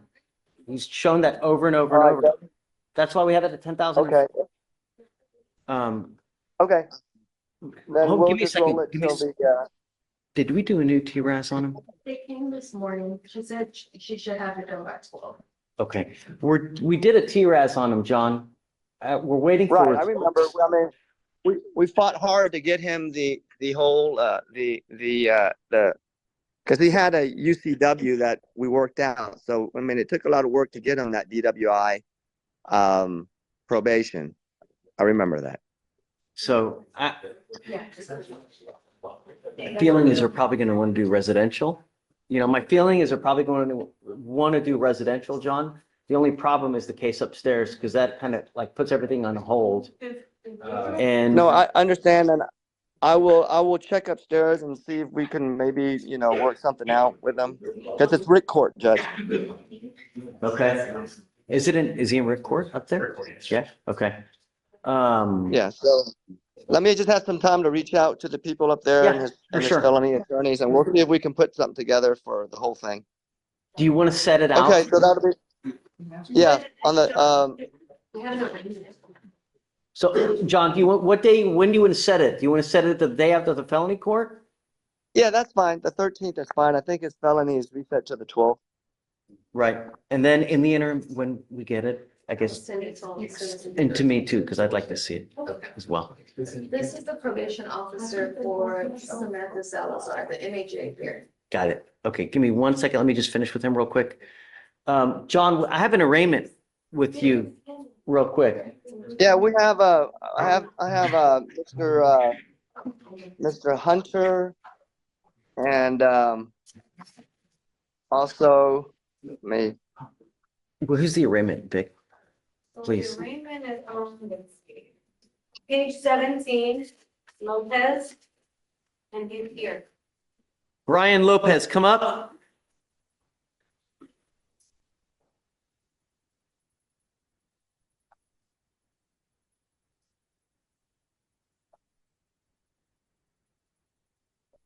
Mr. Lopez, you're charged with violation of a protective order. You are facing up to a year in jail and or a $4,000 fine. We're going to do probable cause. You have the right to remain silent. Anything you say can or will be used against you. You have the right to have an attorney present. If you cannot afford one, one will be appointed to you, sir. Yes, Judge. The complainant and the defendant are in a previous dating relationship, and on October 1st, 2024, the officer was dispatched to a hold-up alarm call at a residence in Harris County, Texas. Or I apologize, at the complainant's place of work in Harris County, Texas. The officer made contact with the complainant who stated the address was her place of work and that the defendant was outside her place of work causing a disturbance. The complainant advised the panic alarm was used for this incident. The officer met with the defendant who was emotional and possibly hyperventilating. The defendant refused EMS treatment and the officer performed a person check on the defendant, observing a family violence bond condition out of Fort Bend, 400th District Court, which prohibited the defendant from attempting to contact the complainant or having any threatening, abusive, or harassing contact. The complainant stated the defendant attempted to bring her flowers and attempted to speak with her, and the complainant stated she would not speak to the defendant, and the defendant said that because the complainant would not speak with him, he was going to go get a firearm and shoot himself on scene to make her suffer by making her watch. The complainant stated she believed the defendant's statement to be harassing.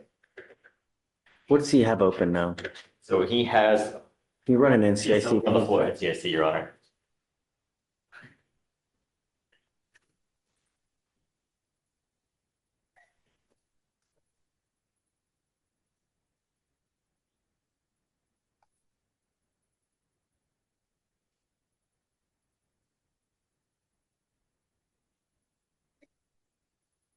So it looks like he has an AFM out of Fort Bend. He also has an interference with emergency request for assistance out of Fort Bend.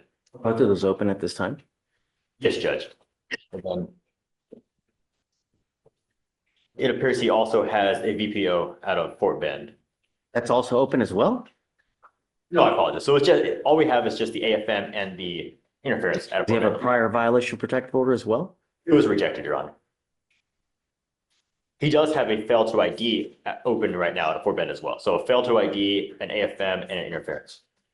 Mr. Lopez, I'm going to find that there's probable cause to go forward with your case. I'm entering now what's called a magistrate's order for emergency protection. This is a court order that identifies Ms. De Leon as a protected individual. You cannot commit family violence or an assault against this person. Commit an act in furtherance of an offense under section 42.072 of the Texas Penal Code, which is the stalking statute. You cannot threaten, harass, use another person to communicate a threat or harassing behavior. You cannot be in possession of a weapon or go within 200 feet of where she lives or where she works. Do you understand? Yes or no? Let me make something abundantly clear to you, sir. The Texas Constitution does not allow me but in extremely limited circumstances to have a hearing to hold someone at no bond. This is one of those occasions. You violate one of the conditions here, I can have a hearing to hold you at no bond, and I will do it in a heartbeat to protect every person in this county. You're forbidden from going within 1,000 feet of where she lives or where she works, and I'm putting a GPS monitor on your ankle so I know where you are at all times. Do you understand? You are not to consume alcohol, illegal drugs, not to be in possession of any weapons.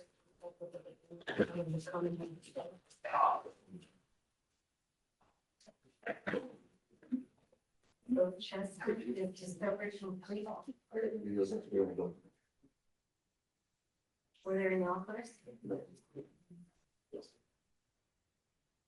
Brian, this is Attorney John. I don't have a number for you. So before you leave, the court is going to give you my information. Please call me as soon as you get out of court. Okay? Yes, sir. Sorry. I want you to understand that I will protect every person in the county.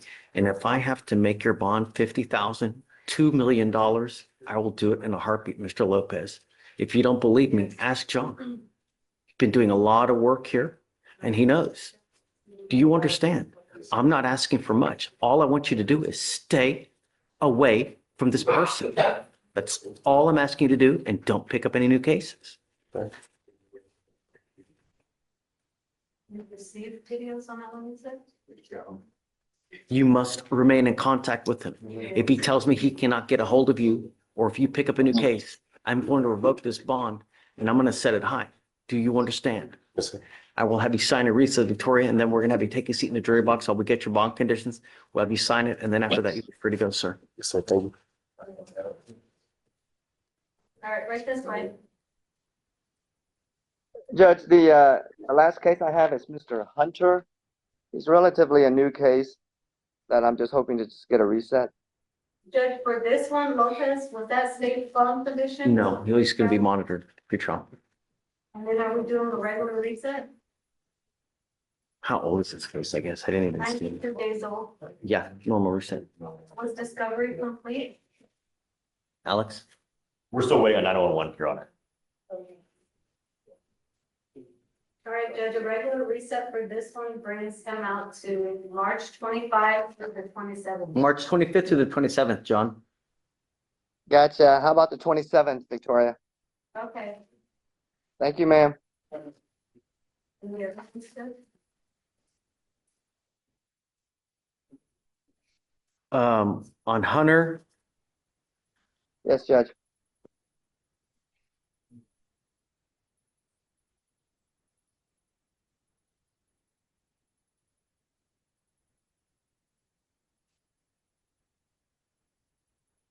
is Mr. Hunter here? You check in? It tested negative. Okay. And that's today? Yes, Judge. Great. All right, so we'll give you a normal reset on Hunter. John, you want the same day? Okay. That's fine. Done. 27th it is. Yeah. All right, we'll have him sign here and we'll get him out of here. Thank you all. With that, may I be excused, Judge? Y'all have a great day. Great cases. What about Guzman? Guzman, we're setting to 3/13 the day after the felony. They did it ERAS today, so we're waiting to see what that is. Okay, John D., you're good to go, man. Have fun. Hey, Judge, just a quick reminder. I gave you a text and an email. If you get a chance to take a look at it, we can talk about it later. Okay. Right, Judge? Yeah, man. Have fun. Okay. Thank you, sir. Yep, thanks. Bye. Bye. Sonia? So I'm gonna try this. You're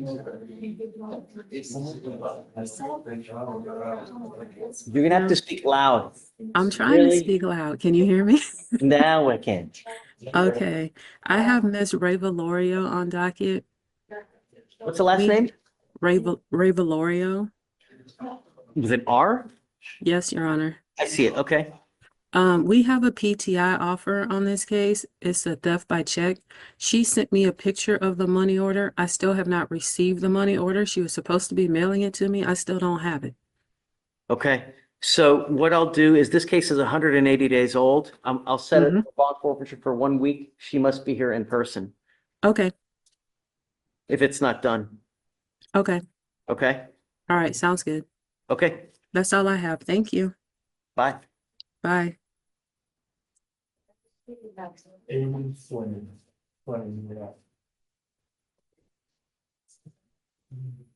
And I don't know if it was a miscommunication, but he thought he was supposed to come in today. So he is here. So we've done PC. I found no PC on the terroristic threat. I found probable cause and harassment.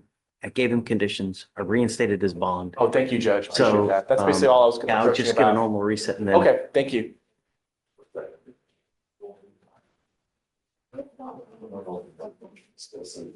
Have you had a chance to look at the motion and documents? On this MAJ? Yes, Your Honor. Are you ready or no?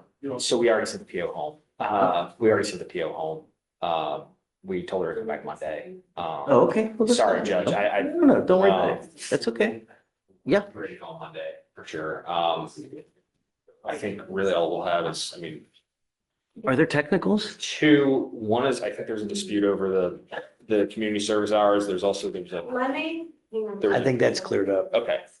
So then there was a old, positive drug test. I think the big one is obviously is the new law violation, the elderly. We'll strike the other one. Well, I mean, she already pled to it. Right. So to me, I think that that's still, That's true, Your Honor. I mean, I feel good about I think it's every still other good to thing. go. You know, because I mean, it's already been worked out upstairs. So it's, you know, She pled to it. yeah. So it's still, Monday will be super quick. yeah, absolutely. Your Honor, if I did have the grandmother appear on Zoom, would that be, would you allow her to appear on?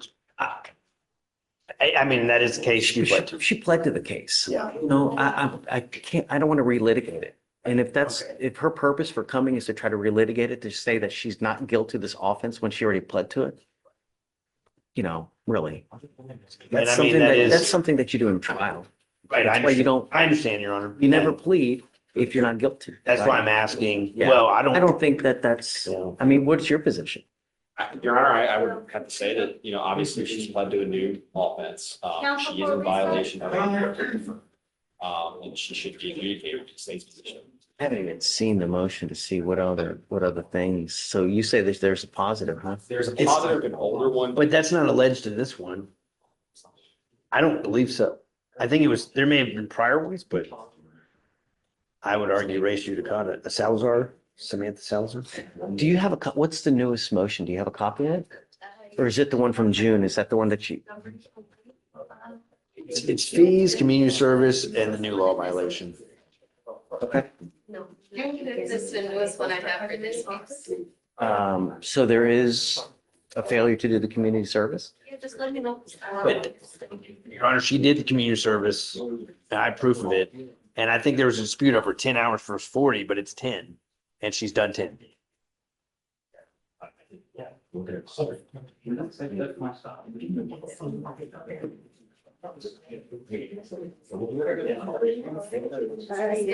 So allegation number 10 is that she failed to perform the said community hours as directed. They have a deadline to get that done. She did do it. We're not saying But she did it late? Yeah, she's still, regardless. And then, yeah, I mean, let's go for Monday Monday. And that's fine. I mean,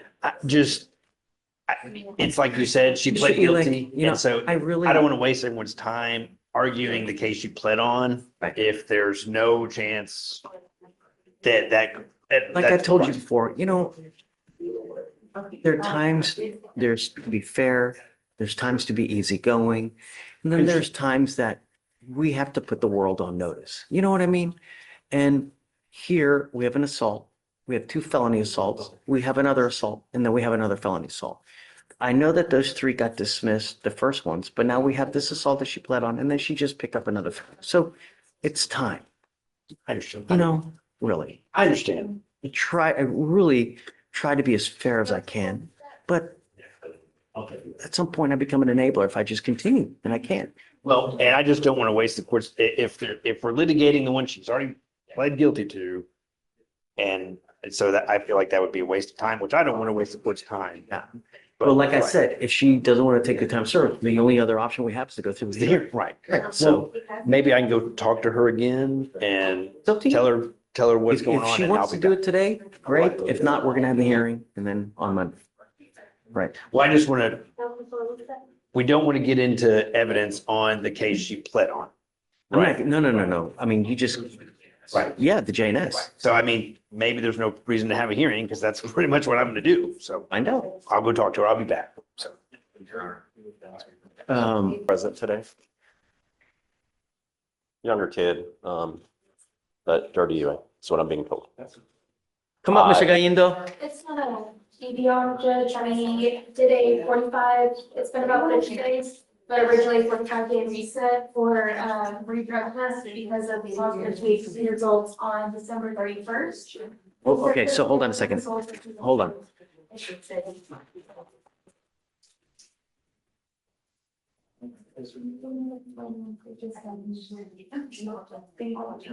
Mr. Galindo, you were charged with evading arrest or detention. You were ordered not to use alcohol or marijuana. We tested you in December. You tested positive. I told you not to use anymore. Did he get tested today? His mom is here, Your Honor, with him, just so you know. Okay, where's mom? Mom's in the corner. Come up, mom.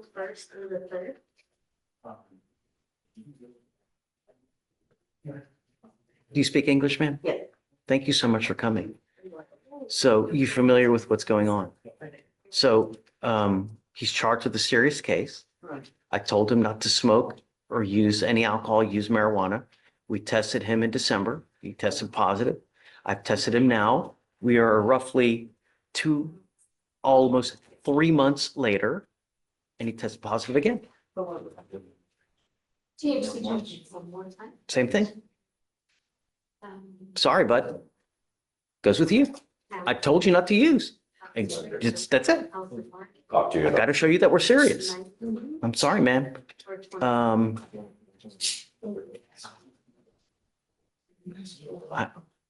Yeah, 5,001. Can I ask what the bond is, Your Honor? Yeah, 5,001. 5,001? No, you're not to use. I hope now we get your attention, but I don't know what else we can do. Okay, sorry. Goes with you.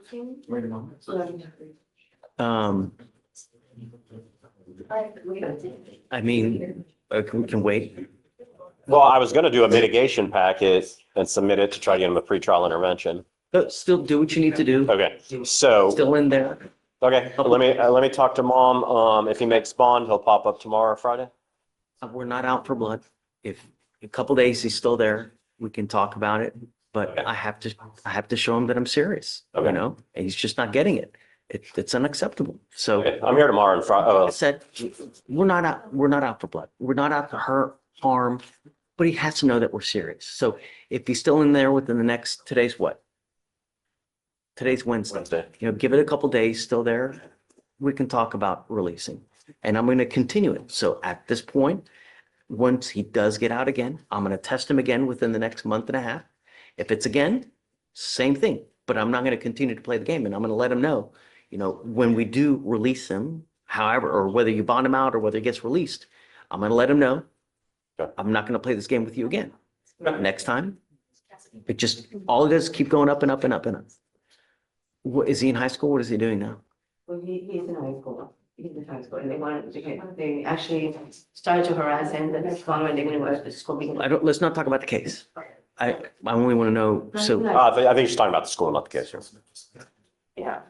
So he's why don't we set it for Friday? Okay? Okay, I'm here. And then we can talk about, releasing Friday.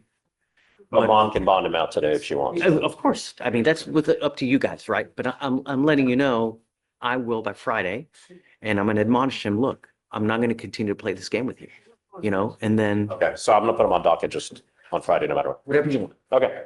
Cool. And then work on the mitigation packet at the same And time. I mean, it's got it from my mom can give me the proof of. I mean, you can get, I mean, I don't know what all you need for the mitigation packet, Yeah. regardless, but he's a He's got to write a letter, which. Yeah. So. Probably now's the best time while he's in.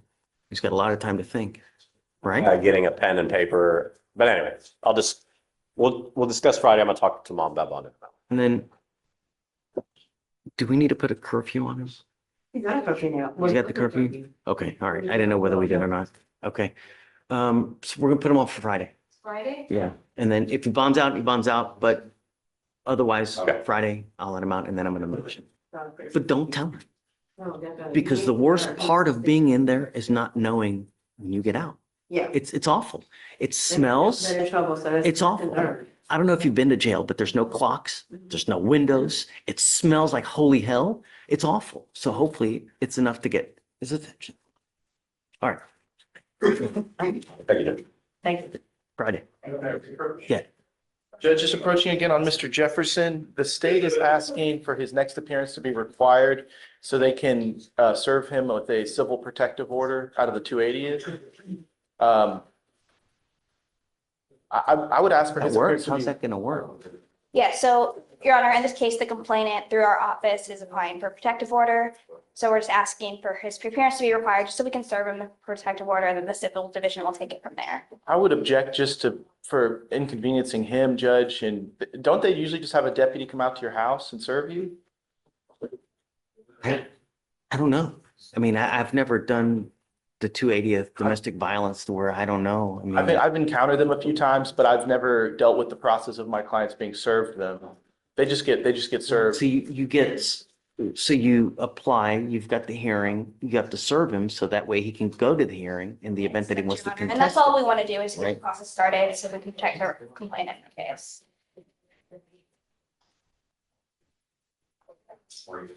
And we would have had him served today, Judge. I just don't believe that things have been. Want me to do a protective order now?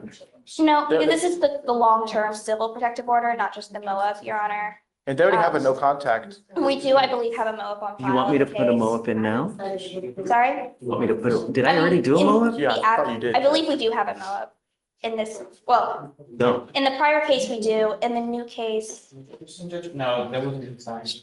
Let me, we just. in one for Yeah, now, Yes. because I know that he has the harassment, he has the other terroristic threat. I didn't realize that you guys had filed it. Judge, he doesn't live with the complainant. They share no children together. He has no problem staying away from her. Mr. Jefferson, come up.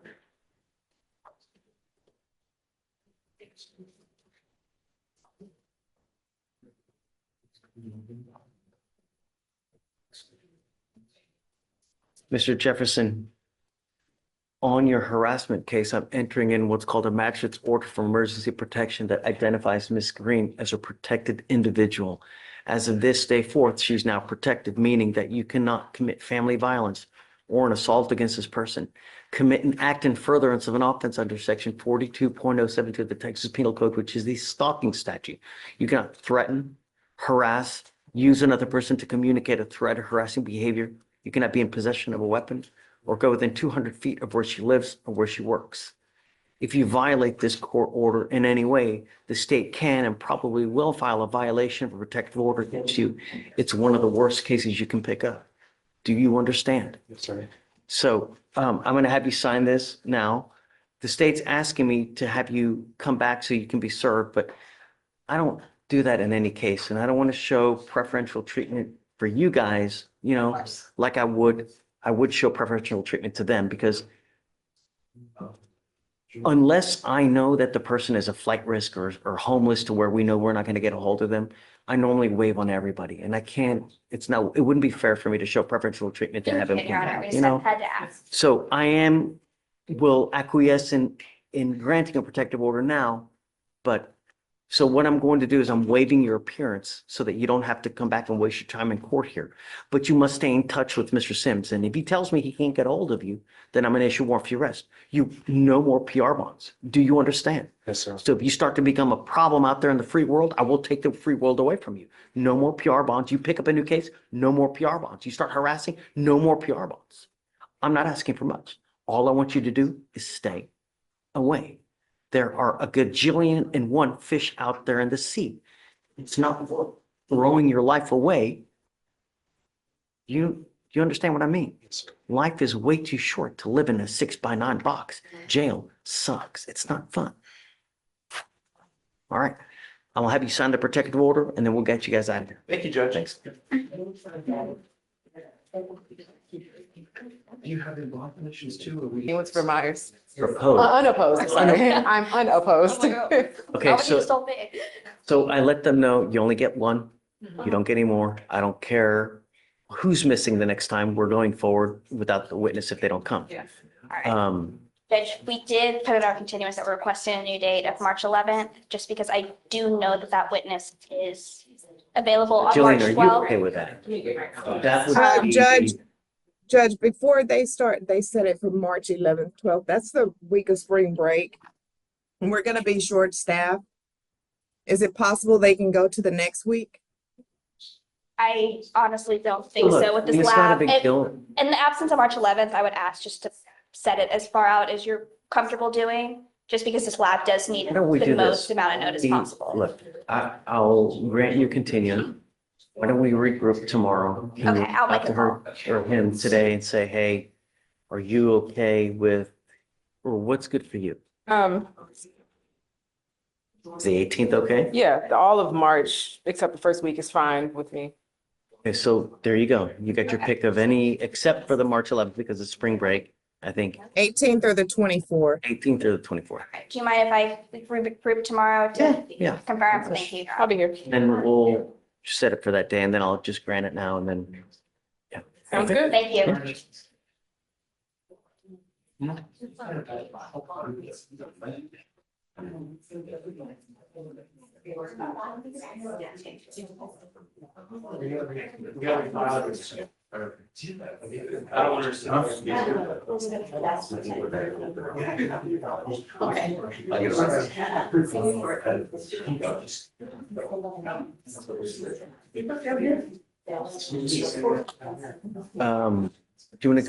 Do you want to go through some stuff or no? Oh, get when you're done. Very few, but I need the color.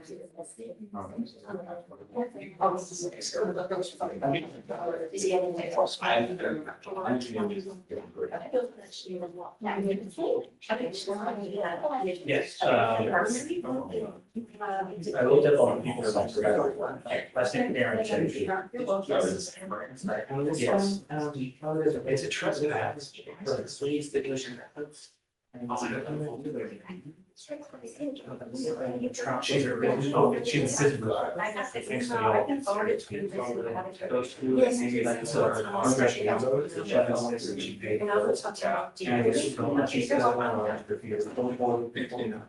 Okay. And which, I mean, if I thought, if there was, right, I actually got it pulled up. Just I guess rather not, that's just sure they're okay. Sure. Thank you so much. Nothing one, nothing. Let's focus on decision making.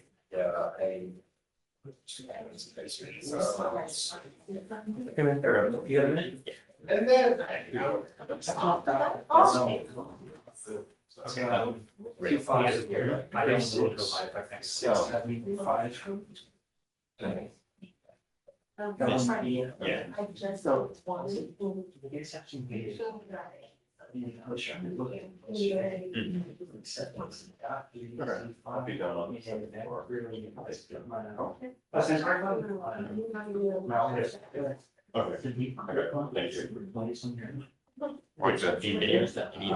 Whoa, I mean, wow. All right. Hey, what? I mean, how's it going? Good. You look great. Thank you. Like you're running like crazy. I see. When I'm not running, I'm walking. Still. That's great. No. It shows. You look great. Thank you. How are things? Good. Where you been? Are you working more I'm still? on this floor now. Wonderful. Through, I think, June. I mean, it's been 4 or 5 years since we've Yeah. even been on this floor. Have you been on? I've been on, I haven't been to 8 in a long time, but I've been on 11 and I've been on 11. Okay, well, good. How are things? Everything okay? Mateo's college now? He's a senior in high school, Oh, senior. so soon. Are you ready? I think so. He's going to A&M for sure, right? More There's than no, likely. I mean, this Yeah. is 99%, yeah. does he know what he wants to do? He wants to do sports management. Okay. So, like work in the front office of an organization. I told him, I said, after your undergrad, you go get your JD, MBA. Yeah, that'll, be the next Scott Boras, Yeah. That'd be amazing. Holy moly, I mean, that's what these guys, but you got to be a lawyer, right? Because I think that's where it's, I mean, if you would be like the next Scott, you know who that is, right? He's like the management to all the stars and yeah. The one that milked the Red Sox for all that money, Alex Bregman. Yeah. Did you see Wait, the is he managing Bregman? I didn't know that. That was one of the big, did you see the contract? And so it's 3 years, 120. And you're like, that's $40 million. But how much guaranteed though? Almost all of it. No. Yeah, but here's the thing, is that when they gave the breakdown of the contract, it's a $5 million bonus, signing bonus. And so salary for this year is gonna be 20 million will be deferred. Next year, 20 million deferred. And then the third year is 20 million deferred. So he gets, a total of 60 million deferred onto 20 and 20. What? Yeah, so basically, we're not even playing anymore, you're collecting money. That's like, who's that other player that's still getting paid even though Barry you're Bonds. Barry Bonds, Yeah. right? He still gets Yeah. every year or however. First, he gets $1 million. Yeah, isn't that crazy? This is the 90s, yeah. It's just nuts. And it's been 20 years. He's Yeah. still getting $1 million every year. I mean, what a, That's like Tony's contract. Tony's like wow. 50 million a year, That's but what I want. most of that is deferred. Yeah. So you can be, are you with us now or no? Sorry? Are you with us now? Are you working with No, us? I was assigned in here today, so I. Great. texted Victoria. I don't think we had, but maybe one. Yeah, she maybe only had two. one, and she got it. Yeah. Told her, so would be down on the floor, just. Yeah. Okay. Well, thanks. And then I have your cell phone. We have Zoom. You can always appear via Zoom if you can't make it. So really, however you want to do it, we're as easygoing as can be, right? So, yeah. Well, that's the way, I trust you to do what you're going to do. I know you. Yeah. Just whatever you want to do, you do. All right, Juan. Great to see you, man. It's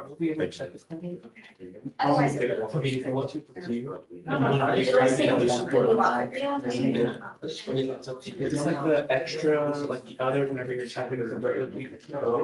Yeah, this is the stipulation.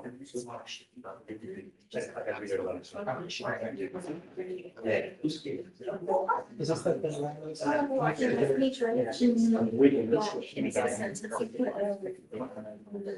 You have to walk over and if you want to be true to whatever they want to be true to, means you just would be actually.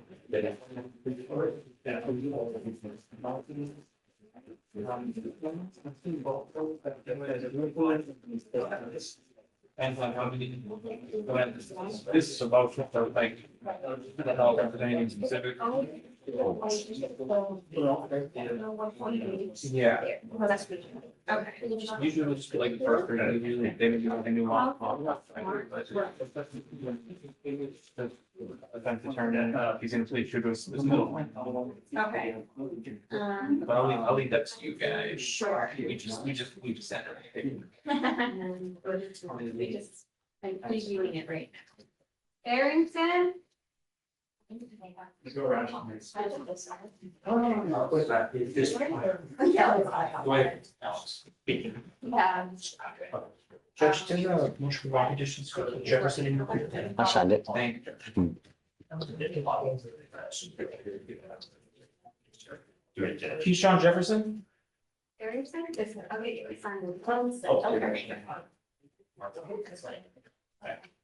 Keyshawn Jefferson. You're gonna go ahead and sign for your bond conditions right now. You want to sign? And I'll turn it up.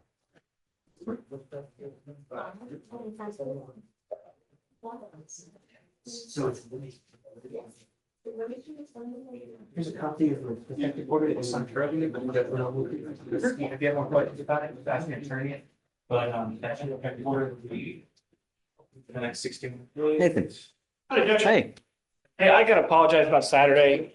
So I had, my fault. well, I had texted you a date and then you asked me if it's Saturday and it's like, it was a Saturday, but not that Saturday. I should have clarified it. It's my fault. It's all right. I owe you a nice lunch. Well, I can't take that anyways.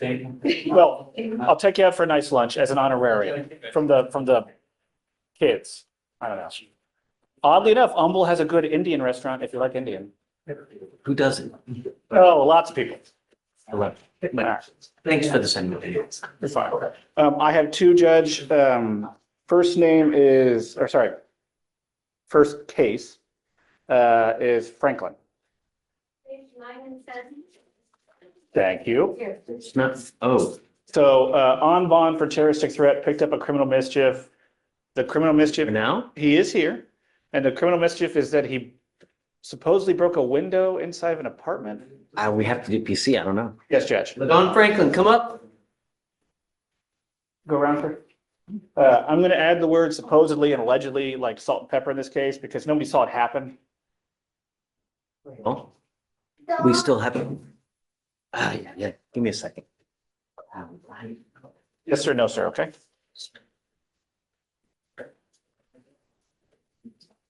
Hold on. Does he, hold on. That's gonna be the creepy grandpa and offer candy, but all I've got is peppermints.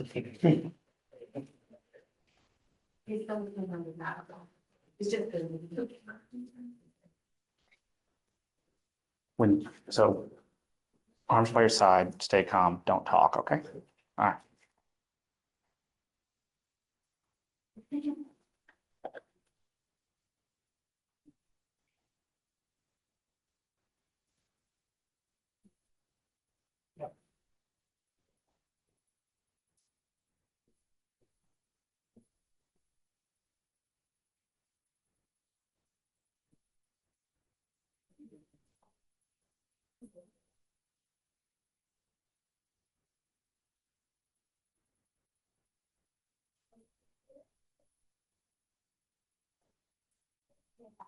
Council for reset?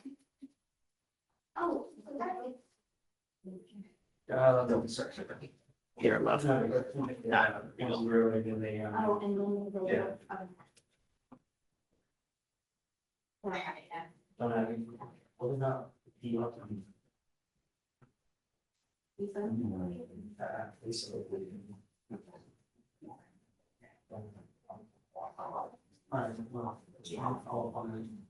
All right.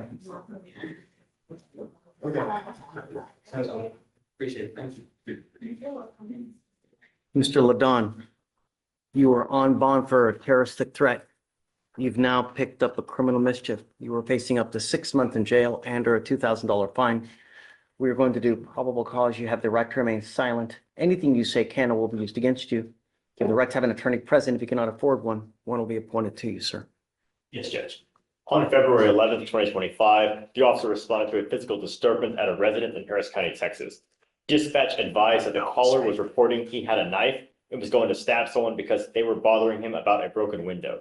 The officer made contact with the defendant and the complainant, and the defendant stated he called the officer. The defendant was found to be in possession of a green stuffed animal which had a fixed blade kitchen knife concealed inside. The defendant stated the complainant came to his house with her roommate, accusing him of breaking a window at her apartment. Well, hold, you're going really fast. Yes, Judge. The defendant, Called the officer. okay, He said that the complainant had come to his house with her roommate, accusing him of breaking a window at her apartment. The defendant stated he was walking back to his apartment and that the complainant came out the back door to her apartment, but then he changed the story saying that she came out the front door to of her apartment to confront him. The defendant stated that the complainant came with a gun, though he did not see the gun. The complainant stated that she was laying in bed, heard a glass window in the back door break, jumped up, ran to the back door, and saw the defendant walking away from the door, holding a green stuffed animal with a knife. Apartment management stated the cost to repair the window was $200. There's a lot of randomness in it, Judge. The only thing, my concern is who broke the window? Did he break the window? And Your Honor, so according to the DMs, what the complainant said is that she saw him walking away. She heard the broken window. She came downstairs and saw him walking away. And then that's what we have in the DMs. And then I spoke with her yesterday as well. She repeated the same thing, that he was the only one there when the window was broken. And that's what she said. She saw him outside the window door when it was broken. He's walking away. He actually calls the police because he's being harassed by this woman because she's saying that he broke a window. And I don't think there's any list of physical evidence like glass on him or anything, or in the whatever stuffed animal. At what point did the cops come and did they arrest him on the spot? What, do we have any other physical evidence? Do they? We have the two further, just complainant said that he was approximately 20 feet away from the back door when she saw him, and that the officer found the window to be shattered. And then the complainant showed the back door to her apartment. I mean, how do we know he did it? No one's saying that he did. I mean, no one saw, it's. To be honest, just what we have is that the window was broken, and then she saw him outside at the time when she came downstairs to check on. That's what we have. I get it. I Yes, get Judge. it. I don't think it's enough. However, the fact is, we're still having issues with the same complaining witness. I now have to take more drastic action to ensure nothing happens in the future. So now what I'm going to do is I'm putting an ankle monitor on it and I'm barring him from going within 500 feet of where she lives or where she works. Yes, Judge. Ankle monitor, just want to make sure it's ELM and not Scram. Correct. Okay. Acid fees be waived. Okay. I'll add. How far do they Judge- live from each other, Alex? Do you know? Do you think it's in complex? It was described as across the street. But when I spoke to the complainant, she said that they do not live across the street, that he was staying at a friend's house, but he told officers that she lives across the street. So what I'm doing, Mr. Franklin, is I'm going to put a monitor on your ankle and there is a radius of where you cannot go where this person lives or works. And I mean, we may have issues with bond conditions as it is, because if I ordered him not to have weapons on the terroristic threat and they show me that, or they prove to me that you have weapons, I'm going to put your butt in jail. So maybe we should have a formal bond hearing to see if in fact you can prove that he has a weapon. So I have some hesitancy about everything, Judge, mostly because my client's orange sheet is quite extensive. So the jail has diagnosed multiple mental illnesses. I'm trying to track down his competency because I was appointed, I think, December. So there's been prior competency motions. I'm trying to get the reports from them, which is difficult because I forget what agency does the mental health evaluations. They're saying that they don't exist. So I'm trying to find his mental health records, Judge. It sounds to me like it's bipolar schizophrenia or schizoaffective. And so I think that my client is likely going to have severe mental health issues, which have been causing issues. And I think that's going to be the heart of all this. And so I'm trying to push for treatment. The case is just brand new is the problem. You were ordered not to be in possession of any weapons. And they're telling me now that you have a new case and that you have an alleged knife as well. I want to set this for a formal hearing on Monday. And if they show me that you have a weapon in violation of your bond conditions, I'm going to bring it. Do you understand? You are not to be in possession of any weapons whatsoever. Get a hold of your witnesses, get a hold of the cop. Let's have a formal hearing on Monday to show me whether he's in possession of a weapon or not. Yes, Judge. Yes, Judge. In the meantime, like I said, If I find that you become a danger to my community, it's really not going to go well for you. Do you understand, Mr. Franklin? There is no excuse. You will get this ankle monitor today, and you're not to go within 500 feet of where this complaining witness lives or works. If I can politely ask, Judge, that we reset for more than Monday, only because this case is new enough that there's literally no offense report, so I don't know officers' names or. Case.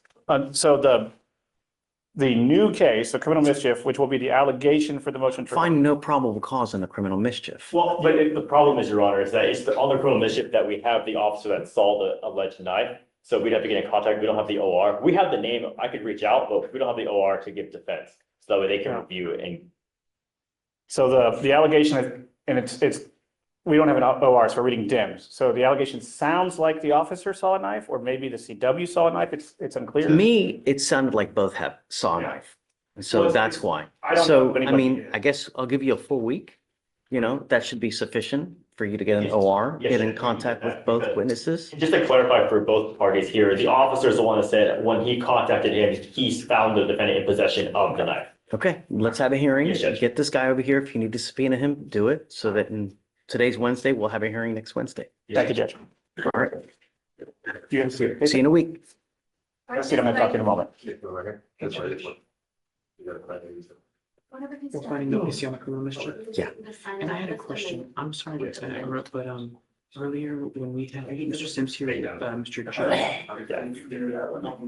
I had a murder case in Baytown by the time I went to trial. No. Well, it was a retrial. The old one. 3 or 4 of the officers. The terrorist affair? For I think the different. terrorist were claiming no PC, so we were gonna, Hold on a second. because you know PC the nerd One ones, who had pulled over a lady. and I had him sign them all up on. Okay, yeah, it's on the Soliciting harassment. Yes. The mow up in the harassment. I'll dismiss it.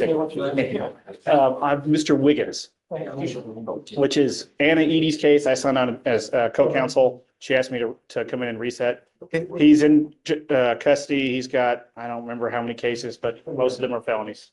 Yeah. Looks like they set it to April 2nd. Is there, I mean, those things are gonna last forever because there's so many cases. So There's 1, 2, 3, 4, 5 felony. due to the severity of the cases and the extent of the cases, I would assume that they're going to move slow. But I'm not felony lawyer up there, so And let's put it for the day after. that's fine by me. And I'm willing to carry it sometime, but not 2 years. You know? Yeah. Okay. Thank you. Hi. Of course. Good morning, Ms. Ferris.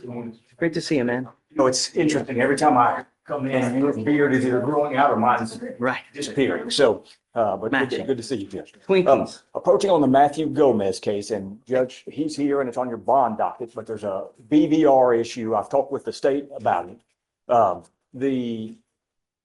Talk to them about what I think are some interesting issues, kind of by way of background in our case. And the state had previously offered, though we had not yet gotten the contract, to do a 90-day mental health PTI, which we felt was appropriate.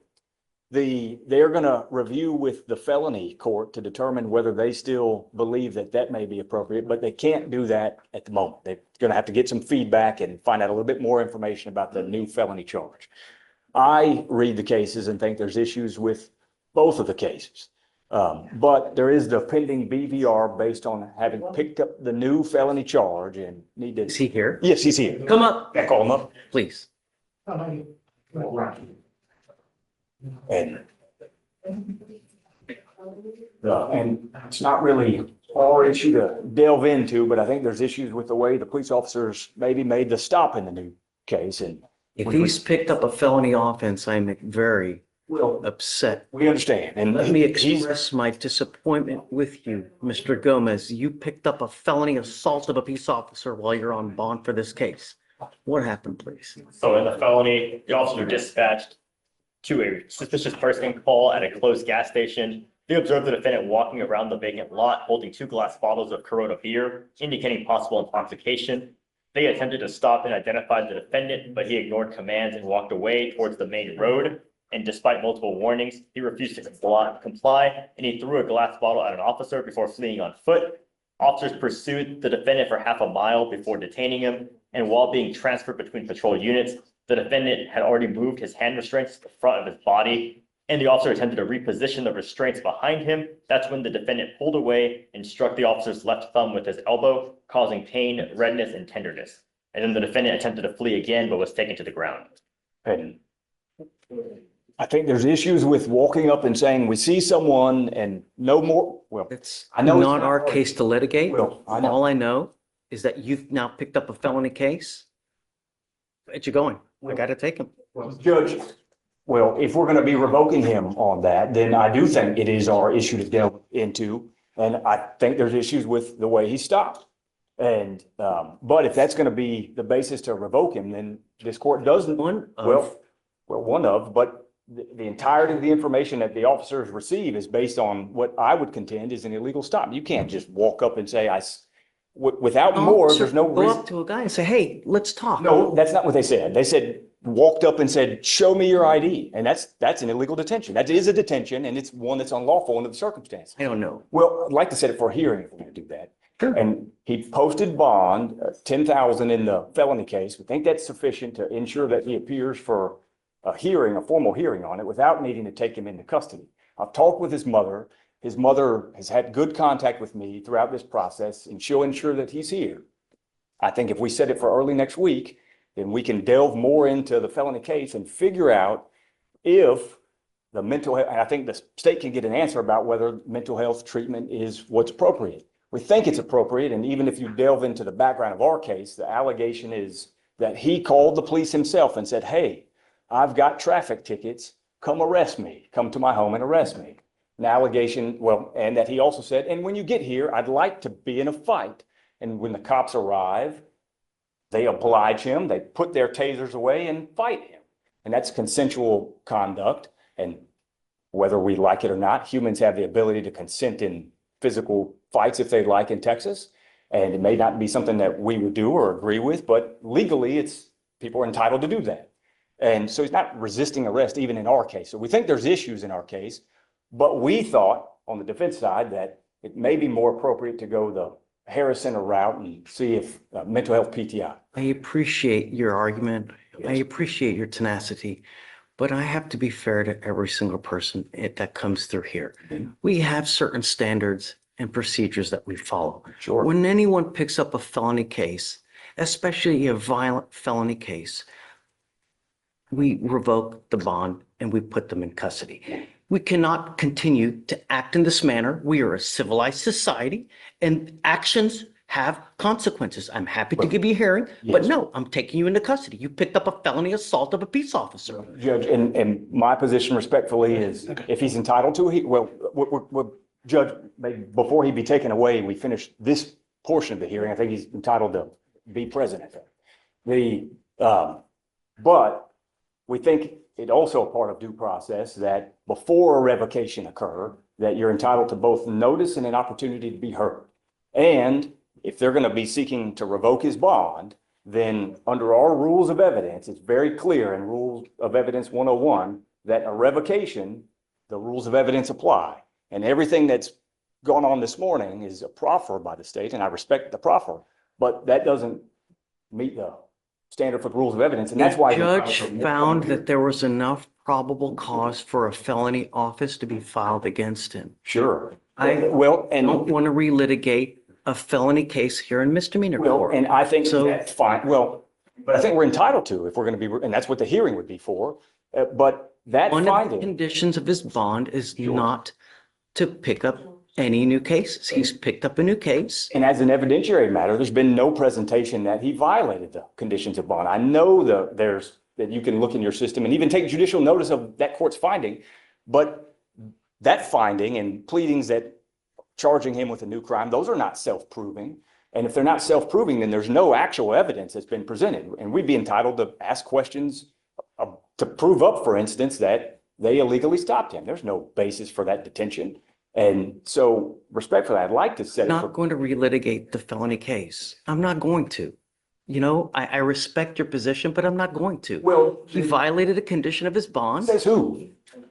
Says a felony court magistrate that put on the case again, that He's entitled filed to be it. heard on that. And he did in felony court. I don't believe that that's, He goes in front of a magistrate. He has a defense lawyer in the magistrate, you know, when they do the magistration. So he does. well, I think he's entitled to be heard here. If you're going to revoke his bond, I think he's entitled to be heard here. And that hasn't happened. And it certainly hasn't happened in accordance with the rules of evidence. Your Honor, I would just say that, just reiterate that a district court has found probable cause in this case. To say there's no evidence that he violated a condition of bond is flat out wrong, because a district court judge has found probable cause on this new bond. She is picked up. And that's not self-proving. Otherwise, in trial, they could just come in and bring in that piece of paper that finds probable cause and submit that as evidence, and they can't.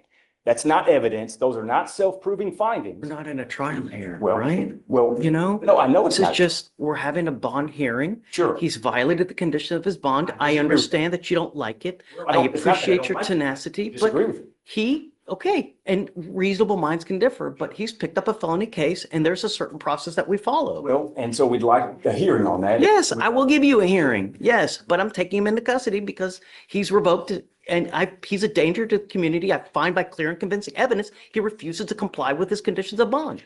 Goes with you.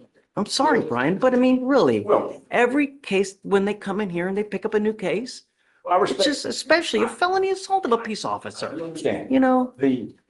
I just believe that it puts the cart before the horse to make the decision to revoke based on pleadings when case law is abundantly clear that pleadings themselves are not self-proving and that the rules of evidence apply in a revocation proceeding. It's in Rule of Evidence 101, I believe. And nothing that has taken place this morning has been in accordance with the rules of evidence. I understand the court's, I understand that as a historical matter, folks come in and proffer information and I proffer information and we don't do it from an evidentiary standpoint. And that may be what the hearing would serve to accomplish.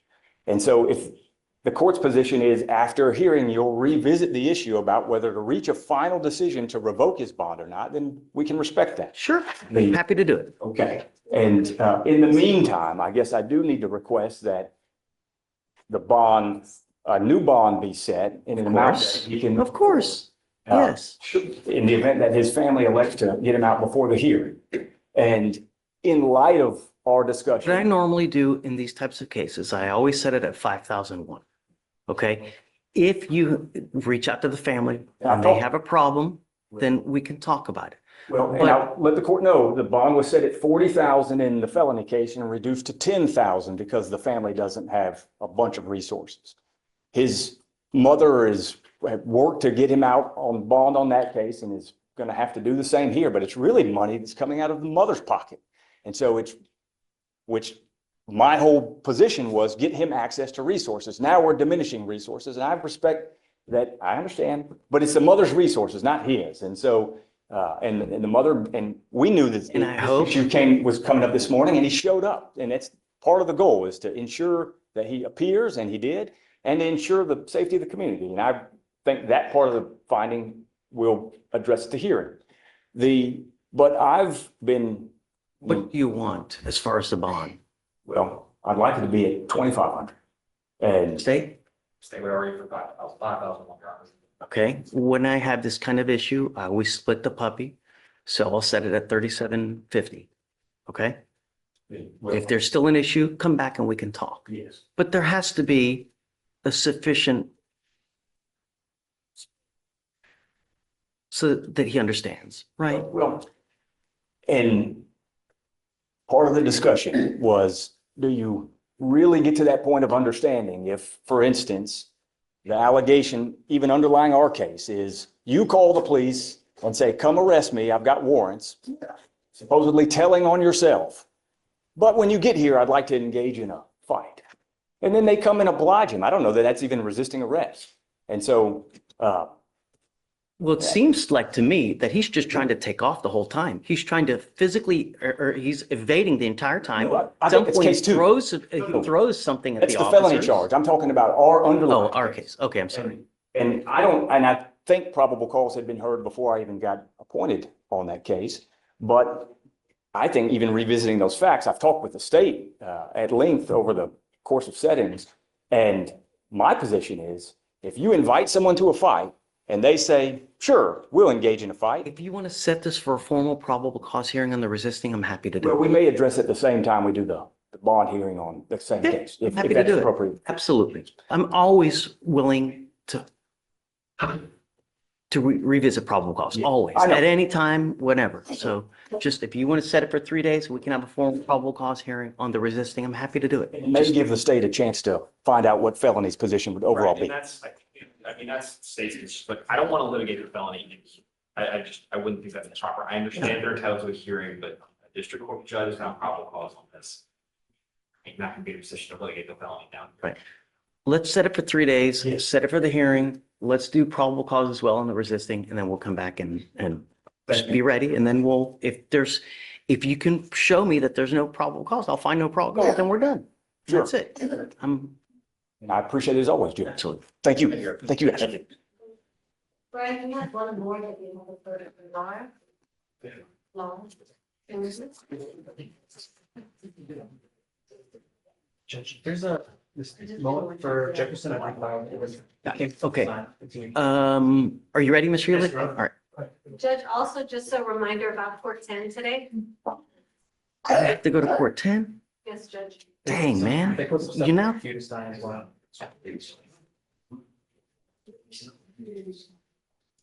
I mean, what do you want me to do? Why are you giving me this? Oh, that's the front page, it's the stipulation of it's like with the 140 for. Oh, I see. Okay, got it. All right. All right. So Ms. Salazar, you were placed on probation. I'm sorry, you were placed on a deferred, right? It's a deferred, right? That's right. You were placed on deferred for assault of a family member. You need to understand something very, very serious is happening now, where you were pleading true to the fact that you have since violated this probation by picking up the felony injury to an elderly. You need to understand that this will now go on your record. It will now reflect as a conviction on your record, and there's an affirmative finding of family violence.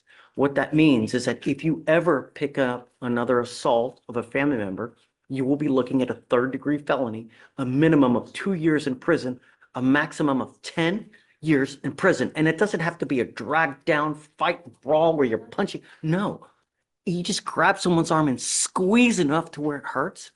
You were looking at up to 10 years in prison. There's one irrefutable fact here is that it's 1, 2, 3, 4, 5 different assaults. 90% of the people that are in jail because they have no self-control. They get upset, they wig out without think before you act. You have children, right? Yes, too. Who suffers the most while you're in there? My children. That's what you need to think about. If I get upset, who's going to suffer? So is it true or untrue that you violated your probation, man? Sure. All right, I'm going to find that it's true. I'm going to reform the judgment to reflect as a conviction now. I will sentence you to 140 days in jail. I will give you credit for the 49 days that you've done. There is an affirmative finding of family violence. All right, man, we wish you the best of luck. Thank you. Self-control. Yes, sir. Good luck, man. Thanks, Mr. Mendes. All right, Mr. Yin. Matter. My client was on the docket for today. His name is Yaxcal, Yaxcal. 29. Okay. Your Honor, there was some miscommunication. I wasn't able to contact him. He had to change his phone number. I told him he had court today. He wasn't able to make it, but I told him if I can go to court and see if Your Honor would be kind enough. 205 days old. Did you guys submit the mitigation packet? I don't think he's gonna do that route, Your Honor. He's gonna be Your Honor. But we'll be able to roll it for tomorrow, and I'll make sure that my client. Okay, I mean, if you want tomorrow, that's fine. Sir. SFBF tomorrow. Thank you very Okay. much, Your Honor. Have a great day. Thank you. Thank you. Okay, hi. Hi, good morning, Judge. My client is Michael Jones and he's in custody and he's asked me to argue probable cause for him and so I Sure, shall. of course. You ready? Yes, Judge, does he need to be brought out or do you, I don't Hi. know your process. Mr. Jones, please. Yeah. It's only fair, right? Because it's his case, so You didn't hear me. it's only fair because it's his case, so we might as well bring it up. No.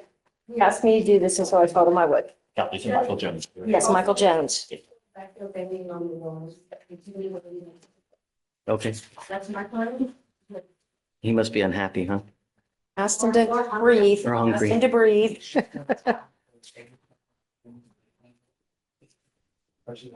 You said Jones, right? Michael Yes, Jones? Judge. Michael Jones, 2546980.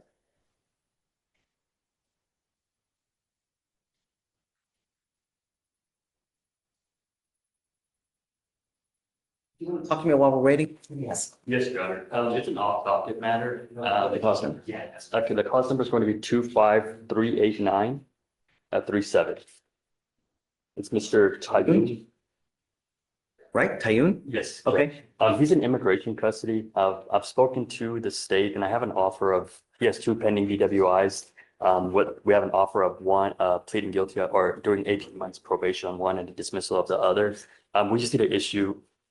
Probation, I mean, he's in custody now. What's gonna happen? So we were hoping maybe we can have him bench warranted and then we could bond him out of immigration custody. We just want to. Do you know, have you gotten an immigration bond already or no? We haven't done it yet, Judge. We would like the judge to know that we've already have an offer for the criminal court and have it completed so that we can tell the judge and show them. I'm gonna tell you, I don't know if would be down. I mean, the first thing that I would want to do is have a TRAS done to see what would be the appropriate way, because he's got 2 open DWIs.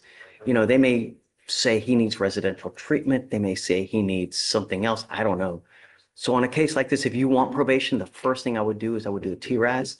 So if you want a bench warrant, we can. I mean, there's a warrant already now, Vic. Would it be duplicitous to do a bench warrant or no? Right, because the warrant tells them we want them. Because the warrant already tells them we want him, and they're not sending him to us. So what's the status for the hearing there? Do you have an immigration So we hearing? don't have an immigration hearing set yet. I don't think that they're gonna let him do a bond hearing just because of his double pending DWIs. That's why we were hoping maybe we can get him bench warranted. You want to do the plea first, Yes, and Judge. then you're hoping to get. Yes, Judge. See, the problem is that if we were to put him on probation and then they don't give him an immigration bond, You what can't do we do? comply with it. Right. We're setting him up to fail. So I don't know, you know? Okay. So we and that If you want a bench warrant, I'm happy to do it, right? It doesn't matter to me, but you know, like I said, one of the first things that I would want to do is I would want to do a TRAS to see, because I don't know him. How do we go forward? So that's why we have the clinicians interview him.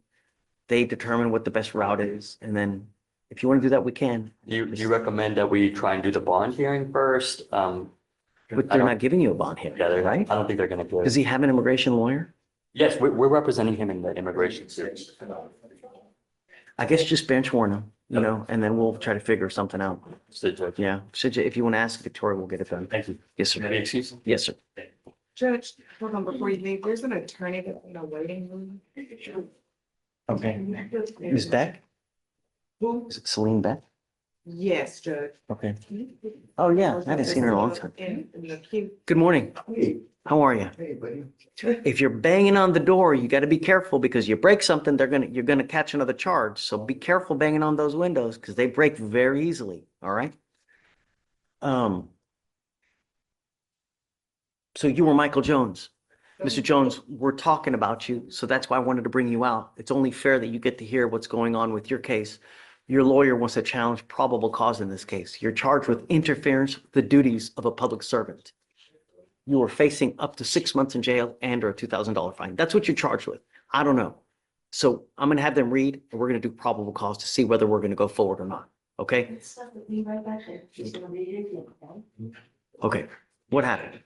On January 10th, 2025, the officers in official uniforms and riding in a marked patrol vehicle were dispatched to a disturbance at a residence in Harris County, Texas.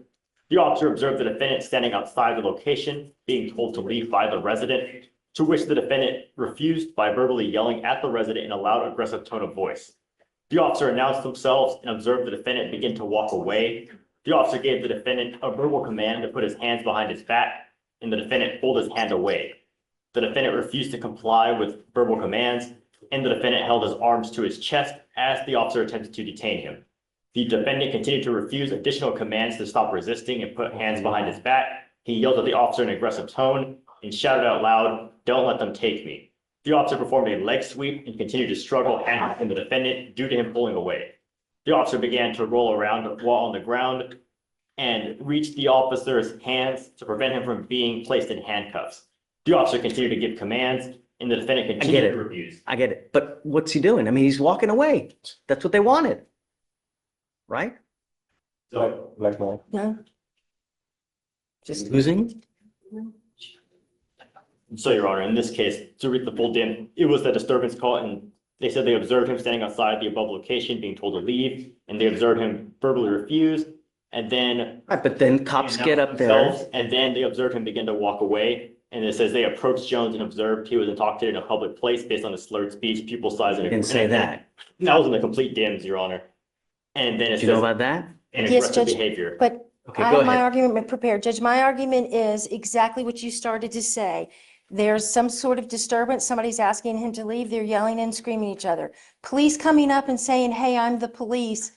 You can walk away from that all day long. My client did walk away from that. My client's loud and emotional, as you can tell here today. You're allowed to walk away emotional, yelling, screaming, even using profanity in this state if you want to. Then the cops come up to him and suddenly there's some kind of unfounded allegation of intoxication. There's absolutely no facts other than that statement.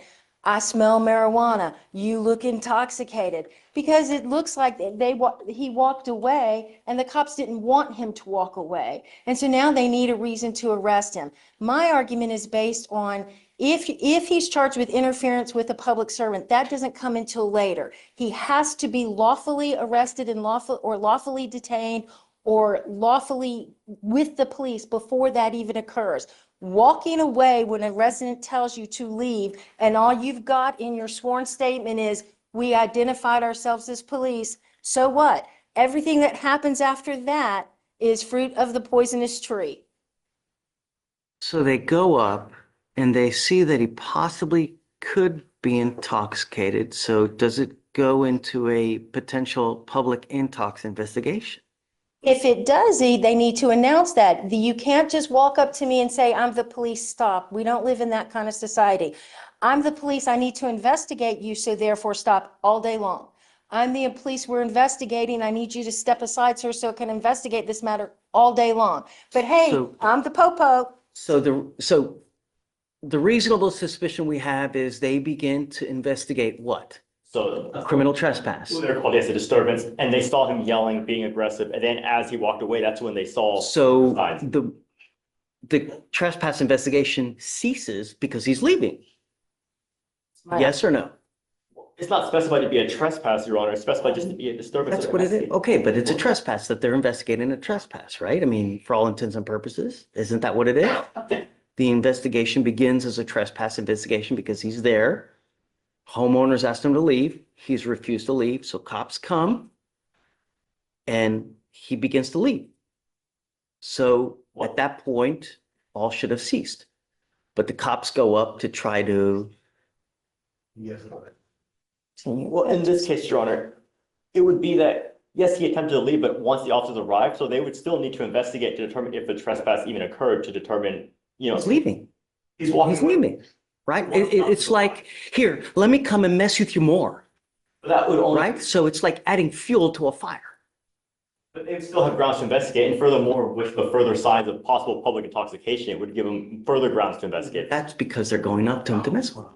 Well, they're going up to investigate what they saw, him refusing to leave, and he leaves. He only left once they arrived. So with maybe potential fear of apprehension, that's when he decided to leave. Which it wouldn't be, it wouldn't undercut their ability to investigate what they had observed happen in front of them regarding that public or that disturbance that they were called about. They still need to figure out what happened there and if there was a trespass to begin with. Judge, you can't flee a trespass. The way you comply is by fleeing. Well, we don't know it was a trespass, it was a disturbance. We don't always specify the disturbance. I'm gonna find no probable cause. You understand? Mr. Jones, be careful, man. We have enough drama in this life, don't we? You don't like to wear orange, do you? Be careful where you go. Be careful what you do. Everyone's always out to get you, man. Don't let them. All right, man. Good luck. Thank you. Unless you. That's all. Didn't hear what happened. She said you'll be. Thanks. Judge, can you sign the judicial reference? Judge. Hey, how are you, man? Very good, thanks. Talk to me. Always pleasure to be in here. You as well. Thank you, Judge. What's new, man? I have a gentleman who's on bond in your court by the name of Corey Bob, and I don't know if you can hear me. Last name B-O-B. Okay. And for his bond conditions, Judge, you issued the order for him to have the interlock device. And he did a non-driving affidavit, but he has since bought a car and wanted to know if he could get the interlock. Yeah, just let them know. So it looks like they sent Ramona, are something you talking to your- us? Oh, sorry. Enough drama in our lives. You know what I mean? So just You talk. didn't want them to send a return to your address, Judge? That's all I was told. Thank you, Judge. Thanks. Very much. Hey, counselor, you ready? Come on. Good morning, sir. Do we have a plea or what do we have? 60 for 20, and then that wasn't addressed. I they don't want that. We'll take care of it. You were Mr. Duger. Yes, sir. Mr. Duger, you're charged with theft. You are facing up to 6 months in jail and or a $2,000 fine. You guys have worked out an agreement where they're offering you 60 days in jail with credit for the 20 that you've done. You need to understand that this charge will go on your record. Isn't that right? Basically, this would be 3 for 1 credit, so this will be times. Shh. Yes. Yeah. I mean, from what I understand, it's 3 for 1. So yeah. Right. But the bigger thing is this now makes at least 2 thefts for you. You pick up another theft, you could be potentially facing a felony charge where you're looking at years instead of days. Do you understand? You give up a lot of rights by entering this agreement. You give up the right to a trial, right to compel witnesses to testify on your behalf, confront and cross-examine your accusers. If you're not a citizen, there are possible immigration consequences. You can be deported, excluded from the country, denied naturalization under federal law. You give up the right to appeal.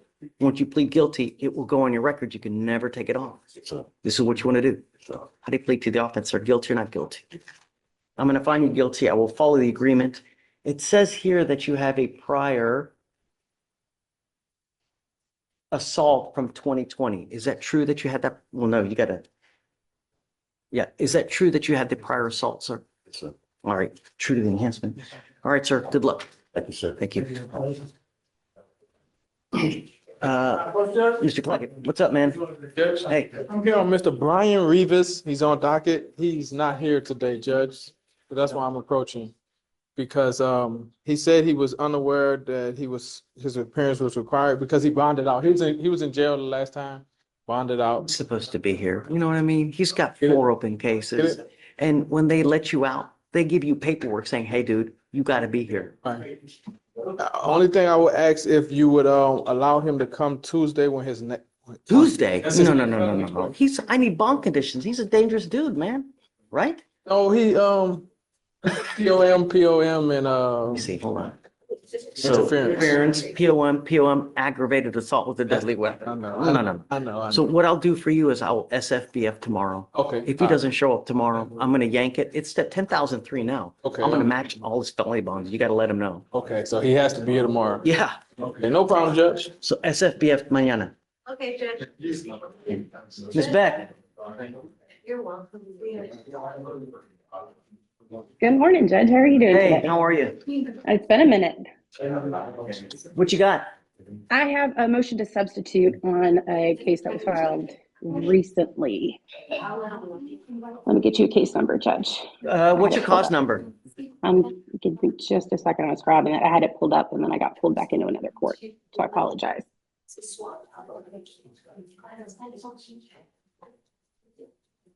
It is 2547941.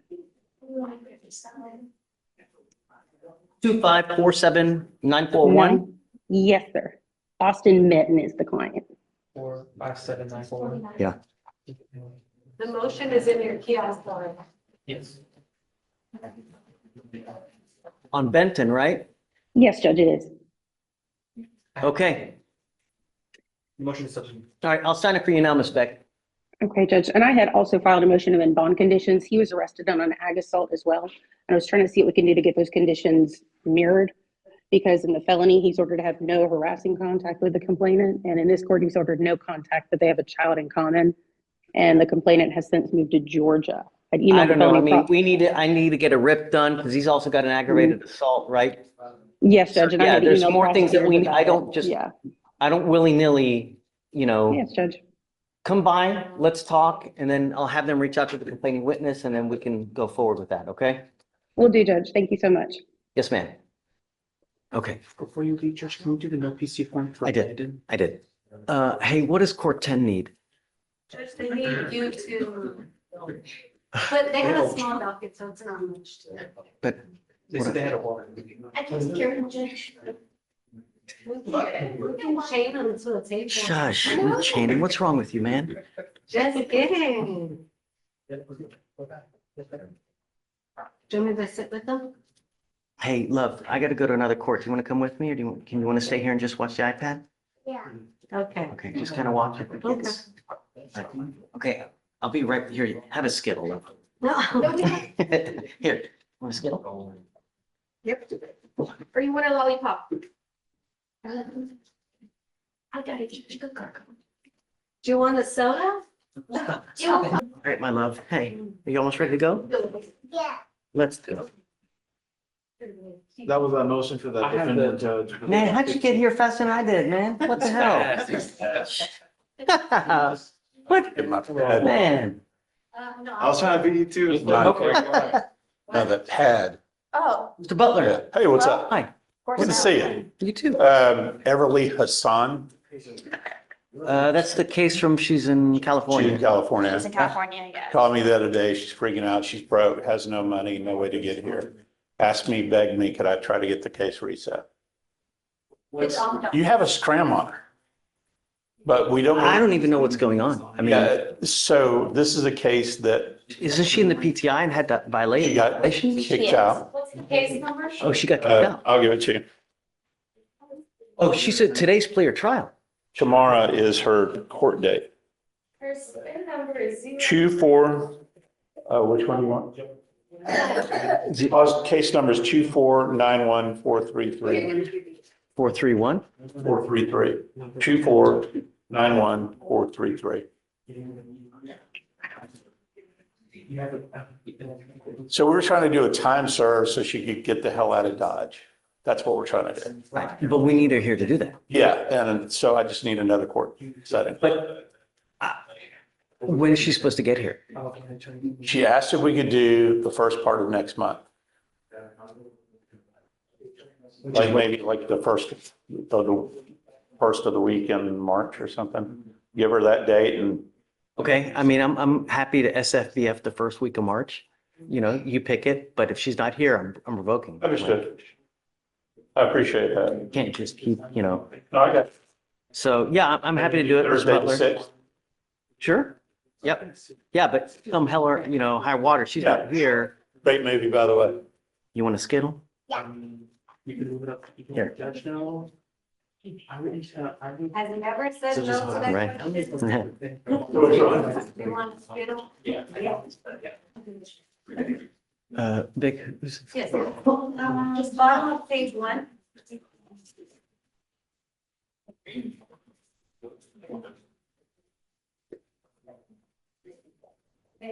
Are you Miss Andre? Yes. Miss Andre, you're charged with assault of a family member. You're facing up to a year in jail and or a $4,000 fine. We are going to do probable cause. You have the right to remain silent. Anything you say can and will be used against you. You have the right to have an attorney present. If you cannot afford one, one will be appointed to you, ma'am. On February 16th, officers were dispatched to a disturbance in Harris County, Texas.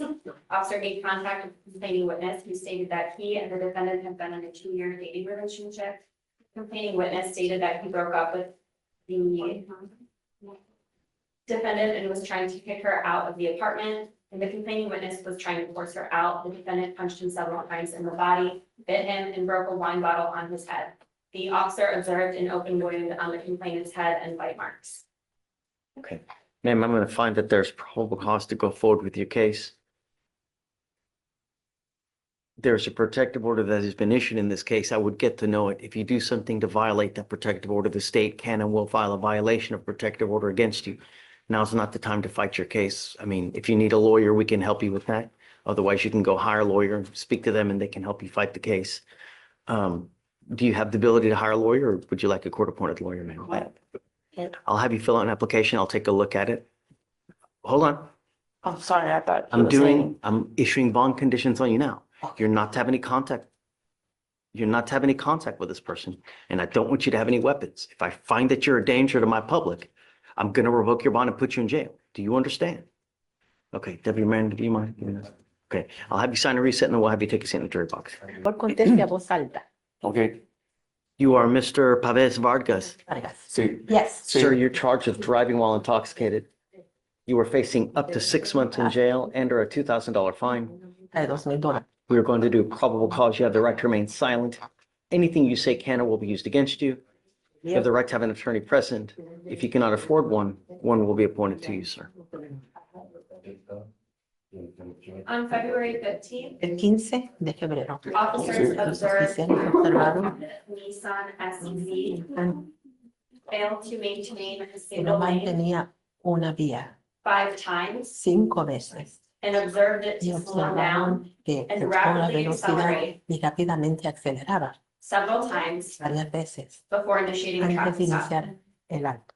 The officer observed the El defendant to be oficial observaron que and el delayed in acusado responding se to tardaba his en questions responder a las preguntas and struggled to locate his y driver's luchaba license. para localizar su licencia de manejo. The defendant El advised he was coming from a wedding dijo que venía de una boda and he had one y que beer. había tomado una cerveza. Standard field Le sobriety dieron tests las were performed. pruebas de campo, 4 out of 6 4 de un 6, HDN, HDN, 4 out of 8 4 de walk un and 8, turn, caminar y voltear, 3 out of y 4 one 3 leg en stand. 4 para dar una pierna. The defendant consented to breath El acusado dio permiso para dar su aliento and he blew a y sopló .08. .08. You said that he 5 times 5 veces failed to maintain a single lane of traffic. una vía de carril. And you said that he slowed down Su and then he velocidad. sped up. Aceleró. What else? ¿Qué más? Because as far as the 5, that's just completely conclusory. So I take nothing with it, right? I mean, everybody slows down, goes back fast. So Bajan su velocidad. what else do you have as far as any kind of traffic infraction other than that? Y That's aparte what de I'm eso, reading in eso es lo que leo. this judge. Let me see if there's En any esto, more señor, information in the office. su señoría deje ver si hay algo en la defensa, en el reporte.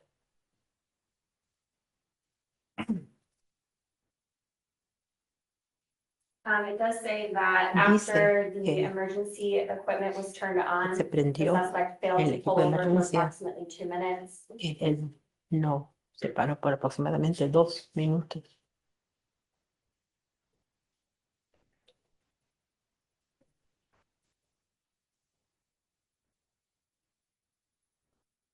I don't know if he articulated more maybe in an OR, but there's just not much there.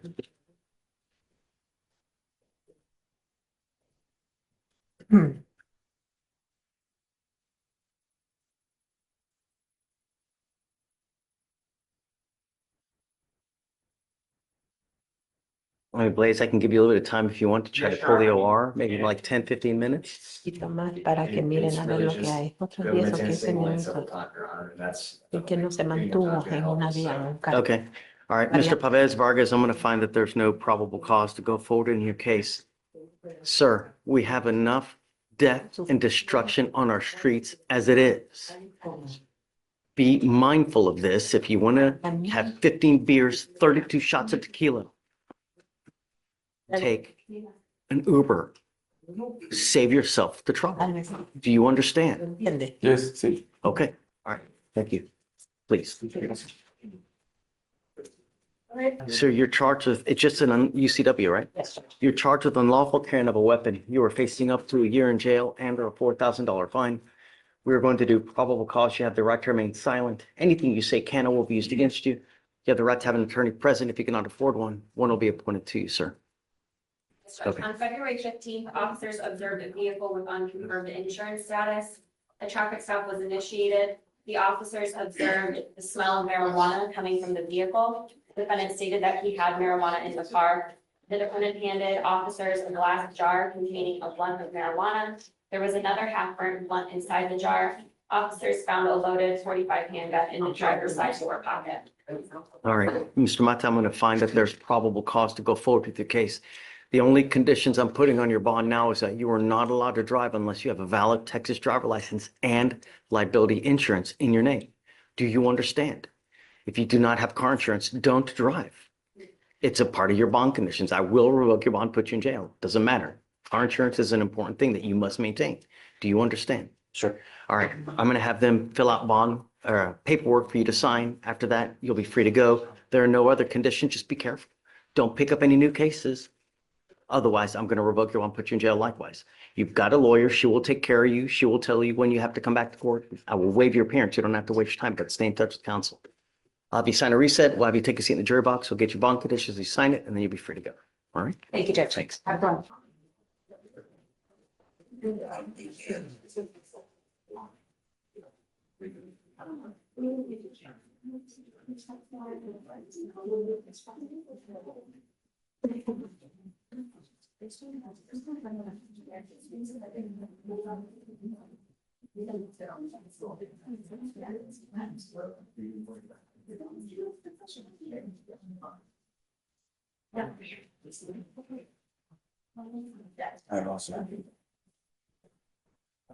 You are on bond for a theft, and now you've picked up another theft and an evading arrest.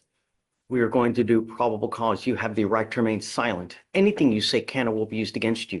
You have the right to have an attorney present. If you cannot afford one, one will be appointed to you, sir.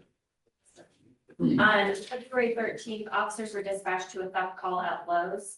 The officer spoke to the complaining witness, who's the loss prevention officer. The loss prevention officer stated that the defendant entered the store and put a speaker into his backpack. The loss prevention officer followed the defendant around the store. The defendant walked out of the store, passing all points of sale. Hold on. To purchase the item. Oh, you didn't? I was going to give him a coloring book. Okay, go ahead. So he's in Lowe's? Yes. All right. The complaining witness attempted to stop the defendant. The defendant did not stop. The officer was on scene when the complaining witness was attempting to stop the defendant. The officer told the defendant to stop running, and the defendant did not comply. The defendant ran approximately half a mile from the Lowe's. The officer caught up with the defendant on the third floor of an apartment complex. The defendant attempted to resist detainment. The value of the item stolen was $129. And the defendant started to run from the complaining witness towards the nearby apartment. Mr. Castillo, I'm going to find that there's probable cause to go forward on your theft and your evading arrest. Deputy Miranda, I'm now revoking your bond on your first case. You will now go into custody. I told you not to pick up any new cases. You've picked up 2 new cases. You will now stay with me. Goes with you.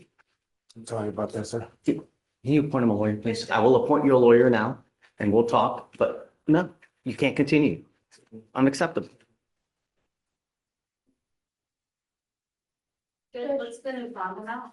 5,002 Revoking on the original. on the original theft, right? So, where was the first one from? And now we're at Lowe's. Yes. Okay, so now no more any, I guess, home improvement stores in Houston, including Lowe's, Home Depot, what, Bearings.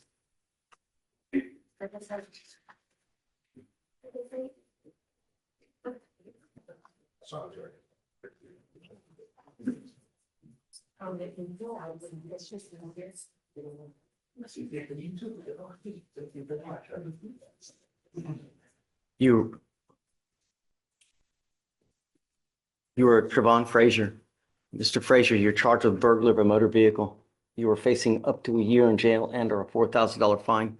We are going to do probable cause. You have the right to remain silent. Anything you say can or will be used against you. You have the right to have an attorney present. If you cannot afford one, one will be appointed to you, sir.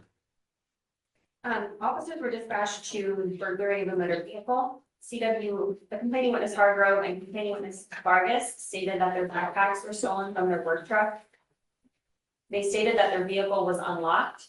A witness was able to provide ring camera footage showing a suspect walking across the street to the vehicle. A few minutes afterwards, it was found that complaining witness Hargrove's phone was used to send $400 via Cash App from the complaining witness Hargroves to the defendant. Officers were able to use this transaction to get a picture of the defendant through the Cash App. The complaining witness Hargroves sent this photo to a cousin and said that a friend knew the defendant from high school. Officers looked on social media sites and matched the pictures to the Cash App account. Okay. Mr. Fleischer, so you also had a theft case. I didn't realize. So you're charged with theft. You're also charged with burglary of a motor vehicle. I'm going to find that there's probable cause to go forward on both of your cases. When was this? Was this in the middle of the night? It was at. The BMD? It sounds like the officers were dispatched at 6:23 p.m.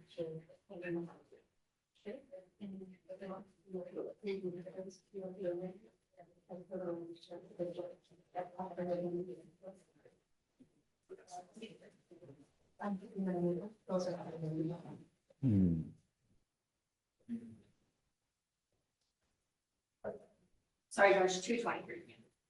So 2:22 in the afternoon. Okay. Mr. Fleischer, I'm ordering you as a condition of your bond not to consume alcohol, illegal drugs, or unprescribed controlled medication. I'm going to randomly test you. If I find that you're using, I will put you in jail. Do you understand? I'm going to do everything in my power to protect every single person of Harris County. And if that means making you bond really high and putting you in custody, I'm going to do it in a heartbeat. Do you understand? Yes or no? Yes. How old are you, sir? 28.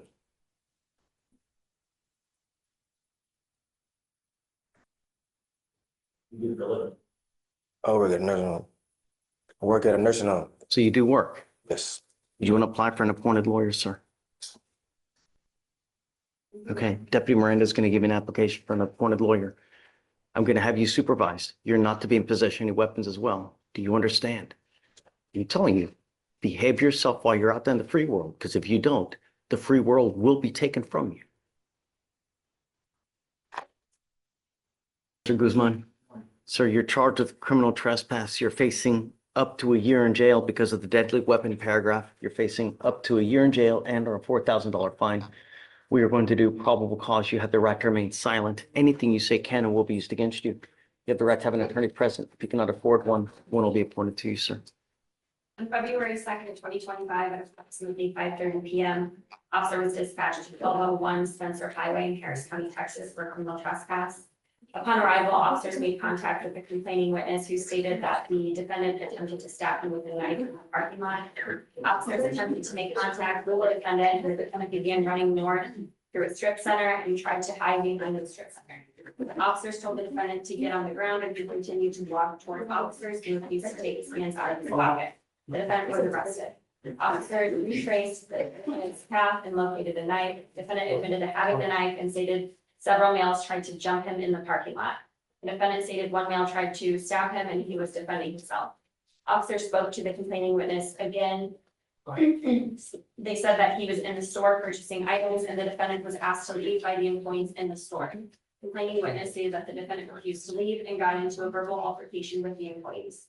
The defendant left, then waited outside in the parking lot and started asking people for money. The complaining witness told the defendant that employees had asked him to leave. The defendant pulled out a knife and brandished it in his hand and started walking towards the complaining witness. The complaining witness stated that there was about 25 feet between them. The witness saw the defendant walk towards the complaining witness. So he goes back into the store after he leaves and after they told him to leave. Yes. Okay. Mr. Guzman, I'm going to find that there's probable cause to go forward with your case. Let me tell you that you're lucky that you're not charged with multiple felonies as well as it is, you know? I am ordering you not to be in possession of weapons and not to go back to this place. Do you understand? Sure. If I find that you become a danger to my community, I only have one place for you, Mr. Guzman. You know, really.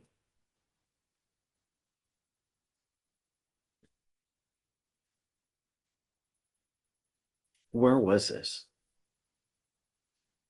Please. I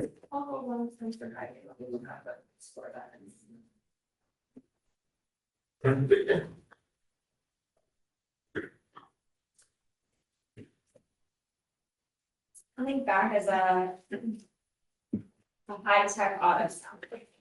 Do you need a lawyer today, Mr. Guzman? Sir, I do. Okay. I already have an affidavit and Tiffany ran it. All right, so what I'm gonna do is I'm gonna have you go sign a receipt with Victoria. We'll have you take a seat in the jury box. I'm gonna find your lawyer here momentarily. Do not leave until you sign our bond conditions. Sir. You have missed court once. This is your second PR bond that they gave you. You will not get another one. If you miss court again, I'm telling you, your bond will, no more PR bonds. Do you understand? Thank you I'm for. giving you a lawyer. All you need to do is stay out of trouble. Uh, Make wise decisions.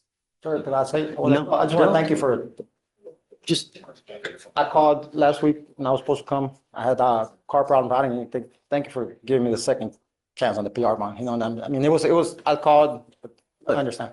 you're out. All I'm asking you to do is make good decisions. Yes, sir. Yes, sir. Yes, sir. I understand, sir. Give you a lawyer here momentarily. Just, all right, hang tight. Let me have you sign the reset and then we'll have you go back. Thank you, sir. All right. All right, then, next is page 6. So no weapons, no Harrison, going back. Come on up. Thanks.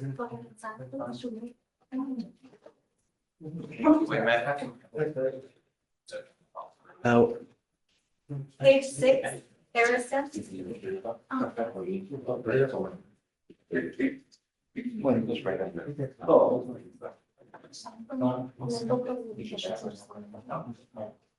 this is the one where we were, you remember? It was like maybe 2 days ago, the two Bs. Yes, yeah, oh, yes, sir. I did. Good morning, Ms. Harrison. Hey, good morning. Ma'am, you're charged with tampering with the government record. You're facing up to a year in jail and or a $4,000 fine. We're going to do probable cause. You have the right to remain silent. Anything you say can or will be used against you. You have the right to have an attorney present. If you cannot afford one, one will be appointed to you, ma'am. On February 15th, officers observed a vehicle temporarily tagged. The officers ran a temporary tag and returned to court. Defendant Martin was the driver and defendant Harrison was the passenger. Defendant Harrison stated that she was the owner of the vehicle and that she had purchased the tag from an unknown individual off Facebook. Okay.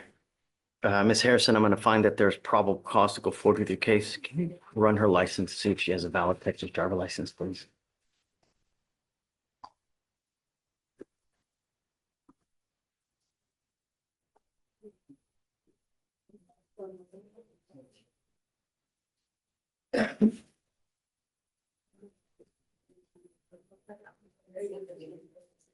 Yes, just so.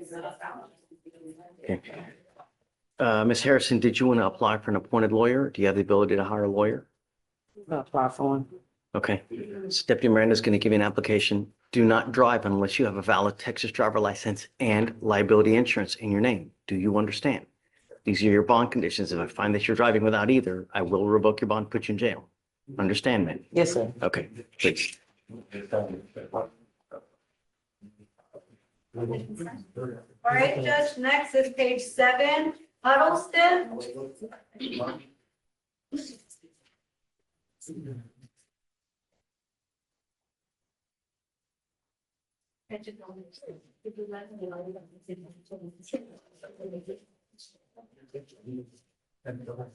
Good morning, Mr. Huddleston.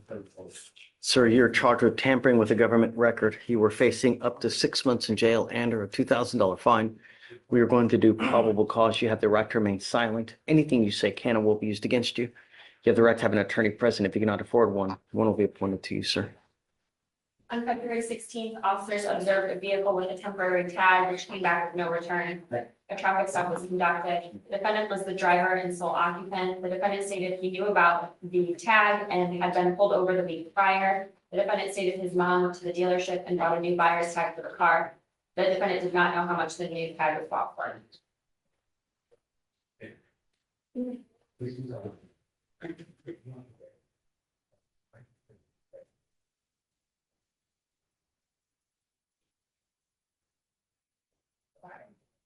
So why does Mr. Huddleston get charged then?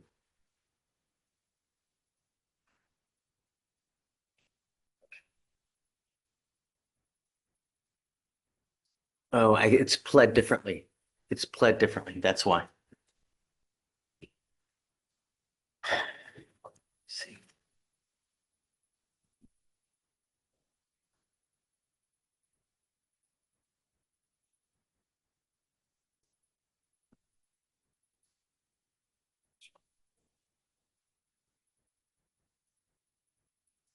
it's pled here as use as opposed to purchasing, you know?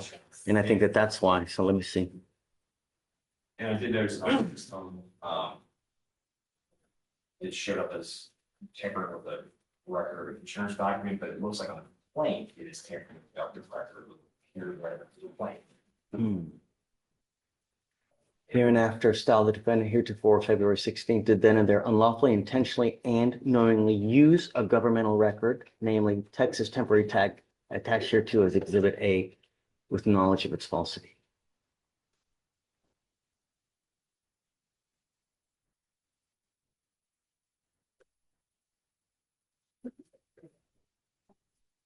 So one of the parts is it says with knowledge of its falsity.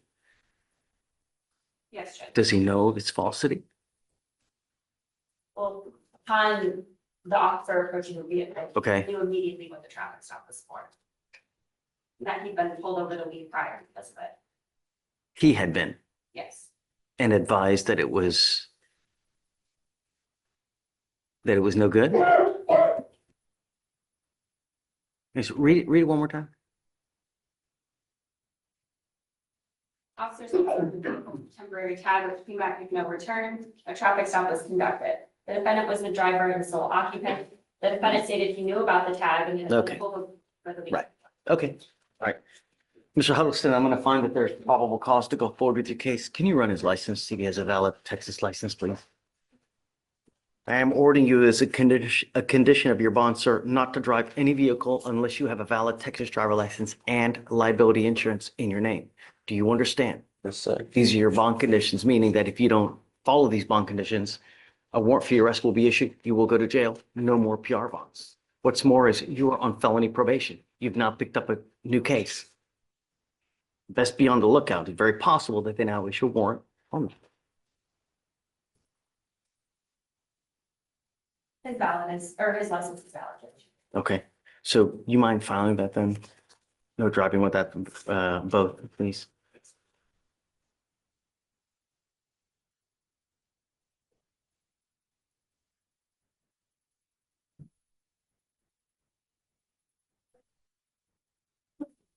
Tell me, Mr. Huddleston, do you have the ability to hire a lawyer? No. I'll have you fill out an application. I'll take a look to see whether you qualify. All right? Do not leave until you sign our bond conditions. You understand? Okay, come on. Next, Judge, is page 10. Murdoch, come on up.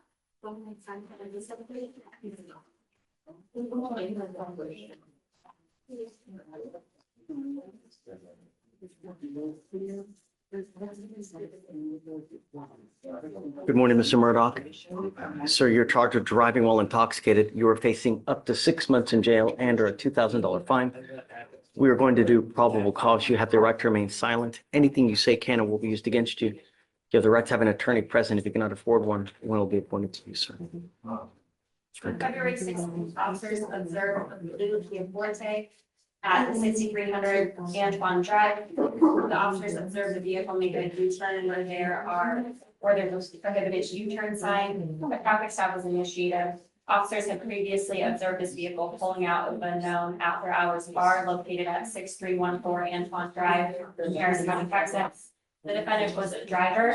Officers observed bloodshot eyes and a strong odor of alcoholic beverage. The defendant admitted to drinking 2 Bud Lights. Standard field sobriety tests were performed, 6 out of 6 HGN, 1 out of 4 one-leg stand, and 4 out of 8 walking turn. The officer observed a 12-ounce Bud Light bottle of beer that was open and about 3/4 full upon an inmate. Drinking in the car while driving. There were also 2 unopened shooters of tequila in the console. The defendant consented to breath. THC came back as 0.112 and 0.109.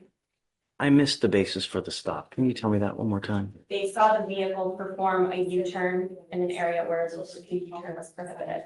Okay. Mr. Murdoch, I'm going to find that there's probable cause to go forward with your case.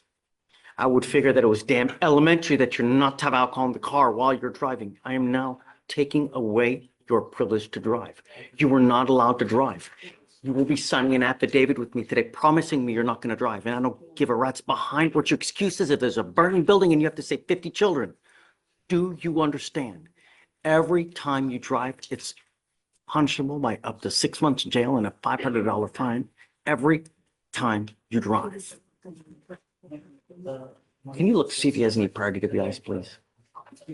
Look, what kind of, does he have any prior DWIs, please? No,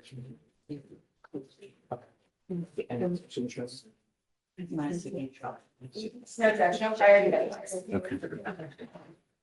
Okay.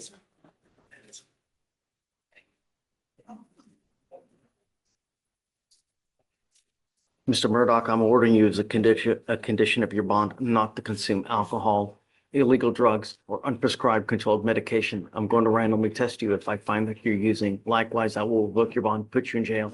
No more PR bonds. Do you understand?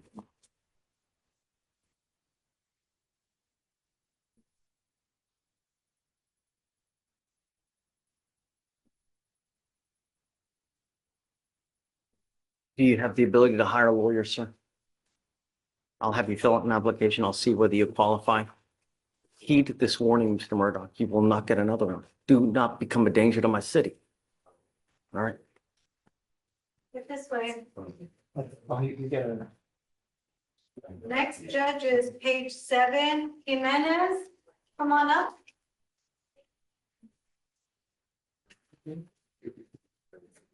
How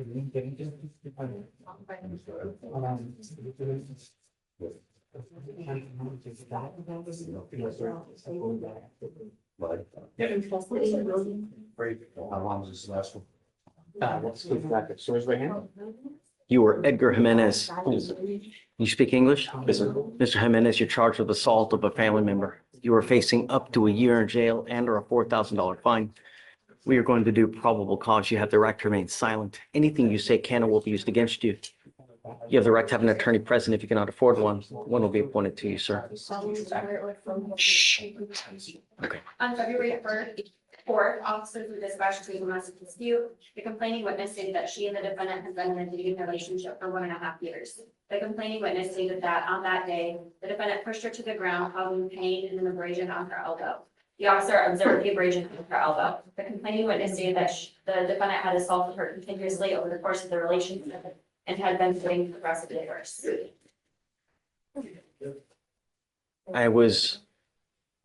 The bond is set at $10,000, which is just extremely high. Do you know why?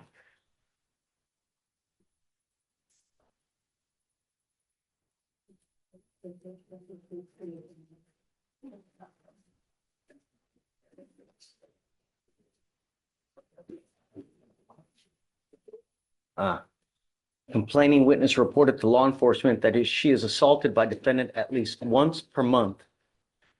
Defendant exhibited a firearm during the instant assault. Mr. Jimenez, I'm going to find that there's probable cause to go forward with your case. I'm ordering you as a condition of your bond not to have any contact with the complaining witness in this case. Do you understand? Yes, sir. You are not to be in possession of any weapons. If I find that you violate either, I will take the bond and I'm going to go nuts on this bond. You will not get any more PR bonds. Do you understand? Yes, sir. Your bond is already set at $10,000, so you can imagine if it gets revoked, how high it'll go.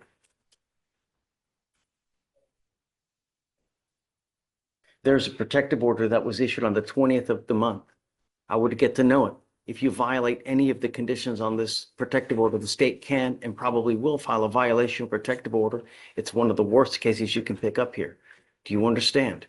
You violate conditions on a violation of a protective order, I can have a hearing to hold you at no bond, zero bond, and I will do it in a heartbeat to protect every person in my county. Do you understand? Yes, sir.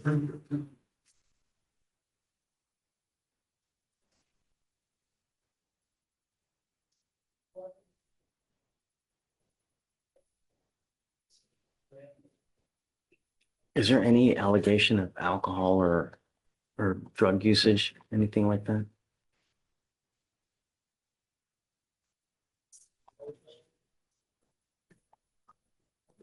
It does say in the recall that is getting treatment, but I don't know exactly what that is for, Judge. Mr. Jimenez, I am ordering you not to consume alcohol or illegal drugs. I'm going to randomly test you. If I find that you're consuming alcohol or illegal drugs, likewise, your bond will be revoked. You will go into custody. Do you understand?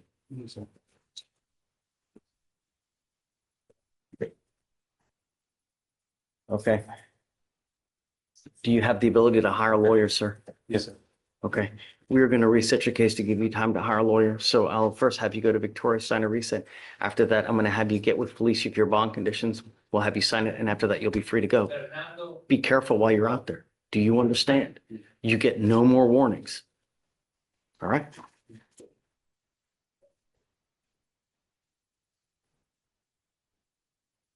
All right, Judge, next is page 11 in Norton. Come on up.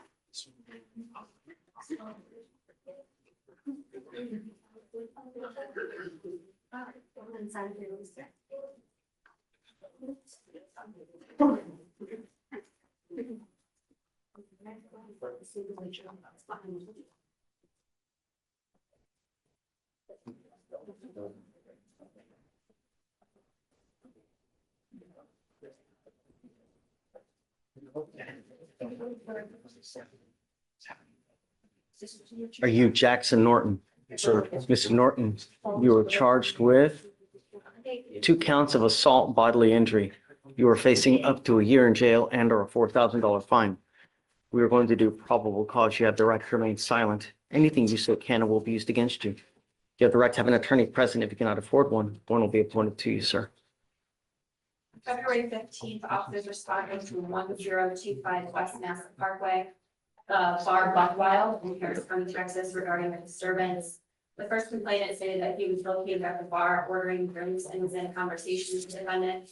After the complainant turned around and the defendant struck him on the right side of his face. A second complainant stated that he observed that the defendant was leaning over the first complainant, physically hitting the first complainant.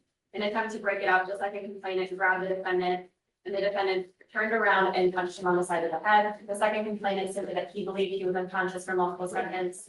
When he woke up, he was laying on the ground. The defendant left the establishment where his bouncers were able to locate and detain the defendant in the parking lot. A witness, the bartender, observed a spill on the second complainant. The second complainant had injuries to the left side of his face where it was pink, and there appeared to be broken blood vessels under the skin, with a small laceration near the end of his eyebrow, where there was a small amount of blood. The first complainant advised he felt pain and had a small lesion on the end of his elbow next to his eyebrow next to his hair. So we have 2 assaults that were dismissed early last year. Any of the complaining witnesses the same?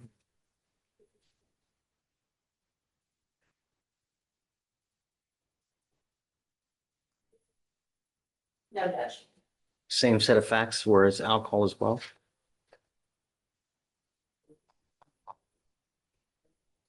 The previous assaults happened at a high school graduation party. But there was alcohol? Yes, Judge, it's not that there was alcohol. Mr. Norton, I'm now going to find that there's probable cause to go forward with your case. I'm now putting an ankle monitor on you so I know that you're not consuming alcohol. If I find that you do, I will put you in jail and I'm going to make your bond high. Do you understand? Yes, sir. We're now working on our 4th, so I will do everything in my power to protect my public at all costs. Do not use alcohol, do not use illegal drugs, no weapons, no going to any bars, clubs, establishments where it's 50% or more alcohol. No going out in the middle of the night. You will get a curfew as well.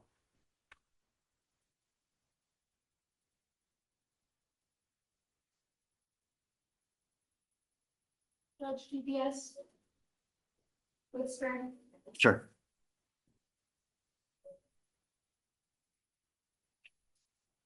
Nine to 6. Sure, yeah. Judge, I leave earlier in the morning for work. I'll give you a lawyer. I'll have the lawyer talk with you, work out any kind of detail, but my concern and my only concern is the protection of my city, and I'm going to do it at all costs. Yes, sir. Do you understand? Yes, sir. Nothing else matters to me in this life right now. If I find that you're a danger, I only have one place for you. Yes, sir.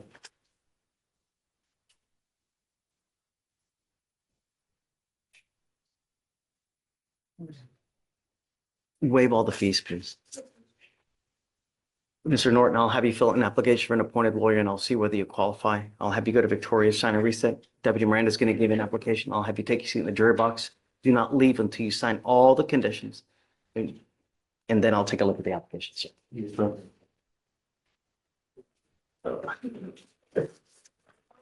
Next is page 13, Rodriguez, come on up. With either of the complaining witnesses, right? No going to like bars, clubs. Are you Luis Gilberto Rodriguez? Sir. Mr. Rodriguez, you were charged with reckless driving. You were facing up to 30 days in jail and or a $500 fine. We're going to do probable cause. You have the right to remain silent. Anything you say can or will be used against you. You have the right to have an attorney present. If you cannot afford one, one will be appointed to you, sir. 14 officers were assigned to traffic crimes unit in Harris County, Texas on an operation targeting illegal street racing and parking lot takeovers in an undercover capacity. An officer at 11737 East Tex Freeway in Harris County, Texas, observed the driver of a 2007 flatbed Ram with one multiple donuts in the parking lot. The vehicle was maneuvered in tight circular motions, causing the rear tires to lose traction and produce visible smoke at all stations. That Ram headed towards the exit of the parking lot when the vehicle executed a burnout, causing its tires to emit smoke and a loud screeching noise. As the driver of the Dodge Ram initiated a turn to proceed east on East Mount Houston Road, while the vehicle fishtailed. During the maneuver, the Dodge Ram flew close to striking several vehicles and almost avoided multiple accidents. The officers conducted a traffic stop on the vehicle. Got it. Can you look to see any priors of this same or similar nature? Please? Yes, Judge, I'm not showing any criminal history. No? Okay. Mr. Rodriguez, or one more thing, if you can look for a license, please, valid license. Mr. Rodriguez, I'm going to find that there's probable cause to go forward with the case. Let me just give you a little warning that the Texas legislature has made it very easy for DAs across the state of Texas to seize and take cars for people who participate in this type of activity. In fact, I think that there was a news conference maybe 2 days ago where they're cracking down on this type of behavior. And I've seen it where here we have people who've had their cars seized and taken when they're multiple times in this. Do you understand? I'm ordering you as a condition of your bond not to participate in any street takeovers, donuts, reckless driving, anything of this nature. If I find that you do, I will revoke your bond and put you in jail. Yes, sir. And then I will take your driving privileges away. Sir. Do you understand? Sir. So do you mind filing that no reckless driving, donuts, et cetera?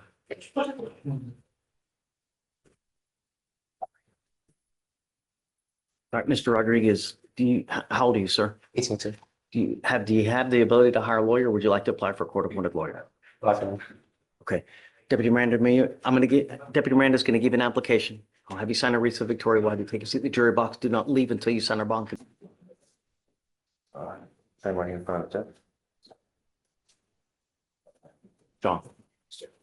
Mr. Shaw, you're charged with tampering with a government record. You're facing up to a year in jail and or a $4,000 fine. We're going to do probable cause. You have the right to remain silent. Anything you say can or will be used against you. You have the right to have an attorney present. If you cannot afford one, one will be appointed to you, sir. On February 12th, officers observed the defendant's motor vehicle bearing a paper Texas tag. And an NCIC, TCIC search of the tag came back with no results, so a traffic stop was initiated. Officers made contact with the defendant. Defendant said that he purchased the motor vehicle approximately 2 months ago for $2,000 from a mutual acquaintance, but did not have title to the vehicle and did not have insurance for proof of financial responsibility, and that he purchased the tag from a separate mutual acquaintance for $80. The defendant stated that the paper tag was not affixed to the rear of the motor vehicle he purchased, and that he purchased the tag separately until he could have the motor vehicle registered. Mr. Shaw, I'm going to find that there's probable cause to go forward with your case. I'm ordering you as a condition of your bond not to drive unless you have a valid Texas driver license and liability insurance in your name. Do you understand? Yes. You will be signing an affidavit with me today, which is a promise that you're going to make to me that you're not going to drive without either. If you do, I can have a contempt hearing. You can be facing an additional 6 months in jail and a $500 fine every time you drive. Do you understand? Yes, sir. Bond forfeiture citation on sides. Okay.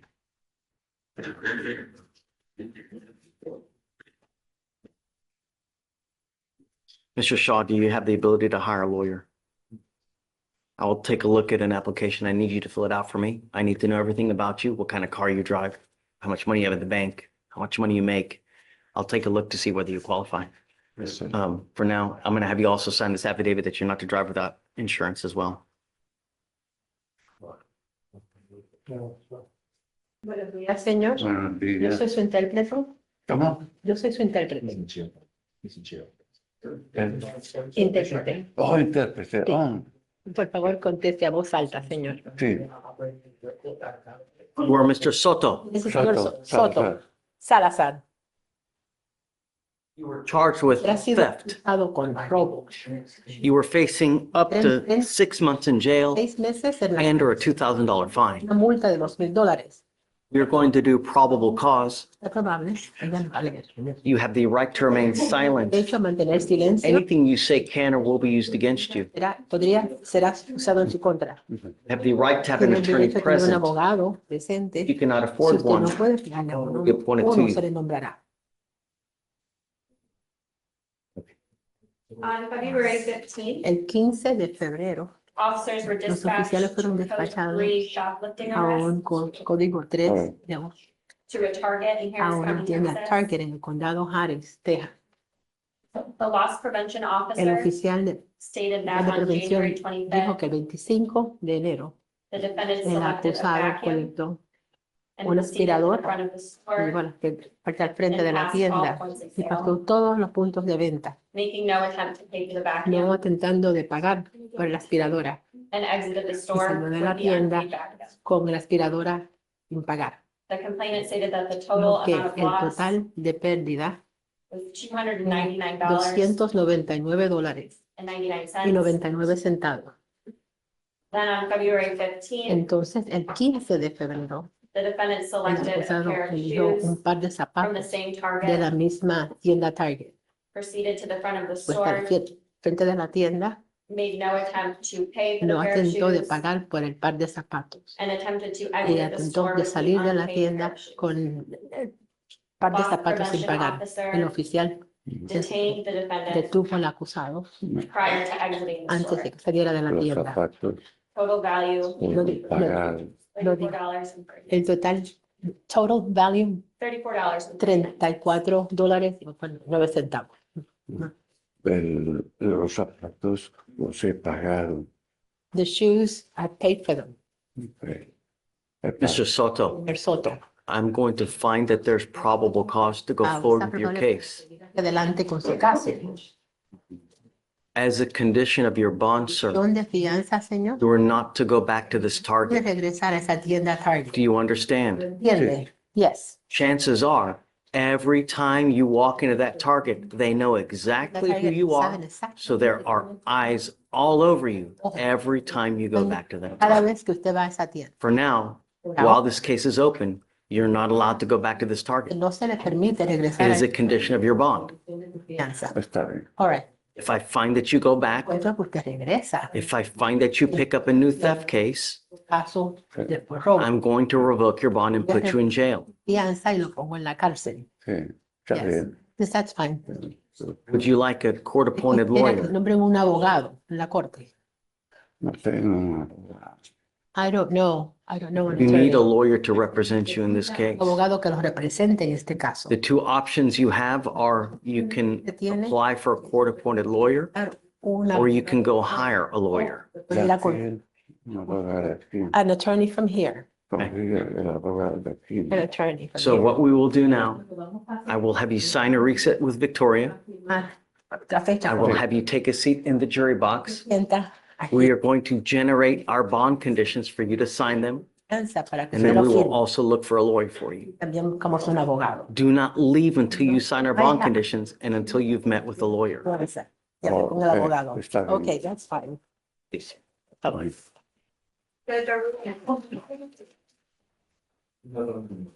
All right, Judge, and next is page 15, Vieira, come on up.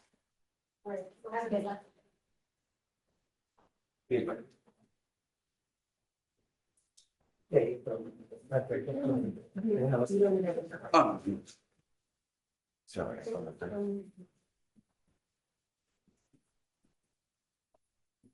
You Daniel Wilson. No, Vieira, Christopher. Oh, Christopher Vieira. So.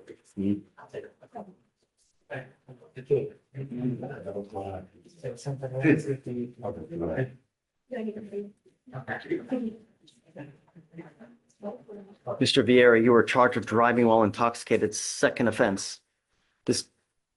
We are going to do probable cause. You have the right to remain silent. Anything you say can and will be used against you. You have the right to have an attorney present. If you cannot afford one, one will be appointed to you, sir. On March 24th of 2023, officers observed a dark sedan stopped at the light traveling westbound on Washington Street. And when the light turned green, the officer began to go in the motor vehicle.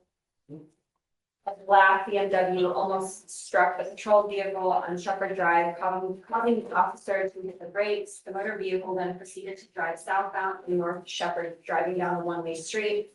A traffic stop was conducted. The officers approached the vehicle and observed a mild odor of alcoholic beverage coming from the vehicle and an open liquor bottle on the floorboard behind the passenger seat.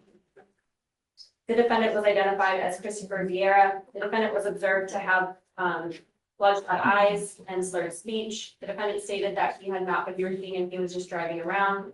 As officers were conducting the walk and turn, the defendant stated he had surgery on his foot/leg when he was a baby and that something was wrong with him. HGN, 6 out of 6 clues, walk and turn, 5 out of 8 clues, and 1 leg stand, 2 out of 4 clues. During an inventory search, the officers found that open Espolon tequila bottle.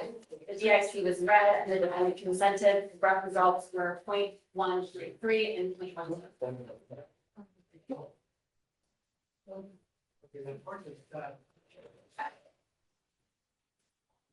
We have had a lot of issues with Mr. Vieira. And this case is now 700 days old. Take a seat for me in the jury box. Let's wait for his lawyer to get here. All right, Judge, next is page 15, Wells, come on up. How many more? And then one. And then what? 2 in total. Okay.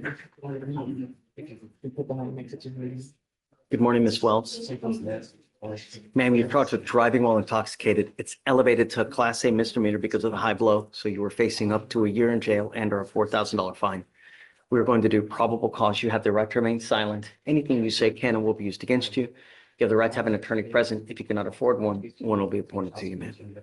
On February 15th, officers were dispatched by the Harris County Transit Authority dispatch to a reckless driver in the 5200 block of South End Houston Tollway. Officers observed the vehicle fail to maintain a single lane and nearly strike 3 different vehicles. A traffic stop was initiated. Officer observed slurred speech and disheveled clothing. The defendant admitted to drinking. SFSTs were performed 6 out of 6 HDN with verbal nystagmus.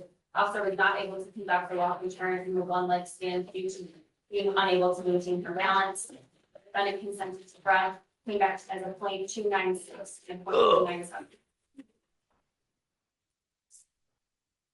Any prior DWIs? Ms. Wells, I'm going to find that there's probable cause to go forward with the case. Can you run your license as well, please? I'm ordering you as a condition of your bond not to consume alcohol, illegal drugs, or unprescribed controlled medication. If I find that you consume anything, I'm going to revoke your bond and put you in jail. Do you understand? Yes, sir. If you have a problem with drugs or alcohol, now is the time to address it, because if it becomes an issue, I'm going to do it for you. And I promise you're not going to like the way that I do it. Do you understand? Mhm. Okay, you are not allowed to drive unless you have a valid Texas driver license and liability insurance in your name. If you don't have car insurance, you may not drive. Do you understand? Mhm. Okay. Tell me, do you have the ability to hire a lawyer? I'll have you fill out an application. I'll see whether you qualify for an appointed lawyer. If you do, then we'll appoint you someone. For now, I'm going to have you meet with Victoria. We'll have you sign a reset. You'll eventually get with Fleischer your bond conditions, and then Deputy Miranda will give you an application. Next judge is page 16. Wilson, come on up. Jose Mata? Jose Mata, please come. Thank you.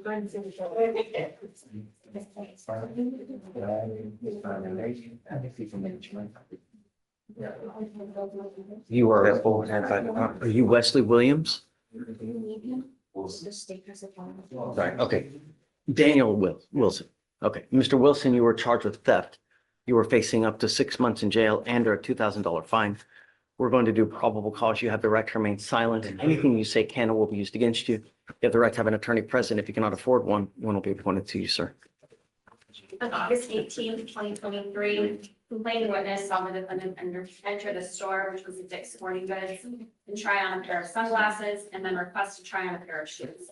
The defendant tried on the shoes and placed them back to the box and continued to browse. He then selected a pair of socks and then put the socks and the shoes on and exited the aisle and made no attempt to take the merchandise with sale. Total value of the goods was $185. Officer reviewed the citizen's video and confirmed that there was no attempt made to pick the goods. The complaining witness was able to recognize the defendant from one of his prior booking photos using a photo. What does that mean, prior booking photos from? Are you asking for what is charged in the crime?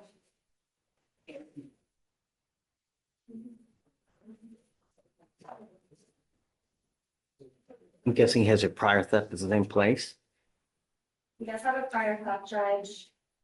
Let me look up the story.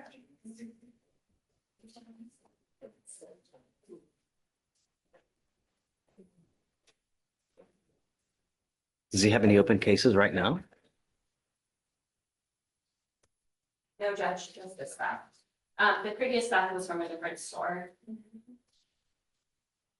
Mr. Wilson, I'm going to find that there's probable cause to go forward with your case. I'm ordering you now not to go to any Dick's Sporting Goods at all, anywhere. Do you understand? I'm going to protect everyone in my city and everything. If I find that you become a danger, I only have one place for you. Do you understand? That's not an answer. So better.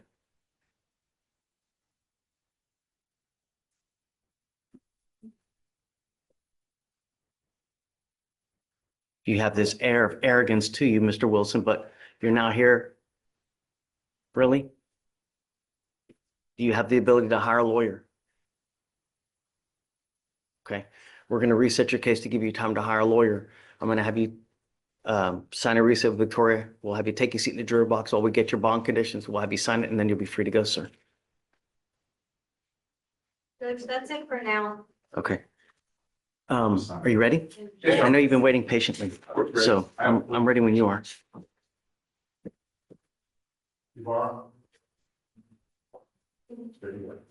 right, go ahead and sign. Thank you. How are you this morning? What is this? This is from yesterday. We had Mr. Woodward show up. We have him appointed for Bismarck. This says that Mr. Bismarck is going to represent. Oh, the They said that's that. She's gonna be for the one else. I don't know what happened to Shane Woodward. That's the last thing that's proposed, and I will.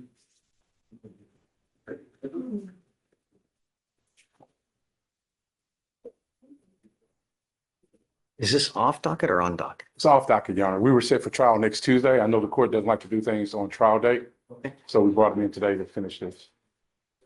So one off your trial docket on Tuesday. So, Mr. Ibarra, you were charged with driving while intoxicated, second offense. Sir. You have worked out an agreement. They're offering you 30 days in jail, credit for the 2 days that you've done. You need to understand something very important, that you are making a lifetime decision today and a very serious one, because anytime you get pulled over from now on, an officer is going to look you up and they're going to see DWI, yada. What do you think they're going to do if they come up to you and they smell alcohol? Straight to jail. Bring me to jail again. Right. This time, though, you're looking at 2 to 10 in the penitentiary. Because then a third DWI, it's a third-degree felony. You're looking at a whole boatload of time in custody. Up to 10 years in prison. And all you need to do is just have the faintest smell. Do you understand? Yes, sir. If I were you, even if you had a sip of alcohol, I wouldn't get into a car because it's a huge risk. You give up a lot of rights by entering this agreement. You give up the right to a trial, right to compel witnesses to testify on your behalf, confront and cross-examine your accusers. If you're not a citizen, there are possible immigration consequences. You can be deported, excluded from the country, denied naturalization under federal law. You give up the right to appeal. So once you plead guilty to this, it will go on your record. It'll stay there for the rest of your life. Understood. This is what you want to do. Yes, sir. How do you plead to the offense, sir? I will find you guilty, sentence you to 30 days in jail. I will give you credit for the 2 days that you've done.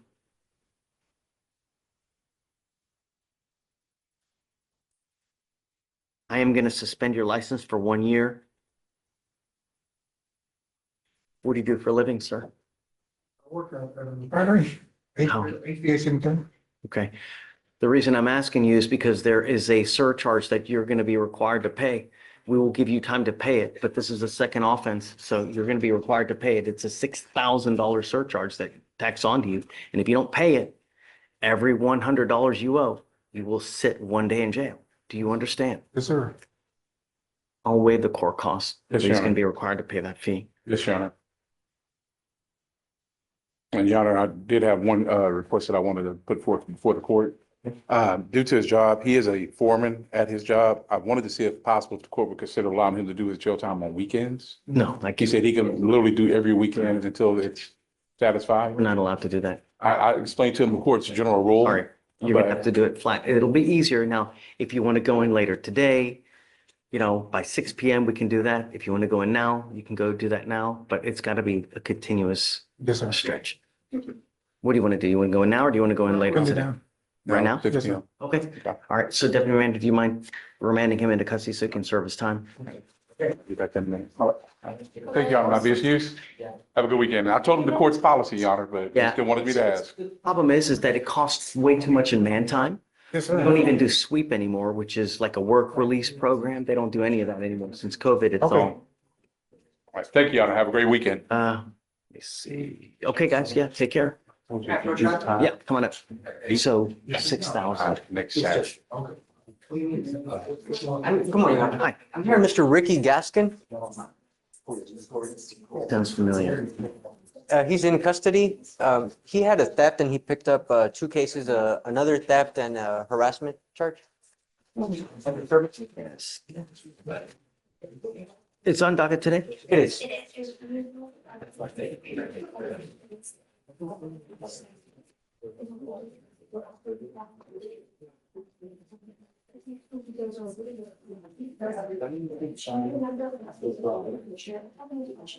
Okay. What would you like? Just with him, Your Honor, we just need another court date. Yeah, absolutely. He already has a bond. He has bond conditions. I'm pretty sure it's something we're gonna solve. We're just pending on that, on the felony charge on what he wants. Maybe you can work out some kind of global. Yeah. So the deal is this though, you know, felony courts tend to set stuff far in the future. I don't like to do that because sometimes things resolve up there and then they get forgot about down here. So I don't like to do more than 30 days of a reset. Okay. Because he's not set until like mid-April. Why don't we set it 30 days? If nothing's changed, come back, then we can give you, after that, the day after felony. Do you know what's happening up there? Anything? Don't have any notes about it. This case is relatively new. Right. Oh, yeah, it's from January. So we're going to be there for the next at least 6 to 8 months, right? So, okay. You And got it's something that we can solve without, you know, needing them, then we will, because, I mean, they're just misdemeanor thefts. Absolutely. All right, thank you, Your Honor. Gaskin, just 30 days. Hi. Good morning. Good morning. Judge, were you doing anything on the bond since you picked up those things? No, the bonds are high up there. I don't think it's, Judge, I'm here on an off docket matter. okay, what you cost? Case number is 2542069, Jose Traconis. He is present in the courtroom and basically he's Oh, he has a bond violation. no, that's been, well, he did have one because he was out of town when he was summoned for a drug test. Okay. And he travels quite a bit for his job. And I can bring him forward to explain the problem if that's what you want to do. But What would you like? well, he wants to, his next court date is April 8th. And he wants to make it so that if he's out of town during his drug test, well, that he gets drug tested on his court dates. We expect his. Not yet. Okay. Not yet. It's just too early, you know. So if a couple months pass, then, and I know that there are no issues. Is it a first? Look at Draconis. I know that there's a problem. No other It to be DWIs? resolved by No April. prior date. We expect it to be resolved So- by April.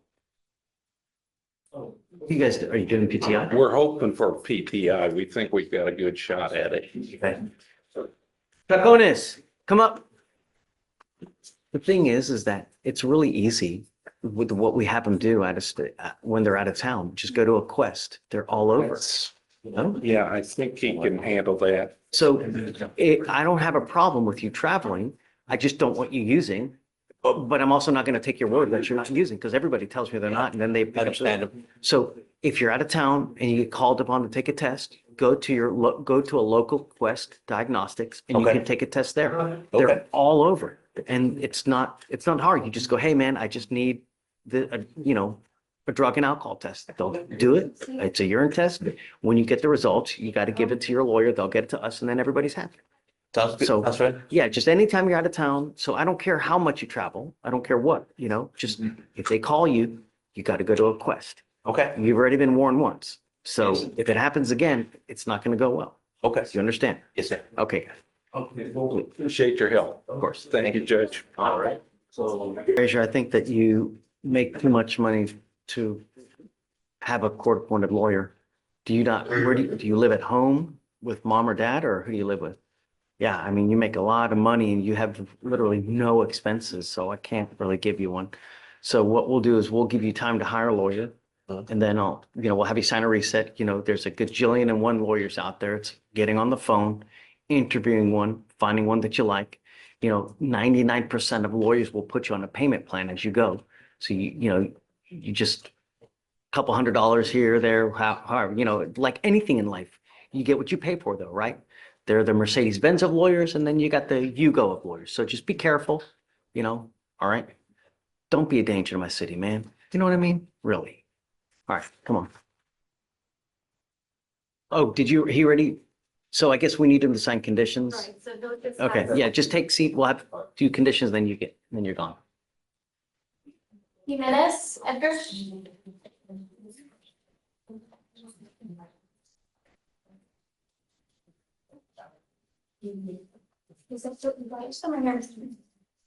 You ready?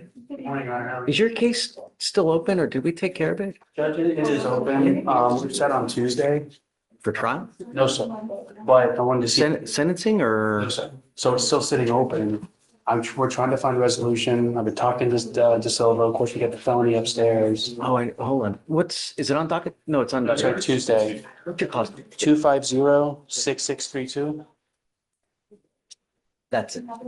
Oh, that's right. So we had the DWI, they charged him with the FSRA, right? Yeah, we both knew that.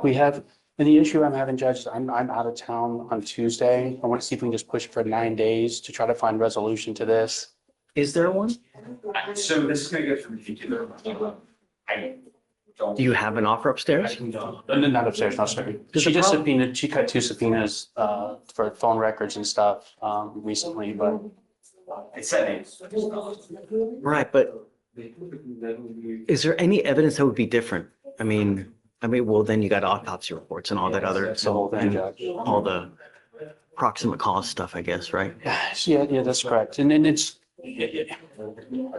I would like to find a way to just resolve instead of coming back, obviously back and forth and issues. I know it's been pending here for a while too, Judge. The other one is set off until April, but it's not going to be resolved then. That one's not. I get it. I mean, at some point it's like, it's a year, right a year. And I can basically get that with the program down here, because it is still their case down here.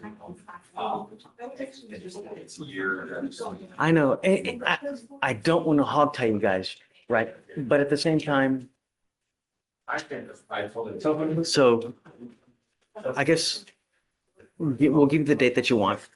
Yeah, we're just looking for something short just to push it to see. You know, what can you also, like at the next setting, can you have Mr. Silva come down so we can try to get a timeline of how long she thinks upstairs gonna play out? And maybe, you know, if it's something reasonable, I'm willing to work, but if it can be another 8, 9 months, I'm gonna have a, And I'll get her. yeah.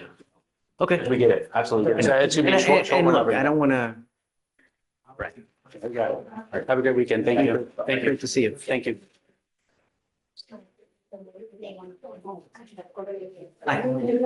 Yes, ma'am. Come on. Morning, Judge. Morning. I was substituted in today for a Spanish-speaking in Happy to have custody you. case judge, and he is present here today after having bond forfeited. After having bond Who is it forfeited, though? Blandon, Bismarck Blandon.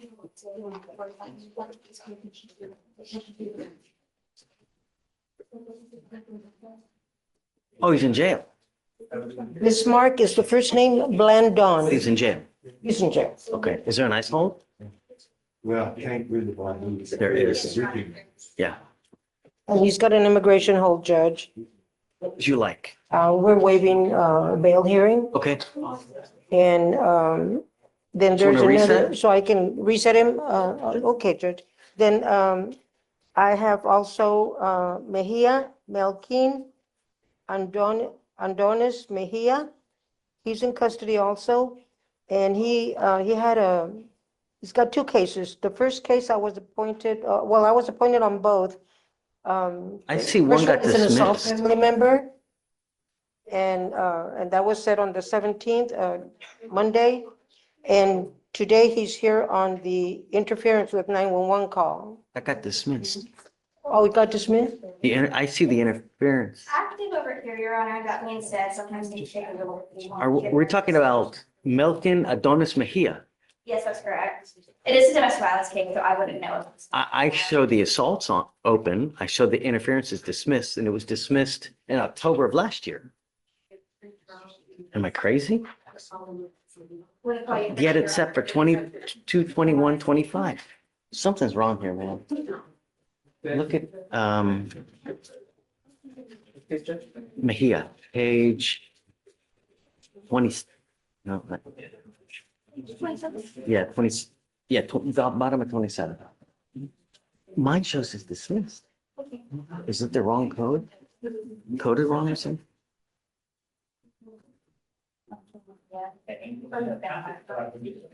Yeah, I'm sorry.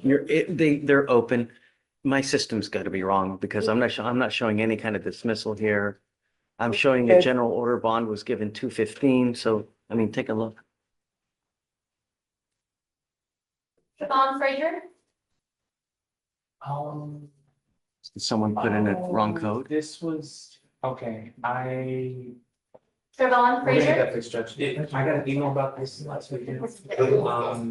Apparently back in October, when PC was found, an entry was made where it was dismissed, but then we corrected it, deleted it back in October, but the disposition just hasn't been updated. So he's on bond. We'll fix that right now. Okay, we're good. It's open. It's open. Okay, and so the assault is set for March 25th. Whatever you want. 25th is the other case is set. Yeah, you want to put the same day? And you addressed bond conditions on the 17th already. And he's Okay. got an immigration hold. Yeah, whatever you need. Thank you, Judge. Absolutely.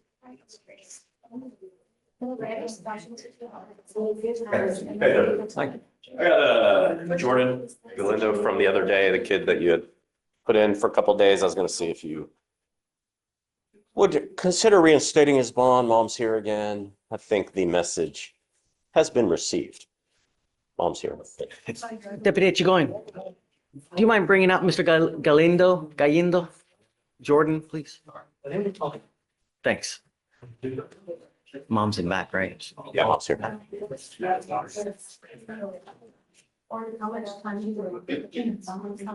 So what did we say that we were gonna, we're gonna do curfew?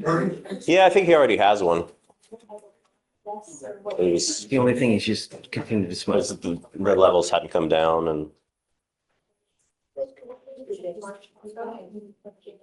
Mom, do you want to come up? Come on up. I think the whole, I was around my friends that were smoking isn't gonna, he learned. Yeah. Council for recess?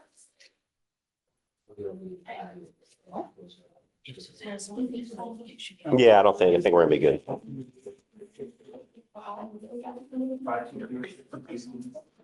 I'm sorry, 250.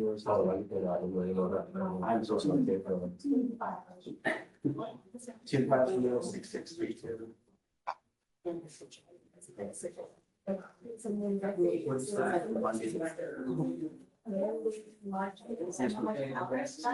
you so much.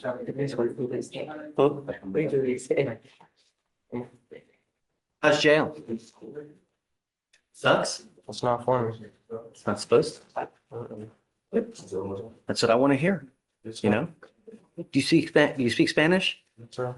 My mom used to tell me, Dime con quién andas, yo te digo quién eres. Tell me who you hang out with, and I'll tell you who you are. That's what life is. When you hang out with dogs, you're going to end up with fleas. I don't know if that's what's happening now, but I told you I don't want you smoking, and it's continuing to happen. Now, what should we do? Should we let him out? What do you think, Mom? I agree with the same curfew. I want the same curfew he has, everything, just maybe drug test randomly. What do you think? Yeah, I'd like to see him out, number one, Judge. I mean, his mom, he's got asthma. I think he's learned he needs to be out of there. I think he understands using the friends as an excuse is not going to fly. Being around people that smoke weed, that ain't going to get you positive. I explained that to him. You know, based on the videos, which I watched, he needs to understand who you're hanging out with is the reason you're getting in trouble. Like Judge said, okay? You know, you have but one life. The more cases you start catching, the harder life gets. It doesn't get easier. The older you get bigger, fatter, uglier, you lose hair. Life doesn't get easier. And if you don't have a trade, if you don't have an education, you're going to end up in and out like all those other mopos in there now. Look at all the old timers in there. They're children who never grew up, never did anything with themselves, never amounted to anything. So all they end up doing dope, they end up stealing that's not a life, man. You got a mom that cares. You understand you're here because you got in a car of someone else driving that decided not to stop, right? You understand who you're hanging out with is getting you in trouble. They've now landed you in jail 2 times. You understand that, right? Yes, sir. The day you got arrested and now when the judge putting you back in. And you can blame your friends for the second time judge revoking your bond, but you need to understand you are putting yourself in this position by choosing to be around these people. So it's your decision how this goes, okay? Yes, sir. I'm here to help you and get you out of this, but you got to help yourself. You got it? Yes, sir. Okay. No hanging around with these people. It is a condition of your bond. Sir. I will give you another chance, but I will not play this game with you again. You continue to smoke. You continue to hang out with the people that you're hanging out with, or you pick up a new case, I'm going to put you in, and I will not let you out again. You will be stuck like Chuck until this case is over with. And I tell you, it takes 9 months just to get a damn 911 tape. I'm all over the state repeatedly because of it. Do you understand? Yes, sir. This is the last chance you have with me. Okay? I'll reinstate the bond today. Same conditions fly. We test him in 40 days again, 40 to 45 days. If you're dirty again, get ready. You understand? I'm also giving random drug tests too from the agency I work with, so just to keep up with. Well, he's going to test with us. I want to know because I know. No, definitely. Right. Okay. All right, man. Make me proud. That's all I'm asking you to do. Sir. So what is he doing now? Is he in school or Yes. full time, right? Yes. Okay. All right. Keep it up. And I'm gonna get a mitigation packet in here. Done. Okay. All right. You're out today. So much. It's the last chance. Yes, sir. Okay, man. Thank you. You got it. Reset when you, What do you want? okay, normal. Okay.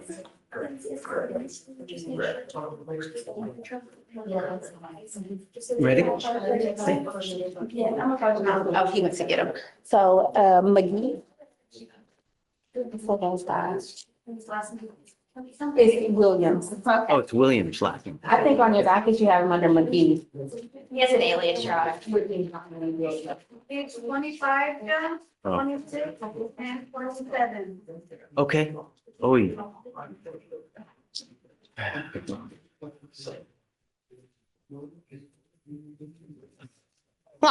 Caramba la bamba. 1, 2, 3, 4, 5, 6, 7, 8. Okay, you tell me what's the word? Well, we got to get, do you mind bringing him out? He's at no bond on some of our cases, so we got to set a bond and stuff. I got him at no bond on the burglary case, on the theft case. Here, well, he is Well, I also, still have to set one though. yeah. It's literally at no bond. Oh, no. We have to set one. Is he on a motion to adjudicate guilt? He's on deferred for a UUMV from, hey, no talking over there, please. He's on deferred for UUMV from June of last year. And then January, it just kind of like. Okay. So is your last name Williams or is it McGee? Okay. But what's the name? Williams was my alias name that I got when I was 5.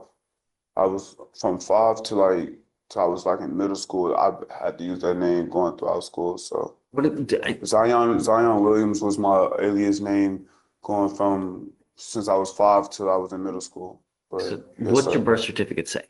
Zion McGee. Okay, so that's the name that we're going to use because that's your true name. Okay. Mr. McGee, I mean, I don't even know what happened, but I'm in shock, man. You're on deferred for an unauthorized use of a motor vehicle. Since January, you picked up a failure to ID, an evading arrest, 2 theft cases, another evading arrest, another UUMV, and another burglary of a motor vehicle. So we have. Oh, excuse Hold me, on. sorry. We're going to do probable. I have no idea what happened. We'll do probable cause on all of them because I have no idea. All I know is that you've got 1, 2, 3, 4, 5, 6, 7, 8 open cases.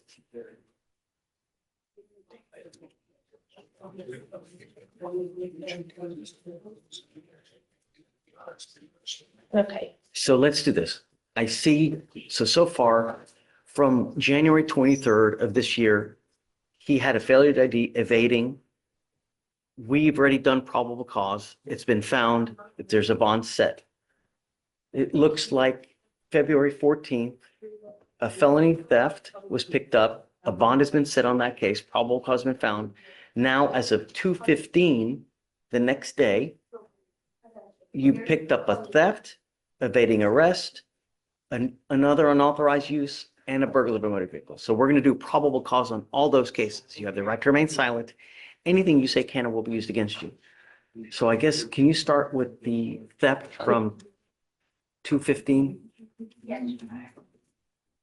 So in this case, you're facing up to 6 months in jail and or a $2,000 fine. On February 14th, 2025, officers were dispatched to 6955 Sam Houston Freeway regarding a shoplifter. The call note stated that a black male wearing blue jeans and a brown jacket was inside the store concealing items. The officer observed the defendant walking outside the location and through the parking lot. The officer attempted to make contact with the defendant, who then began to flee on foot. The defendant ran through the parking lot, maneuvering through motor vehicles. The officer was then able to catch up with the defendant and attempted to tackle the defendant to the ground. The defendant was able to slip away and continue to evade. The officer was able to tackle the defendant to the ground, but was still attempting to stand back up and get away. So the officer struck him one more time to gain compliance, and he evaded for approximately 50 yards. Where was that theft from? Target, Your Honor. Okay. All right, so I'll find probable cause on both of those cases. So then we have now a burglary of a motor vehicle from 2/19/25. What happened then? Thanks. On December 25th, 2024, officers were dispatched for an abandoned stolen vehicle at the Cypress Park and Ride. The officer reviewed surveillance footage taken from December 25th, 2025, and observed the complainant's vehicle. The officer identified a black male wearing a hoodie, blue jeans, and brown boots exit the vehicle. The officer immediately recognized and identified the defendant, identified as Zyron McGee, also known as Zion Williams, from a previous case at the same location. The defendant in the video do so. He then broke the window and got into the vehicle. The complainant did not give the defendant permission to be in the vehicle and was missing a jacket and a charging cord. Did you say all that was on video too? Yes, on the surveillance. The other thing you said it happened December 20 5th, yes. of 25 or 24? 24. So I assume, okay. So I'll find there's probable cause to go forward there. Okay. So we need to set bonds on these cases. What should we set them at? Well, of course, defendant is 18 years old, judge, no job. Are you in school? You know, remember my brother go back to school. They, two of my schools didn't allow me because of my charges of the summertime in 2024, and they denied me school. What grade are you in? I'm supposed to be 12th grade. I'm supposed to be graduating this year. I see one thing. That's what I see. Yes, sir. But it's the only thing I see. Yes, sir. No, no. The problem is, well, you have the right to remain silent. You know, you will have the opportunity to fight these cases. But the problem is, when we let you out, you pick up a case. It's like you're your own worst enemy, dude. Really. Who do you have in your life? Who's there for you? Who do you have? Man, only people I got in my life is my big sister and my brothers and stuff, but we all separated type stuff. I keep trying to keep in touch. I'm trying to keep in contact with them. Other than that, on a day-to-day basis, I have two friends that I stay with, and I accompany my friend's father. You feel me? I accompany him on a day-to-day basis. So just, you feel me? Mr. McGee, you have to make a change before you get killed. You live in Texas, man. People like their guns and they like their cars. And I cannot tell you how many people get shot at and killed because they break into the. Just listen to them. I'm listening. Just can talk. Yes, sir.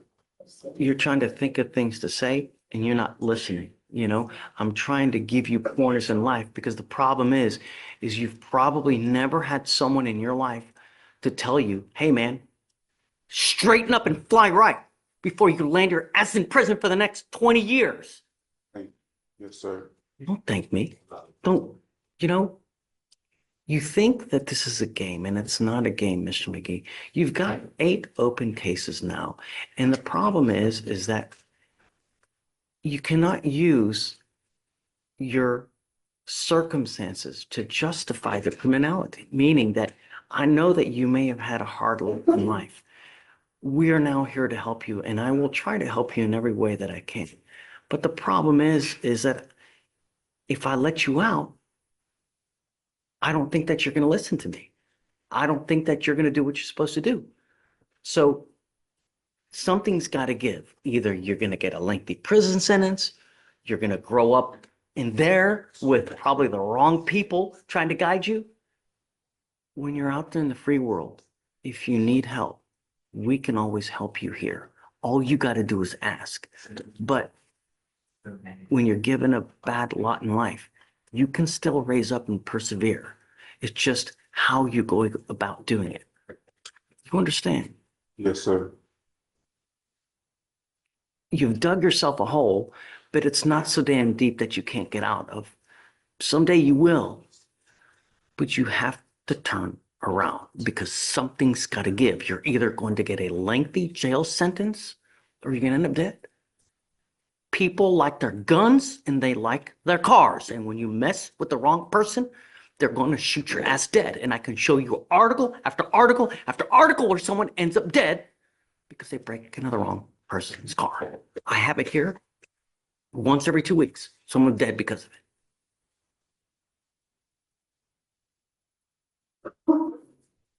I would not let you out unless I know that you have a stable and trusting place to go to. not a friend, not.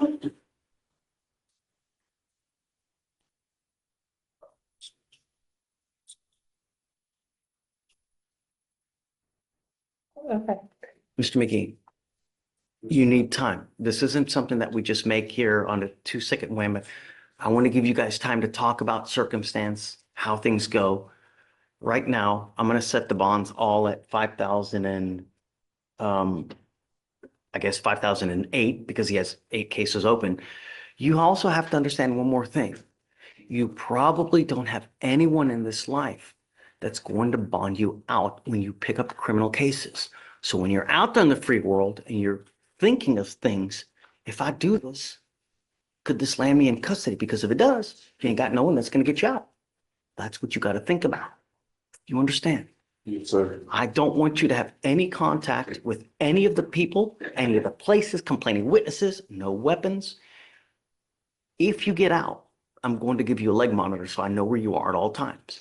I don't know if that's going to happen now, but we need to find something. Something's got to change because what's happening now is just not working.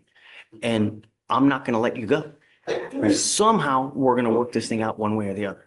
So I guess let's set it a week and then see what you can to find something stable. And then just let me know. If you can, we'll talk and we'll think. The problem is you still have the felony cases upstairs. So even if whatever we do, you still have a $20,000 bond on the felony theft. Is that is that a stolen car case?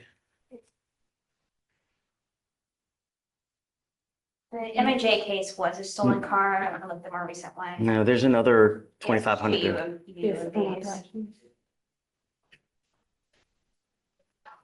Yes, Your Honor. It was out of the same transaction as that most recent one, it looks like. So yes, it was a stolen vehicle.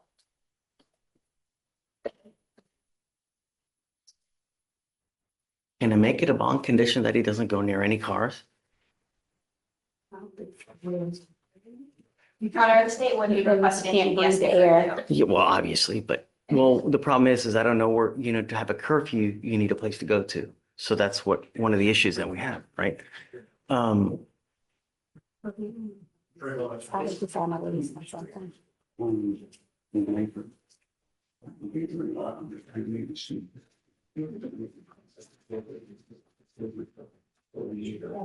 Judge, I'll verify he has a place to live in a week. That he can This stay to. really sucks, man. It really does. I wish that things were different, Start listening to people, people who care, because that's the only way you're going to start getting help around here. Eventually you'll get out. If you ever need anything, we have cell phones, tablets, places for you to go, to eat. You want a job? I can get you a job. We have damn near anything that you could possibly want. All you have to do is ask. Okay, so 5,008 on all the ones that don't have bonds now. So the ones that do have blocks, 2501. Yeah, just leave it as is. The attorney generated her I need to do stuff out of it, try to get some assistance, Guys, hey, I don't want you to talk here because we got a whole audience here. It's not good. We'll get you back there talking. Thank you, Judge. We'll work it one way or the other, but you're your own worst enemy, my friend. Yes, sir. It's got to stop. I will. Okay. All right. Thank you, Judge. Thank you. Yes. Judge, we have an arraignment. So Felicia, Do we wait till next week? Because no, I want him to sign now. I know. No, yeah, just in case. So no weapons, no contact with any of the complaining witnesses, no going where they live, no drugs, no alcohol, random testing, and a GPS monitor prior to release. Yes. Judge, you ready for the arraignment? Yeah. All right, Judge, page 5, Gary, can Gary come on up? No, 226. Yes, sir. How you doing this morning? I apologize for being late. It's okay. I'm Yes, glad sir. you made it. I'm just glad I was able to call and let you know because I was gonna come, no matter if I had to start Here now. walking. Doesn't matter. Yes, sir. Amen. Tell me your last name again. Gary, Gary. My name, Stop, don't, please. You have the right to remain silent. Exercise that right. I have a bunch of DAs here and whatever you say that they can try to use it against you. So that just, we'll talk here momentarily and then I'll let you get out. But I just don't want you to say something that hurts you, you know? So Ms. Gary, you're charged with assault of a family member. You are facing up to a year in jail and or a $4,000 fine. We're going to do probable cause. You have the right to remain silent. Anything you say can or will be used against you. You have the right to have an attorney present. If you cannot afford one, one will be appointed to you, ma'am. Okay. On February 16th, 2025, within Harris County, Texas, officers were dispatched to a disturbance. The officers made contact with the defendant who stated that she and the complainant were in a dating relationship. The defendant stated that she and the complainant were in a verbal argument when she stated that she did not like his comments. And the defendant stated that she assaulted him by punching, biting, and scratching him. The complainant stated that there was a physical altercation and that his injuries were in fact from the defendant. The officer observed several scratches, bite marks, and bruises on the complainant's body. What is the relationship? Do you know? They were in a dating relationship since October 1st, 2024.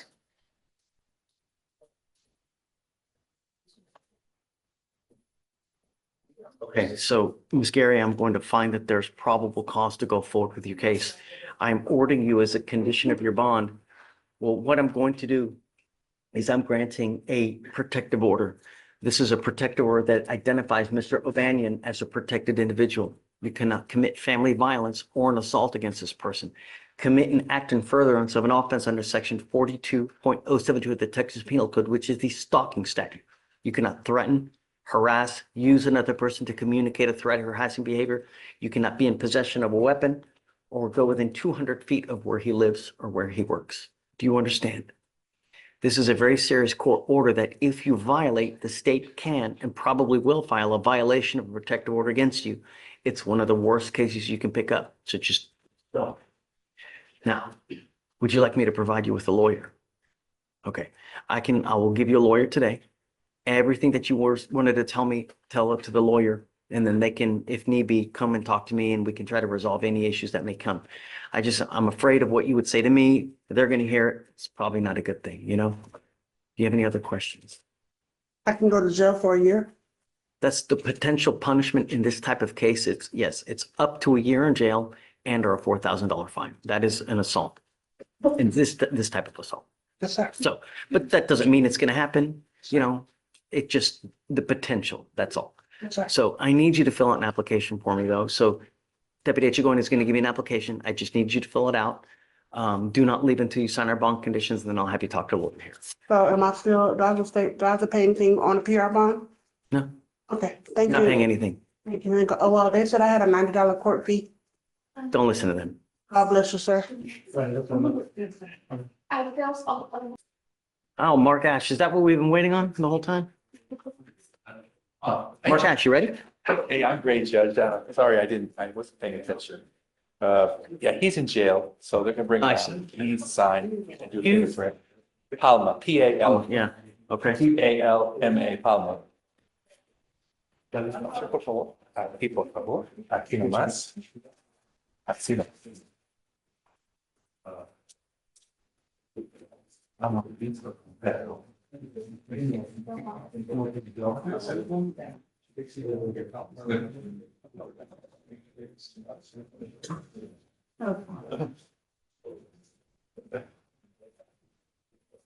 Bill, Betty. There's no ice hold, right? No ice hold? No ice hold? He has an ice hold from what I understand. I don't see one. Does he have an ice hold? I don't see it. Huh? I don't see one. I don't know Well, why it's he's in the showed snow. here in the computer, he had a hold. But it didn't show what hold it was. And then I looked and it said ice hit. So I'm assuming that the hold is an I ice guess hold. it's not showing on my end, but you see it. Yes. Okay. I see 218. And is it showing? Yeah, it is. Yeah. Well, they see it. I don't, for some reason, it's not showing on me. I don't know why. Sometimes it's like that where it'll, He was brought from Fort Bend County over here. So he had a Fort Bend County case. oh, really? So then he was. What was over there? Another theft? I think it was. That's I don't important. know. Can That's you, the state. can you run his NCIC, please? Remind me the plans. Because my admonishment will be different if that's the case. That's why. Is it, Right, yes. I know we talked about it, I just couldn't remember. yeah, he had a Fort Bend County case. I don't know if it was that. I think that's his history, so I'm gonna run him one more time. Hola, ¿qué tal? Me llamo Luis Inter, con mucho gusto. Acérquese aquí, por favor. Únicamente mire el juez y le contesta en español. Ok. ¿Cómo te llamas? Daniel Palma. ¿Palma? Sí, un placer. Mr. Palma, Señor Palma, se lo mismo. charged with Usted se le theft, acusa con hurto, robo, acérquese aquí, hermano. facing up to 6 months in jail and or a $2,000 fine. De $2,000. You have worked out an agreement where they're offering you 9 days in jail with credit for the 6 days that you have 6 done. días que ya cumplió. You have served your time. What you need to understand is that this charge will now go on the record. Tu expediente personal. This is also an enhanceable offense, meaning that if you continue to pick up theft cases, at some point, they will hit you with a felony charge and you will be looking at days instead of years. You also need, you will be looking at years instead of days. Sorry. Dyslexia. You also need to understand that this can have grave consequences on immigration issues in the future. You know, the more cases you pick up, the higher likelihood you have of them use it against you in a bad way for immigration purposes.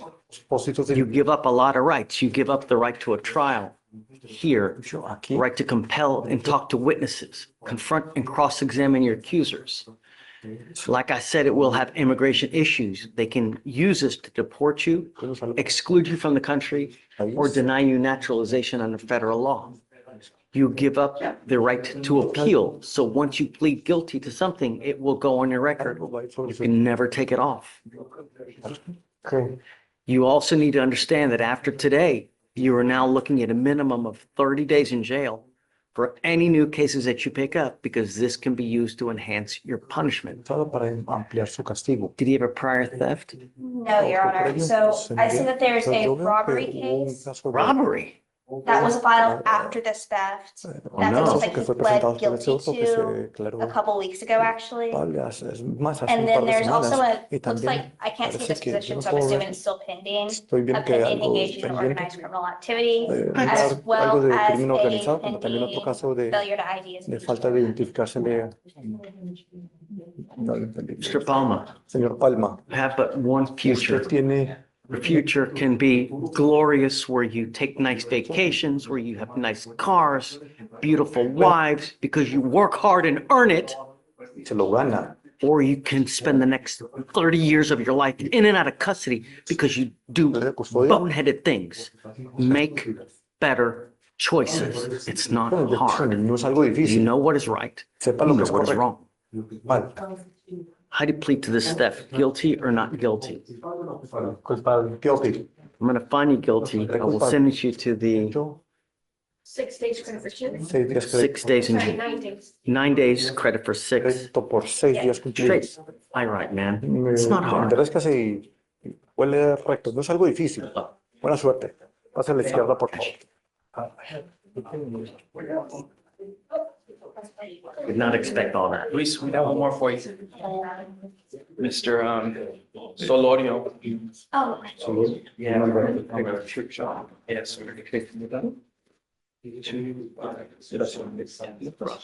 Hacemos, we'll throw you on it. Y'all would call me to come down here and be like. Thinking I'm trying to do this bail. Somebody, I guess. Judge, let me make sure they were flying out. Oh. we have a family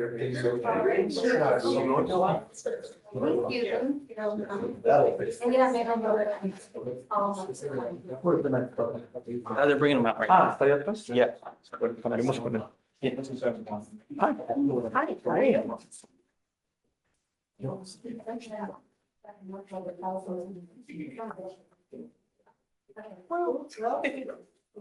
You never know. Not like in my back, it's just.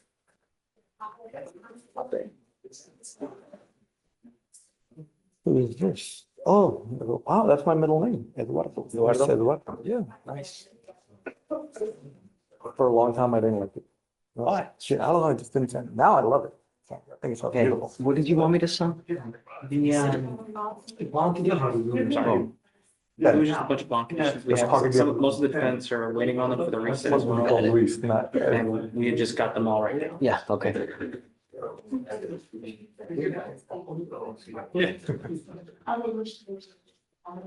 It's a beautiful name. Yeah, now I'm like, oh, yeah. Especially more since she's not with us anymore, so. Oh, okay. Miss that lady.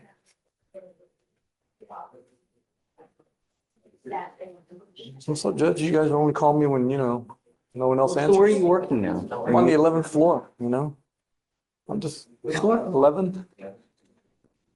Hola, buenos días. Me llamo Luis, me llamo Luis Eduardo. Pase aquí, hermanito. Acérquese aquí, por favor. Okay, so Y después sí le contestan. who do we have here?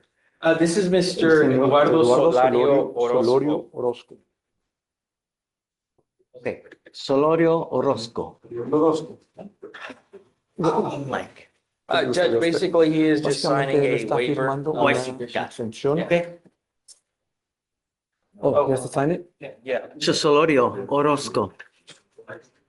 You are wanted out of the state of California, specifically Sonoma Parish, for violation of a post-released community supervision. Una supervisión post libertad de supervisión comunitaria. Are you waiving formal extradition? Extradición formal el día de hoy, señor. Tiene que hablar, hermano. Sí. Yes. Okay, we wish you the best of luck. Deseo la mejor de las Judge suertes. needs to sign. Firme ahí como pueda. And Judge, his recent date's gonna be March 10th. Marzo 10.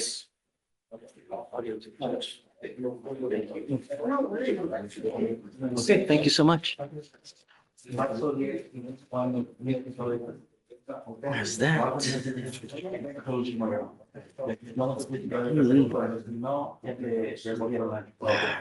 Trials for next week? Blaze, any trials for next week? What we got? I think let's work out one of them. I need to talk with Kenzie on hers. I think that's really the only one that we were planning on going on, but I think we're just gonna, I just want to take a look at Kenzie, it. for who's the defense lawyer? That is a good question. I don't know. The case is, there's another that he's already accepted PTI. It's Sean Darby's case. I know he's a Darby's case. It's Sean's, okay. And I know DWI? that Sean right now is also in trial, so I think. No, they ended, according to Facebook. Are they one? Yeah. Okay. So yeah, I'm gonna take a look at Never that. mind. The motion to suppress granted, I think. Oh, okay. I haven't Is that- actually walked through. I knew he was not yesterday. Yeah, I think they won that one, so. Do we have a DWI with them? So we have a DWI, so Myers was already, that was a problem tickets on. Oh, we do need to get this. Ibarra was just planned today. Okay, that was, right, okay. And then, we're gonna be able to work out that case that's on Young. Okay.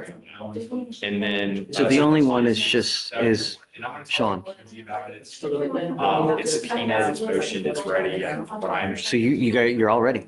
Yeah, so I'm gonna talk, I wanted to take a look at it this weekend, just so I can catch myself up on it. But I'll. Let me reach out to Sean too. Hey,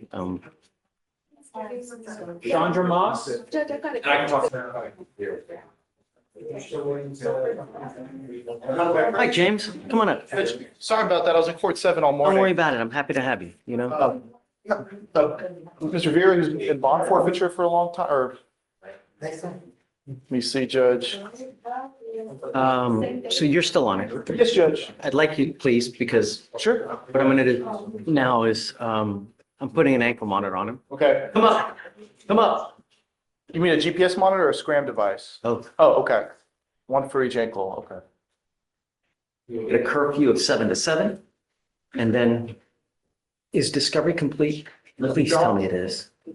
Please tell Double me check, it Your is. Honor. Do you have a cost number by any chance? It's not coming up. I got it right here. It's 245-1072.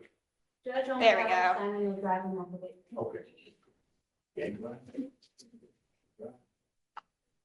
Yes, it's complete, Your Honor. You have 2 weeks to figure out what you want to do on this case. You must be back here in 2 weeks, and I will either set your case for trial or you will accept a plea bargain agreement. But you have multiple bond forfeitures. You have had bond violation after bond violation after bond violation. Today, you get 2 monitors. One is a scram, so I know that you're not consuming alcohol. The other one is GPS monitor, so I can keep tabs on you. And let me express in the event that you ever take off on me, I will do la cucaracha on your bond. Do you understand? Do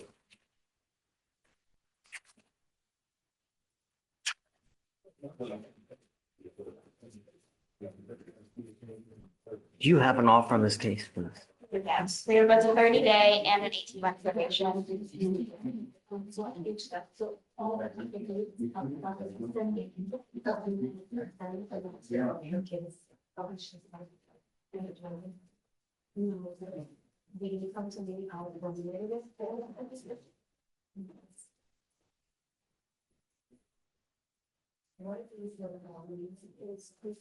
Not to consume alcohol, illegal drugs. You'll be randomly tested. Does he have a Texas driver license, please? I'm gonna run it right now to see if it's eligible.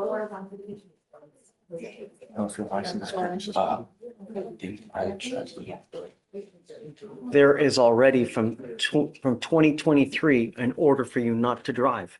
You are not to drive. I don't care what's going on in your life. If I find that you're driving a car, I will have a contempt hearing. You understand? His license is suspended. Okay. You don't have a Texas driver license. You are not allowed to drive. One ankle, you understand you'll get a scram monitor, your other ankle, a GPS monitor, and I'm giving you a curfew of 7 to 7. Back here in 2 weeks, you must accept the plea bargain agreement. It is your responsibility to get with Mr. Sims. If you do not get with him, then if you have immigration issues, it's your responsibility between now and then to also see an immigration lawyer as well. Do you understand? Yes, sir. Okay. Thank you, All right, Judge. I'll see you in 2 weeks. You will get with Fleischer for your bond conditions. That's good. Just, do you want to have a seat in the jury I can box? see him Judge, or- right now. Oh, okay. Oh,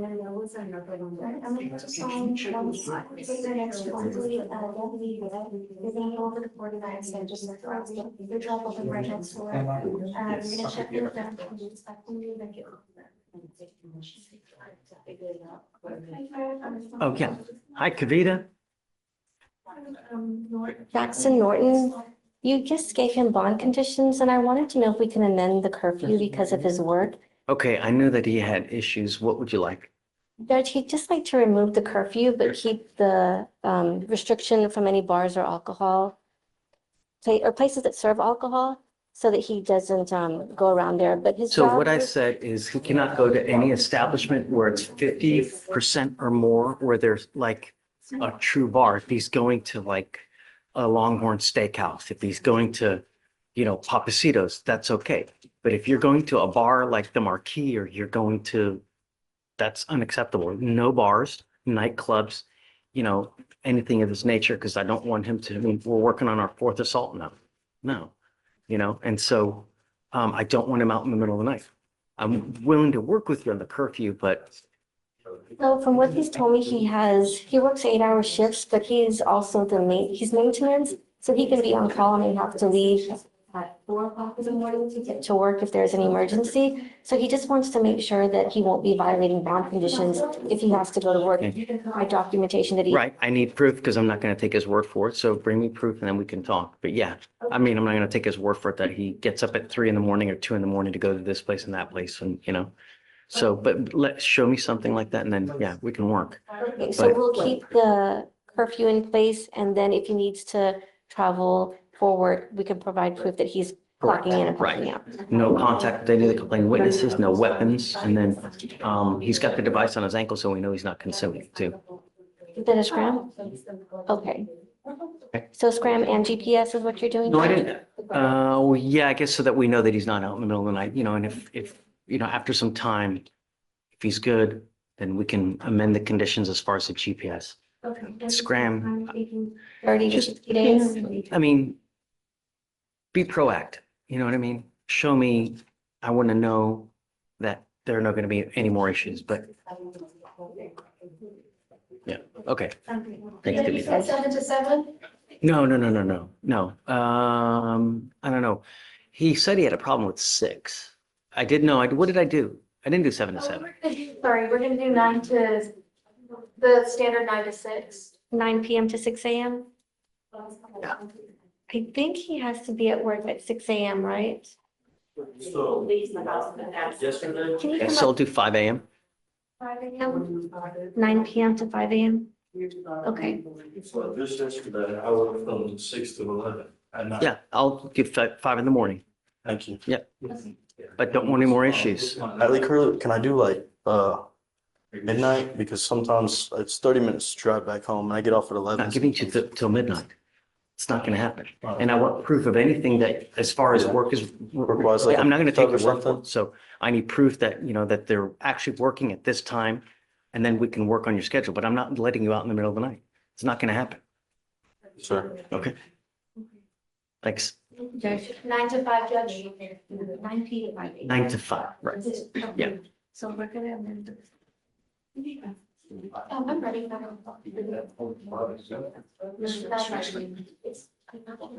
Today. Yes, sir, Your Honor. On approach, thank you, Your Honor.